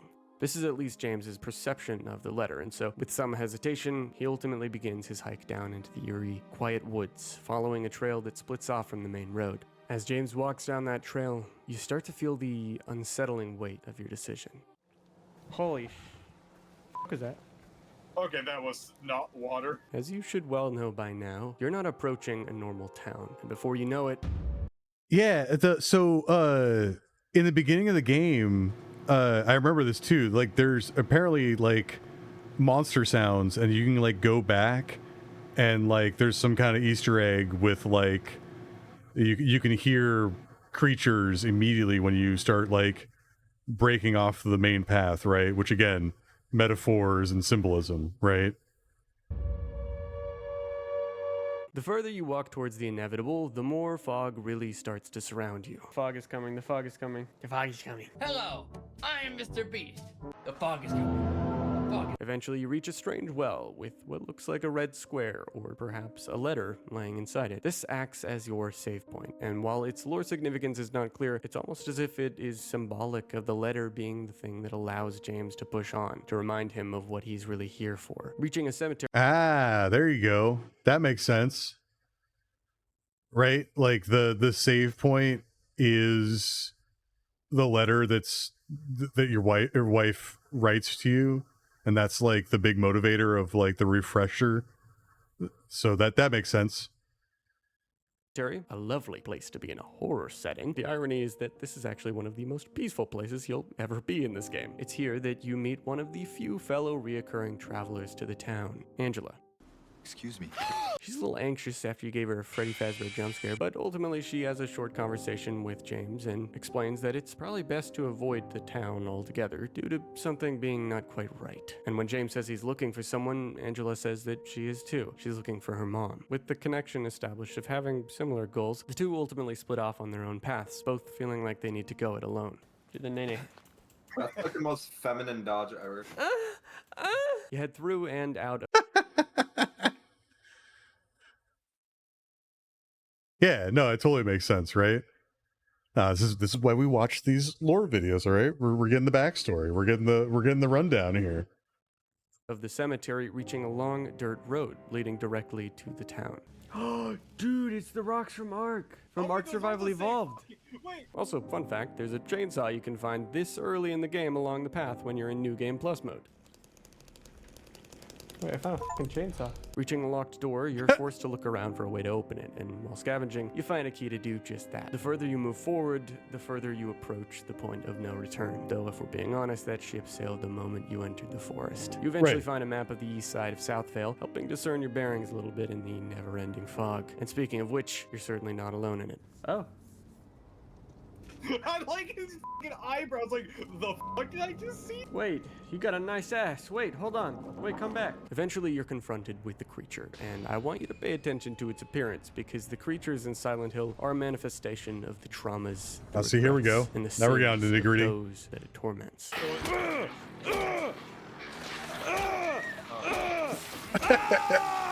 We got Doom music going on in the background. Is she dead now? You. Okay, she's dead now. Or it, or whatever. I'd like to point out that like the footage of them playing this game, the guy definitely has like someone else in Discord giving commentary. That's pretty good. I wouldn't mind doing that, right? Like having someone else in Discord giving like side comments while someone is playing. I like that idea. I like that idea YouTube video. You continue to make your way through the town, finding clues and key items, all the while with James having a rather delusional, irresponsible reaction to it all. He doesn't seem to be as afraid as you'd almost expect, but Right. this kind of isn't surprising considering he's probably been through a lot in his life, and the town has likely been having an effect on his mind ever since he arrived. All that matters to him is finding Mary, and he will crush as many of these monsters as he must under his boot or by the force of his nailed plank if it means reaching that Right. goal. Along the way, you find a lovely, totally inconspicuous hole in the wall and do what Especially for like a horror game or something like that, right? Just like having someone just like, you know, like co-pilot, right? Like passenger on the ride, and just like making that's a good idea. I like that idea. any reasonable person would do in this situation, promptly f***ing around and finding out. I'm gonna put my hand in the hole. I love that you have to multiple prompt I'm gonna him to fist it. stick your hand in the hole in these games, or in this game. Number two. This whole James putting his fists in weird places is going to be a recurring theme, along with Oh, he's other got the reckless wiggle. activities such as jumping into bottomless holes. But that's for later. Eventually, James triggers a whole lot of creepy thigh monsters. And makes a mad dash for an apartment complex, locking himself inside. Exploring the rundown building, you eventually find a flashlight. What the f? You know, I liked when I couldn't see things. Then you meet this little gremlin girl named Laura. Little gremlin girl. Hey! Ow. Wait! And not long after, you come face to face, albeit on either ends of a wall of bars, with this entity, known as Pyramid Head. The symbolism of the creature is integral to James's character, and all you really need to know is that it originated in Silent Hill 2 and doesn't really belong in other Silent Hill games because fundamentally, it is a creature unique to James's subjective experience, regrets, and self-hatred. After making your way through most of the apartment complex, you find a body in a fridge and what sounds like someone having a really bad hangover nearby. Hey, who's there? It wasn't me. I didn't do it. What the fuck? This is Eddie, and he's not having a good time. Just like James and Angela, he seems to be another victim that was drawn to the town for one reason or another, attached to some kind of traumatic guilt. While Angela's will be revealed in time, Eddie's seems to immediately have something to do with being accused of a horrible crime, rather than the crime itself. But we'll get more into Eddie's story later on. Eventually, after solving a puzzle, you get to room 201, which, unbeknownst to James at this point, marks his descent into the... Room 201 is almost as silent as the hill. Ah! What the f?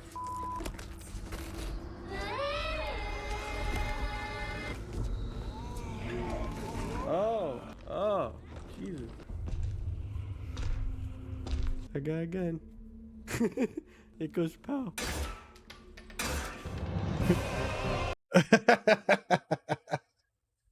I mean, for sure, that's like the dumbest the James is in this game.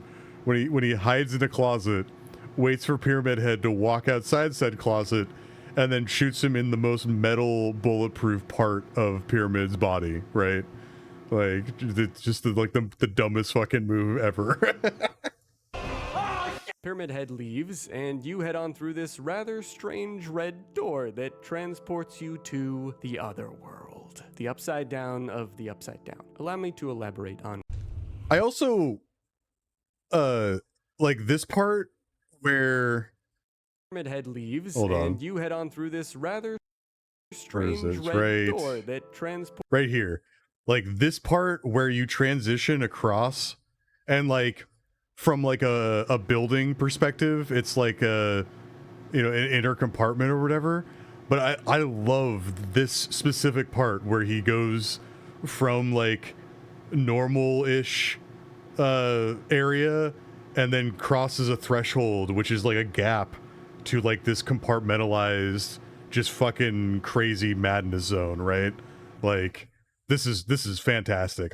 This part I really liked. Transports you to the other world. the upside down of the upside down. Allow me to elaborate on what that is. See, Silent Hill, the town, is simply a fictional town set in the state of Maine. It is of course affected by some kind of curse, and the first layer of that curse is known as the fog world. It's basically a direct parallel to the actual real world, and immerses people into it probably without them realizing, both because the layout of the geography and everything is basically identical, kind of like the upside down in Stranger Things, but also because it seems to be like a dreamlike dimension that deludes the mind, similar to how Silent Hill draws people into it in the first place. We've basically been in the fog world since we arrived in town, but that's where the other world comes in. Going even deeper than this first layer is a second layer of sorts, the other world. This dimension is still somewhat similar to the layout of the real and fog world, but with noticeable distortions. Rusted, decrepit walls, an endless night sky, and the worst monsters you could imagine. These are the things that characterize the other world, and James, having just walked over that gap, entered it. The first other world is basically a similar layout to the actual apartment complex that you just played through, but with an entirely different overarching puzzle. It's in this other world that you run into Angela once again, and it starts to become a little clearer what kind of trauma she's dealing with.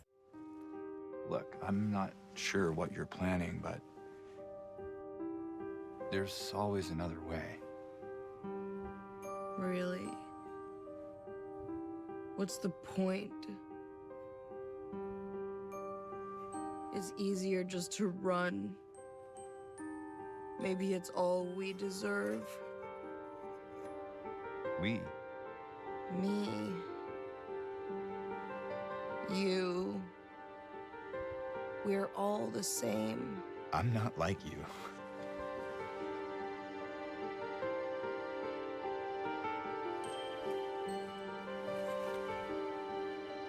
Are you afraid? Sorry. It's okay. Did you find the person that you were looking for? Not yet.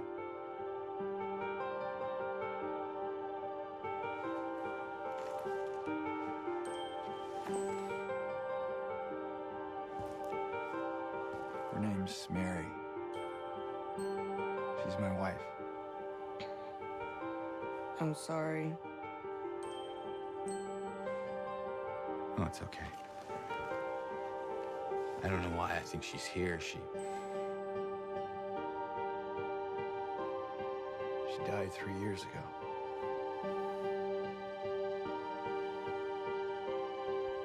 She's dead? Oh, don't worry, I'm not crazy. At least I don't think so.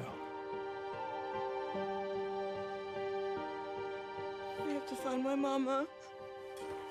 Should I go with you? This town really is dangerous. Now I know what you meant back there in the cemetery. No, it's okay. Besides, I'd just slow you down. What about that?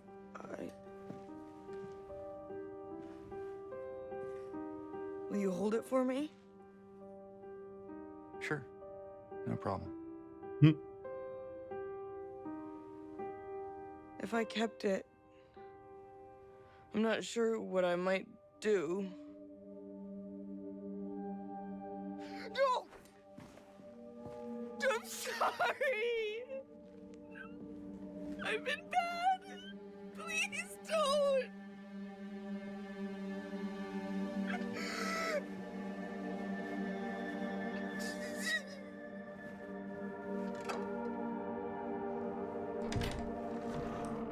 Angela's clearly struggling with probably a lot of conditions caused or made worse by abuse by her father and brother in her past. She likely sought comfort in her mother during those horrible times, which is why she's trying to find her mama now. Angela gives you a knife as a kind of compulsive behavior in response to the idea she might hurt herself with it. This Otherworld section culminates in a true one-on-one encounter with Pyramid Head, but ultimately you ward him off and he just kind of leaves. Sometimes that's how it is to fight with your inner demons. They're there one moment and then other important matters come up and they just leave leave. But like most of the things that plague our minds, like intrusive thoughts, Pyramid Head will be back to prey on James for the next time that he's most vulnerable. After escaping the other world and once again embracing the fog, James runs into the little girl. But this time, Laura actually talks to him for a minute, and before running off, she bursts out at James saying that he didn't love Mary anyways. This marks the point where Laura effectively becomes James's means to finding Mary, because as far as he's found so far, Laura's the only other one in the town that even knows who Mary was. Confused and concerned, he searches for Laura, stumbling through Rosewater Park. Yeah, I still don't fully understand, like you just said, right? Like, if she was defending herself against her family, right, then like, why is she in Silent Hill if Silent Hill is for people that feel guilty? Unless maybe she feels guilty about lashing out. Like, maybe that's what it is that it's the struggle of the obligation to family of, like, even if they treat you like shit and abused you, like, you shouldn't have lashed out. You should have, like, just took it type of thing. Because, yeah, I have the same question on that one. Park before coming upon a lakeside gazebo with a woman standing against the railing. With pink highlights and a cute butterfly tattoo in clear view, Maria is a parallel to Mary. She's a delusion created by the town's curse, James's fragile mind, or both. Acting as a kind of what-if version of Mary, one that's more spicy, exciting, or dominant than his late wife, Maria is likely the embodiment of an Spicy Mary. I like that. That's good. She is Maria is Spicy Mary. That checks out. It's on brand. Pressing intrusive thought of what he wishes his wife could have been instead of the sick woman that she became. Maria stands to further. We got that one right. Although he doesn't seem fully cognizant of the fact that she's not real. Nonetheless, James takes her with him as his hallucinated companion, and they travel through more of the town in the fog world for a time, with the odd sarcastic interaction. Hey, why'd you do that? You fucking thing, bitch. We're in Silent Hill. I can do whatever I want. Yeah, good. You've been startling me all fucking afternoon. I mean, it's good that I'm not the only one that went around and smashed every window in the game. Two things that this guy does that I like. He's smashing all the windows, and he clearly wiggles every item, right? Yeah. Can you let me in?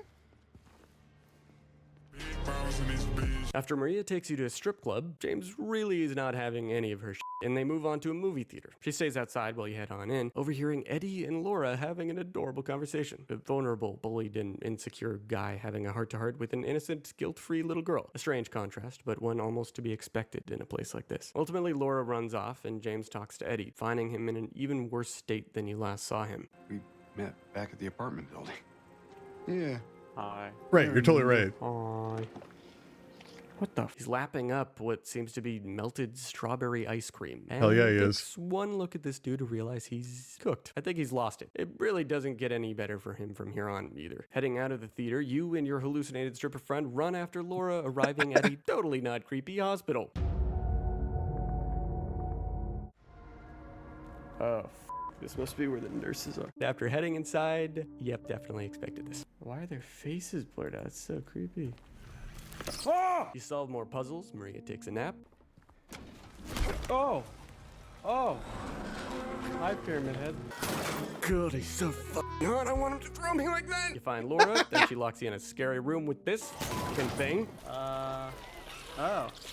And you wind up in a Glock other world version of 9000, the hospital. Maria Jesus. tracks you down, gets angry since she probably thinks you've left her to go find edibles. I can't remember. Oh. James. Mary! Oh. Maria, I thought... Sorry. Anyway, I'm glad you're alive. Anyway? What do you mean, anyway? I was almost killed back there. I have never been so scared in my whole life. All you care about is that dead wife of yours. You couldn't care less about me, could you? And then Pyramid Head returns. Maria, run.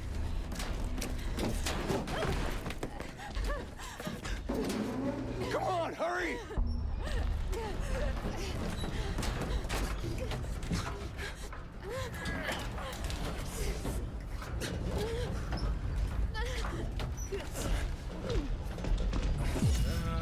Oh my god, is she dead? Let's go! Once you make it out of the hospital, oh no, you're not quite out of the thick of it yet because hey, this is what the other world looks like when you're not in a building. Yeah, this might be the closest fictional representation of what my childhood nightmares look like because goddamn is this horrifying. Nurse after nurse, finger dancer after finger dancer, creeper after creeper. Aw man, you finally escape the other world and end up in the fog world once again, but it's a bit dark. And oh hey, Angela. This place is different from what I remember. I guess things never really stay the same, do they? It's true though, like the parts where it's like infinite darkness, right? Like those parts are so effective of just like, again, like the deeper layer of like the other world or whatever they're calling it, like those sections where like there is no skyline, there's no fog, it's just fucking darkness is real effective in this game. So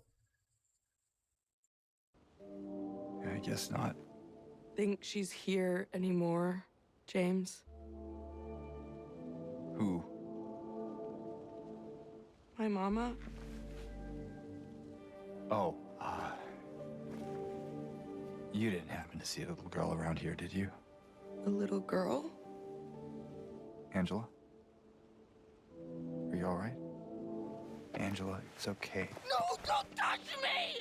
So with Angela clearly traumatized out of her fucking mind, all you can do is push forward, and you don't have to go very far because a couple feet in front of where the cutscene ended lays a box containing a key and a message addressing you, James, directly, rather creepily. It says that the key is for the old Historical Society building, and that whoever the writer is, praise the Lord, will have mercy on your soul. Great. Without much else to do, you make a beeline right for the Historical Society building, a small little museum of sorts for the quaint town, giving much in the way of lore dumps. If you recall from earlier in the video, the Historical Society had taken the place of the Toluca prison, and you'll find out soon why that connection is rather important. At the back of the building, you find a rather strange staircase, one that goes on for a very long time. like the longest staircase ever.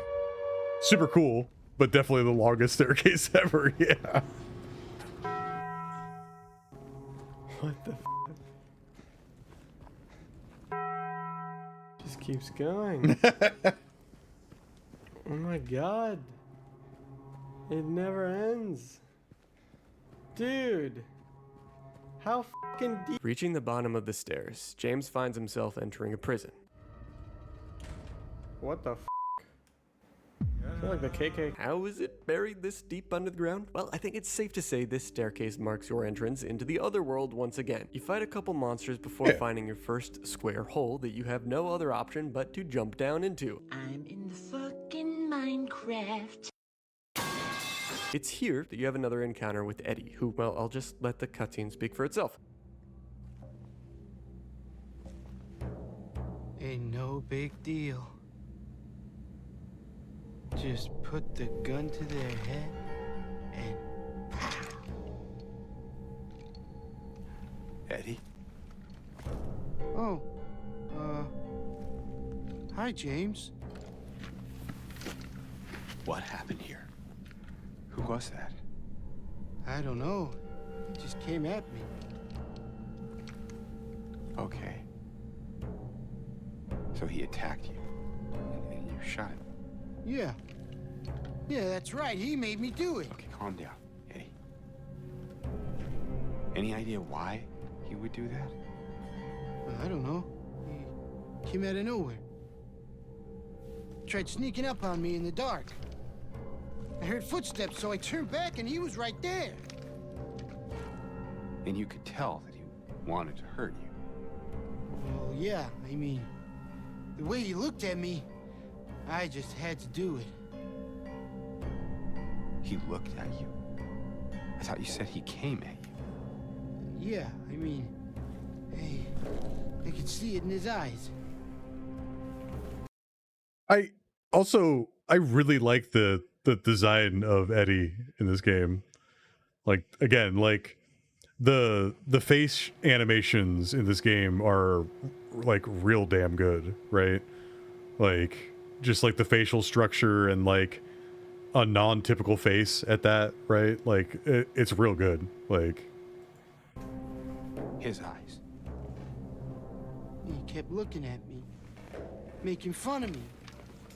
And I told him not to, but he didn't listen.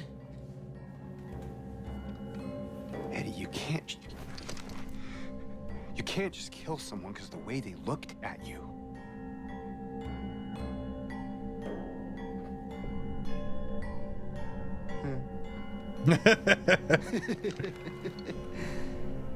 You should see your face, James.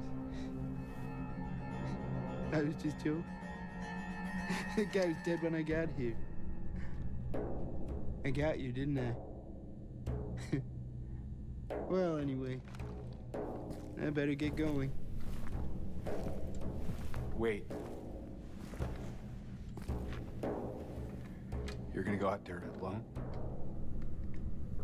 Yeah. Eddie is beyond saving, but that's not important right now because you're in a prison and you've got some shanking and puzzle solving to do. Playing with some lovely little weights on this balancing tool thing. I don't know what it's called, okay. You eventually make a gallows appear, which you then must pull down a noose at for whichever character is justified in what they did out of 6 cases. You make your choice and...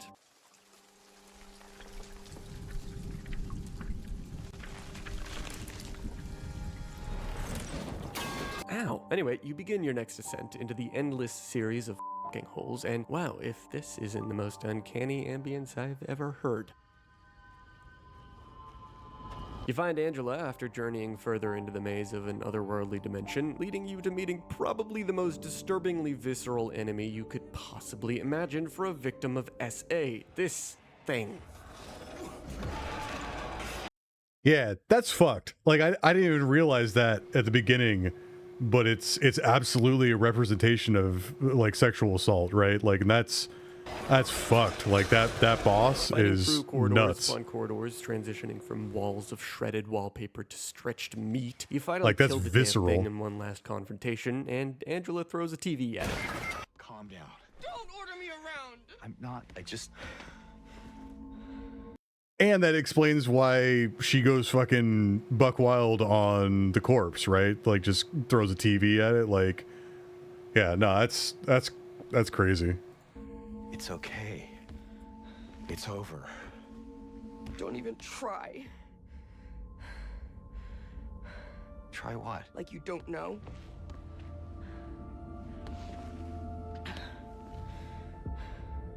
I see what you're doing. It's always the same with you. You're only after one thing. Angela, please. You don't have to lie. Go ahead. Say it. Or you could just force me. Like he always did.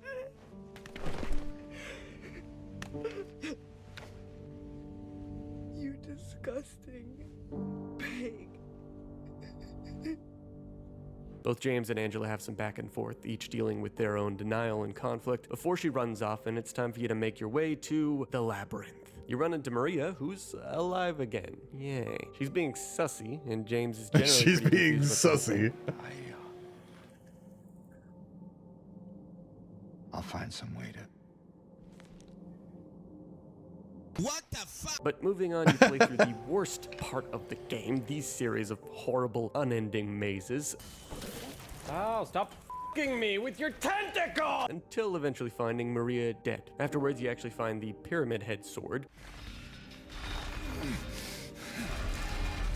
Yo, I've become Pyramid Head. And are able to use it to part this wall of arms to eventually reach what appears to be 3 open graves. One for Angela, one for Eddie, and one for you. Without hesitation, well, you know the drill. Walking down a hallway that starts to get really bloody, you have one final encounter with your boy Eddie. Unfortunately, there really is no saving him.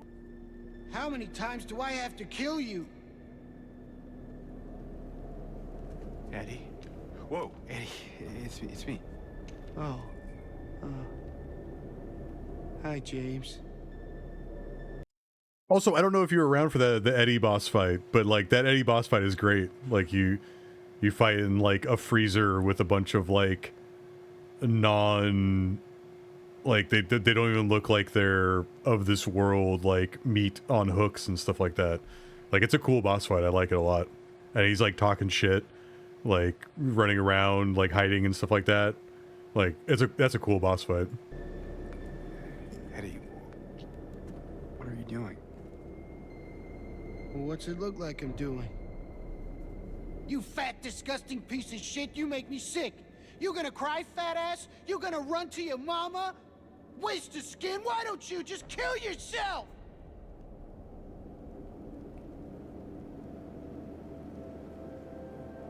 Well,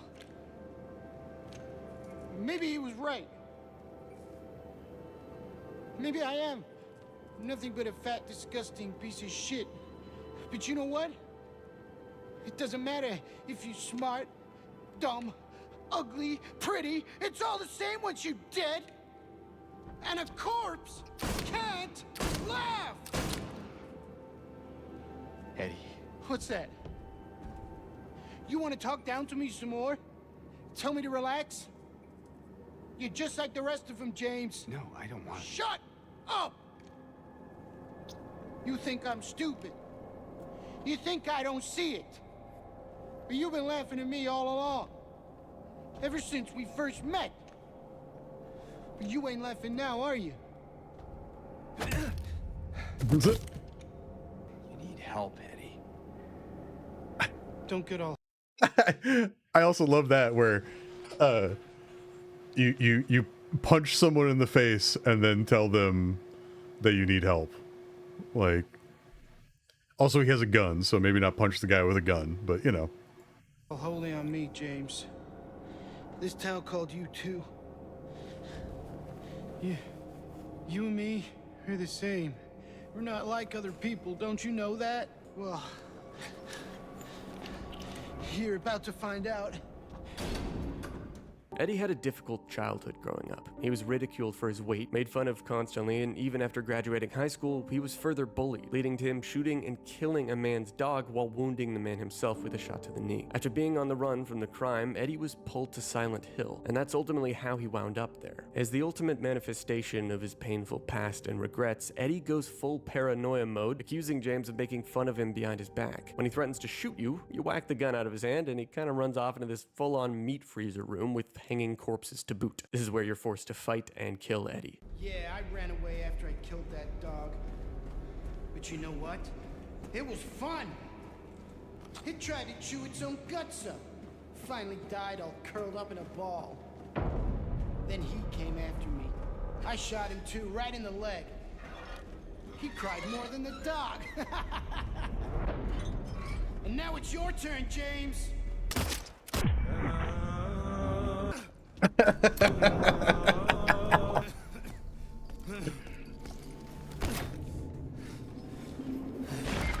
After you mag dump Eddie, at long last, you escape the other world, for now, and find yourself at the edge of the lake. Hopping onto a little boat, you row out into the Also, just side note, this video makes me wish I was better at editing, because I love a good, like, meme cut in during gameplay type of stuff.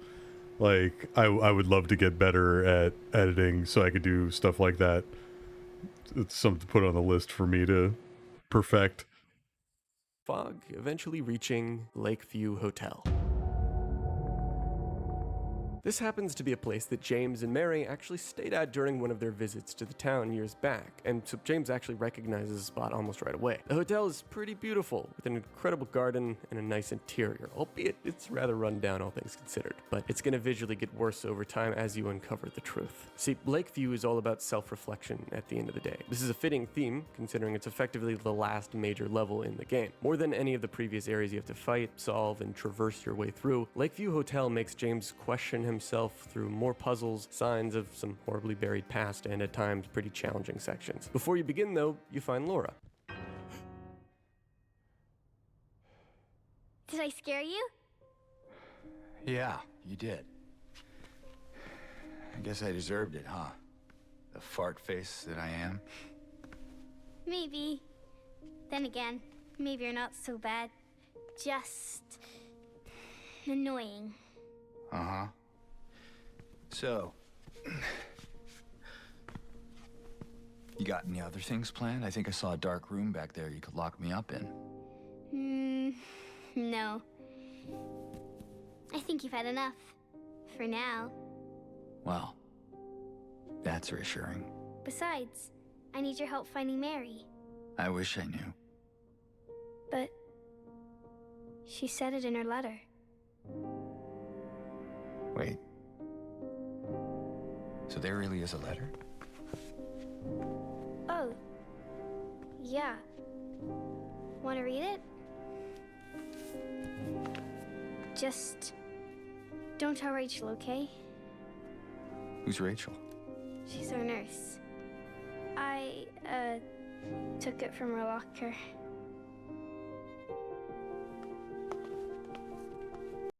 Also, Laura totally makes more sense, right? Like after you look that up, of like the clarity and like the optimism and like the guiding, the guiding light of like keeping you on the path of finding your wife type of thing. Like that makes perfect sense.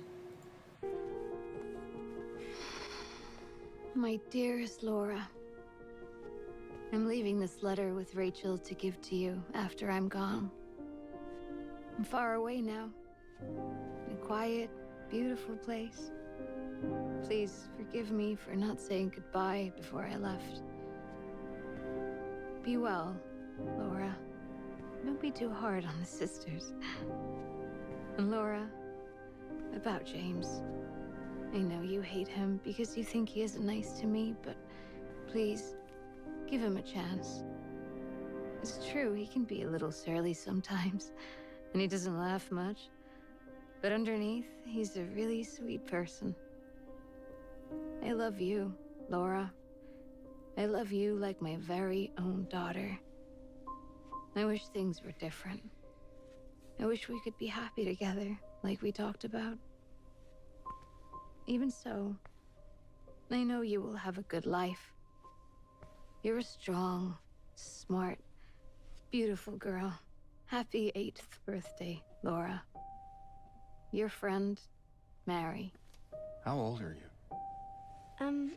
I turned 8 last week. That means Mary couldn't have died 3 years ago. Is this the quiet, beautiful place she was talking about? Me and Mary talked a lot about Silent Hill. She even showed me all her pictures. She really wanted to come back. She also talked a lot about you, you know? It kind of was his other letter. I think the one was for you. The envelope had your name on it. Mary wouldn't want me to keep it from you, so I just sort of kept it for you. Here.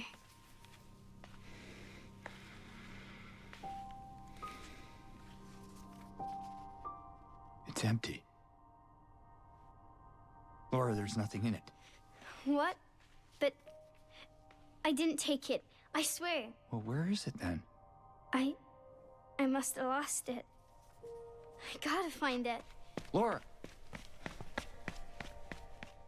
It all comes back to that letter. Your goal here is to find that letter, but not exactly just for the sake of finding a piece of paper. You're trying to find the truth. Some sections here are pretty tough, and I'm not just talking about how many times my game crashed. There's this one part where you have to leave all your stuff behind in order to use an elevator that takes you to a basement where these enemies have free reign to basically f you up, and you just need to run and hide. This shit reminded me of Soma, honestly, which is a horror game where you similarly can't really fight back. But Ooh, have you played Soma, Amber?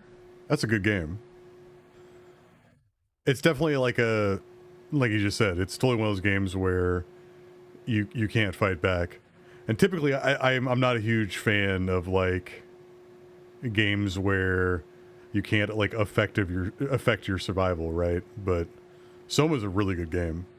after you overcome that section and the rest, you finally find this videotape that Maria was alluding to earlier. A videotape that's about to reveal everything. The truth or some twisted version of it. What you see and what happens next all depends on your actions in the game leading up to this point, which is why it's important we finally talk about the endings. But before we can, let's conclude Angela's. Oh, did you hear that? So that videotape is different if you do things differently? So it's not just the endings, it's what's on that videotape? Well, that's interesting. story, since her final cutscene is revealed around this time, regardless of which ending you end up getting to James's story. In some otherworld dimension, you find Angela in a burning room at the bottom of a staircase, and I'd like you to just watch this one in its entirety before we break it down.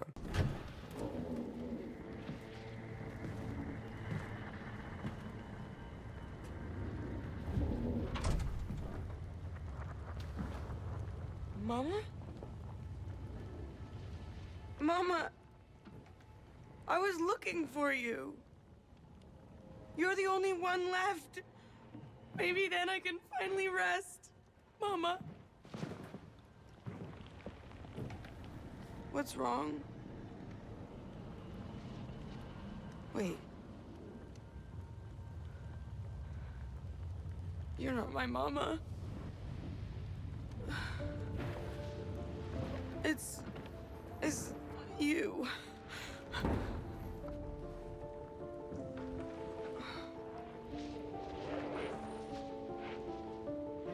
sorry, Angela. I think you were right.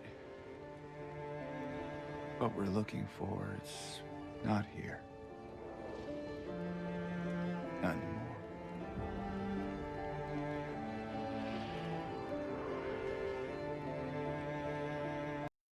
Also, is this like her abusive father that's like on the staircase? Because there's definitely bodies on either side of the staircase here.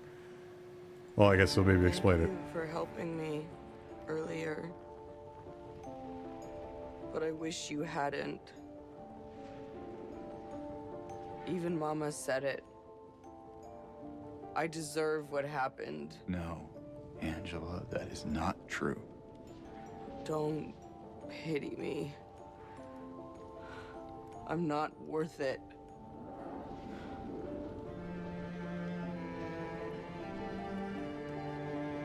Or maybe you think you can save me?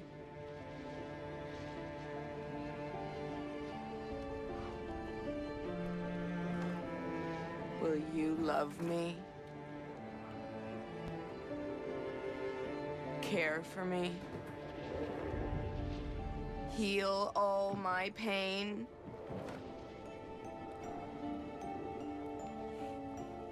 That's what I thought.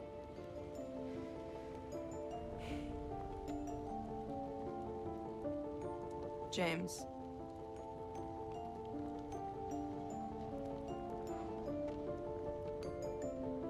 Give me back the knife. No, I won't. Saving it for yourself.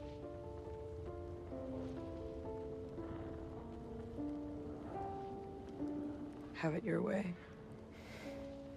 It doesn't change anything.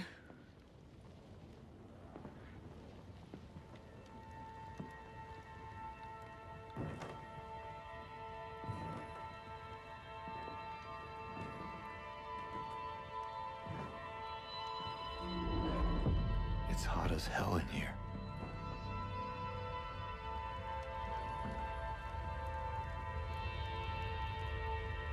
You see it too?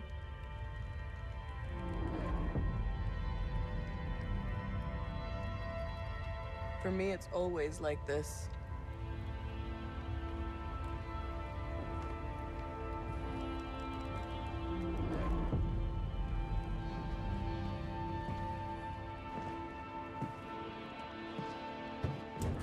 What makes this scene so real is how, at the end of the day, you can't save people from themselves, their problems internally, whether from the way they were born or environmental things, stuff just out of their control that happened to them. None of this is something that James, or even that the most intelligent person in the world, could save them from. If it wasn't clear by now, Angela was clearly sexually assaulted by her brother and father when she was a little girl, and her mother seemed to know and do nothing about it. Symbolic of how, even after searching for all this time in Silent Hill for her mama, she never found her. Her parents were never there for her. One outright abused her directly, and the other abused her through neglect. This is unfortunately all too common. And Angela's story in the game represents the reality that friends, strangers, hell, even lovers will never be able to heal the trauma that something like that can cause for someone. It's something they have to come to terms with on their own. That fire is their own too. And whether Angela dies here, we'll never really know.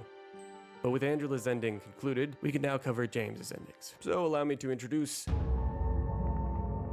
There are 8 endings in total. Fitting for 8 parts, I know. There's 2 endings exclusive to the remake, so let's start with the original 6 before we cover those. Considering the seriousness of the source material, I'm going to explain the 2 joke endings first, just to get those out of the way. In the UFO ending, James walks outside with an item called the Channeling Stone as he sees some lights come down from the sky that eventually blind the shit out of him. And the game turns into a silent film as we see PlayStation 2 James walk towards modern James. This Space James claims to be the real version and that the remake one is just a clone, before an alien blasts his back and knocks him out.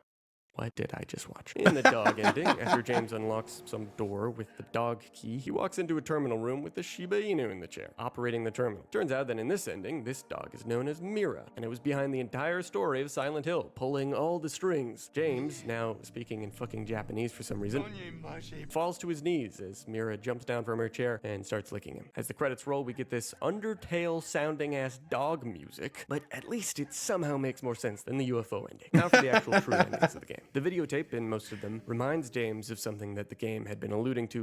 Of all the endings, I really want to get the dog ending because the dog ending just seems silly to me. Like I want to accomplish getting to the Shiba Inu in the control room. That's a great, totally, completely offset. What up, guys? We're just finishing the evening by watching a breakdown of Silent Hill 2. All this time. James Sunderland killed his wife. With everything leading up to it, this should surprise you. But how he deals with that fact is different depending on the ending you get. Determined by all kinds of key items you can find and choices you make throughout the game, it's revealed that James killed Mary from frustration of wanting his life back. But whether or not that's the answer by itself depends on what you see next. In the Rebirth ending, James finds Mary after watching the videotape, but he calls her bluff and knows it's actually Maria. After fighting her, we see James rowing a boat across Toluca Lake, trying to presumably find the old god that the Order cult had worshipped and resurrect Mary with it. James seems a bit batshit insane during this cutscene, and while it never shows if he succeeds or not, it can be assumed that due to the themes of the Silent Hill games, that the fact that he never moved on from Mary would suggest this doesn't end well. Eddie never moved on, and well, you can see what happened to him. So this similar fate for James would make sense. The Maria ending shows Mary and James talking about the past, and how James, instead of moving on, has latched onto Maria. After this boss fight concludes, it shows Right.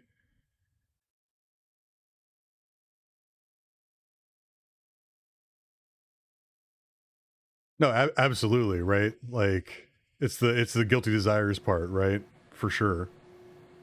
James waking Maria up. They then head to his car from the beginning of the game, and Maria starts to cough. This might be symbolic of the fact that even in this kind of delusion, Maria can never escape what Mary would become with her illness. The ending that I got in my first playthrough, in Water, is possibly the most depressing. After the normal fight, we see James in his car as he talks about how he can't forgive himself for what he did and accepts while Mary wouldn't want him to do what he's about to do, it doesn't matter anymore because she's gone. We get a small glimpse of her corpse in the back seat before James steps on the gas and drives his car into the lake. During the note from Mary, she states at the end that she understood why he started to hate her and how she wants James to live on even after she's gone, for himself and the ones still alive around him. This is a sad conclusion about a man so desperate for retribution for his own sins that he took it upon himself to deliver this kind of punishment. In the Leave ending, we get a glimpse of Mary, bedridden due to her illness, and James sitting next to her. This doesn't seem to be a flashback though, since it's presumably the spirit of Mary talking to him in a recreation of her room during her last moments. Mary reaffirms to James that she wanted the pain to end, but James claims that he did it out of hatred and that he wanted his life back. But Mary responds with this.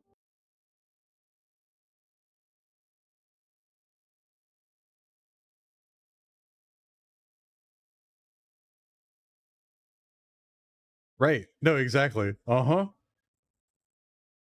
If that's true, then why do you look so sad?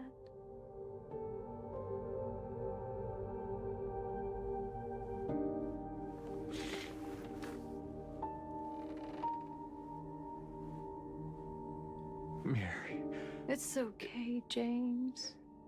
So that likely confirms that James did still love Mary till the end and simply wanted her to not suffer anymore. Though due to the 3 years of anger, he used that anger as an excuse to finally end her pain. As James seems to be the person to always hate himself, he kept on with thinking he killed her out of pure hatred. At the end of their last conversation, Mary hands him her last letter and the screen fades to black. Fades back in with Laura as we see James walking to her and giving her Mary's last note. Mary's voice reads through the letter, concluding with her telling James to live on for himself and the people around him, while James and Laura walk out of the graveyard, finally leaving Silent Hill.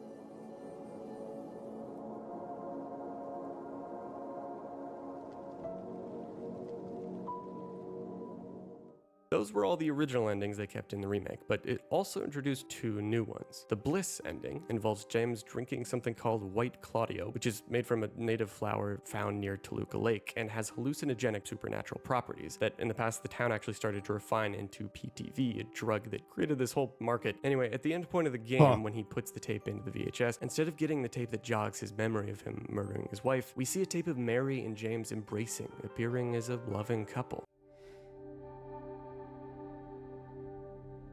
Come on, we need to finish packing.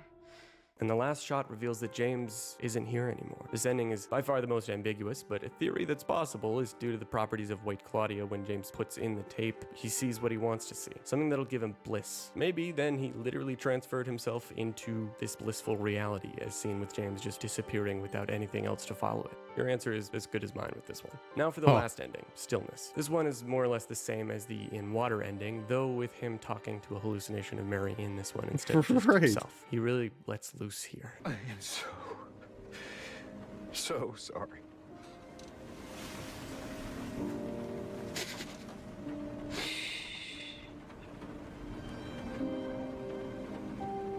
It's okay.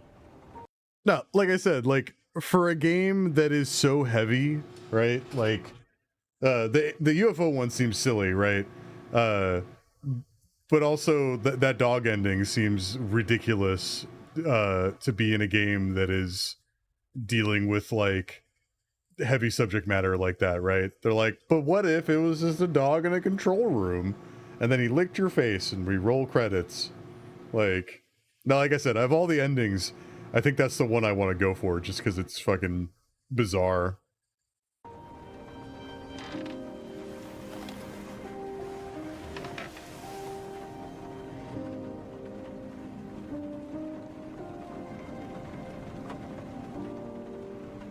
Will you wait for me? James. I've always been waiting for you.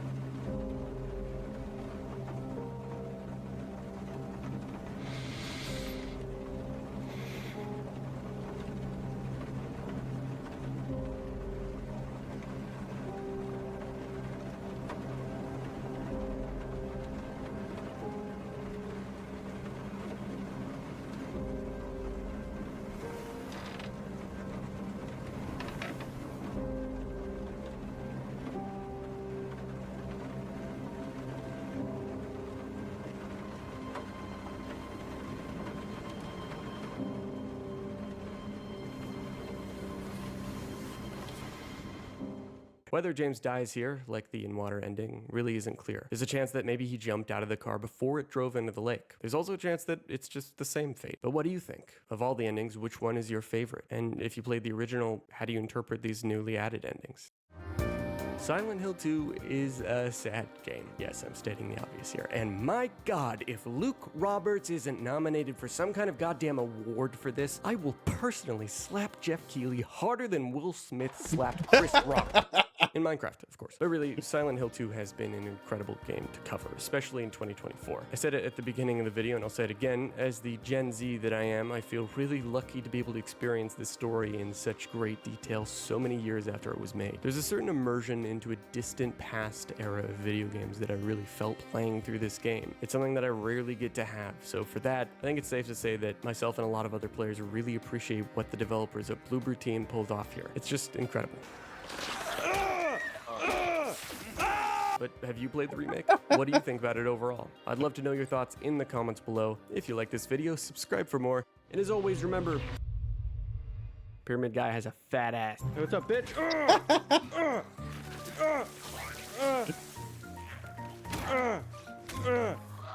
Fuck you. Fuck you. I mean, since I just watched that entire video, I'll like the video because I just watched it at the end of my stream.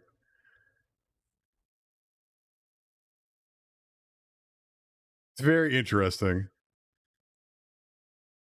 Yeah, again, like one of the better games I've played in a while, honestly. Just really good. I really enjoyed that. I might, I kind of want to play the New Game Plus to get the dog ending. But I don't know. I don't know if I'll do that on stream. Maybe I'll just like record a video of it or something like that. Or like a condensed version of it or whatever. But absolutely fantastic game though. Like, yeah, and again, like I said, like, because what's the day? Today is, wait a second. So like the Cronus New Dawn comes out in like 2 weeks, and then once I'm done with that, there'll probably be like a small little gap. But then Silent Hill F, I'm absolutely going to play that day one. Like both of those games, I'm absolutely going to play day one. And like I said, because you gifted me this game, it made it so I didn't have to like, have money set aside to buy this. Because I was really strongly contemplating just like buying this game because I've been wanting to play it for a while, and I assumed that it wasn't going to go on sale anytime soon. So I was probably going to have to pay full price for it. So because instead of paying full price, you gifted me 95% of the price and I paid $10 for it, I'm easily able to buy those next two games. So the real question is, what do I play next in between now and when those other games come out? I kind of think it's going to be Dead Space. Like I kind of want to, again, all that stomping that happened throughout that playthrough, like, I don't know, kind of feeling like I want to go back and be nostalgic and go play Dead Space. So but yeah, I think I'll end that there. That was good, and I'm glad I'm glad I decided to watch a 40-minute lore drop video. Right, like I said, Amber, like I feel like the horror game stuff, I'm really enjoying broadcasting that. Like I'm really enjoying the streaming of horror games, because again, I dig this shit, right? Like it's games that I really enjoy playing, especially and this, of like, I really like story driven games, right? Like a complete, like, again, Fortnite and games that don't have an ending type of thing, that's fine, but like playing a game that's like a point A to point B like story, I'm all for. So I'm definitely gonna keep, again, we'll see. I want to see if I can get, the problem with Dead Space is that it absolutely throttles my CPU for no reason. So I'm gonna have to do some like modifications to see if I can get that to run consistently and well on my computer. But I kind of think that's probably the next game I'm gonna do. So, and I'll probably do that on, like, I don't know. I mean, shit. Part of me wants to just stream it tomorrow, right?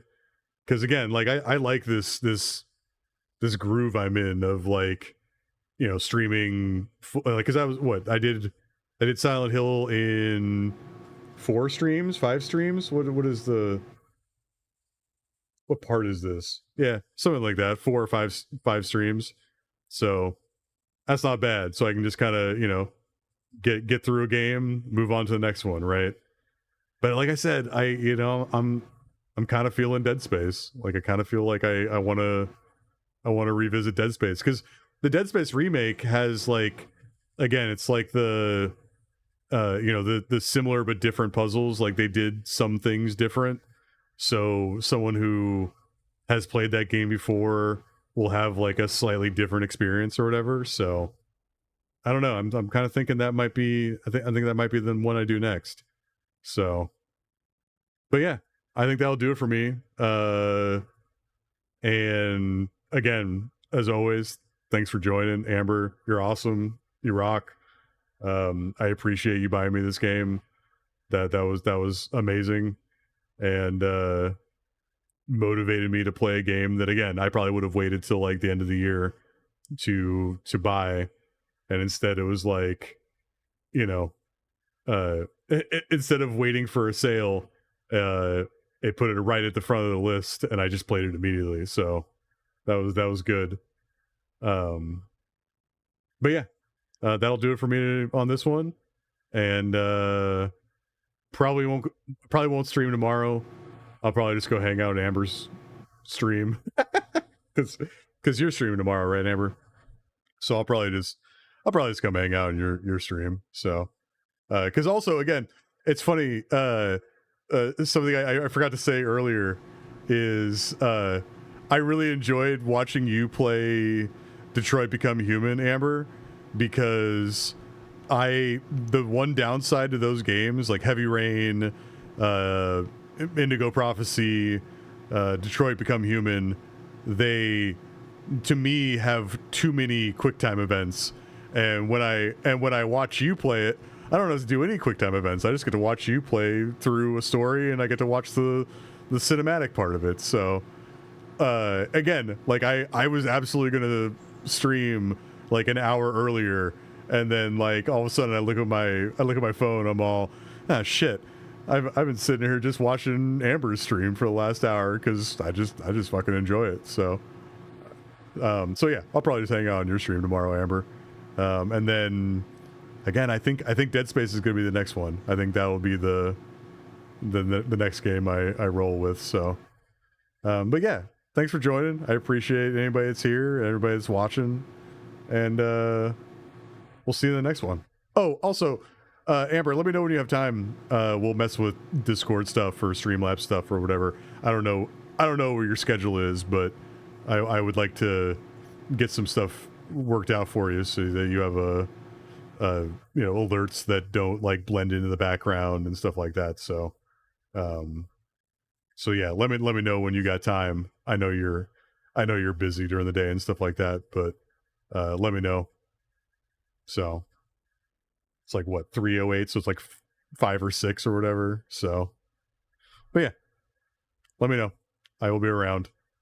And yeah, you yourself have a good night, and also be safe. Like I said, I appreciate you. So have a good night, everyone. Nah, that's the wrong mouse.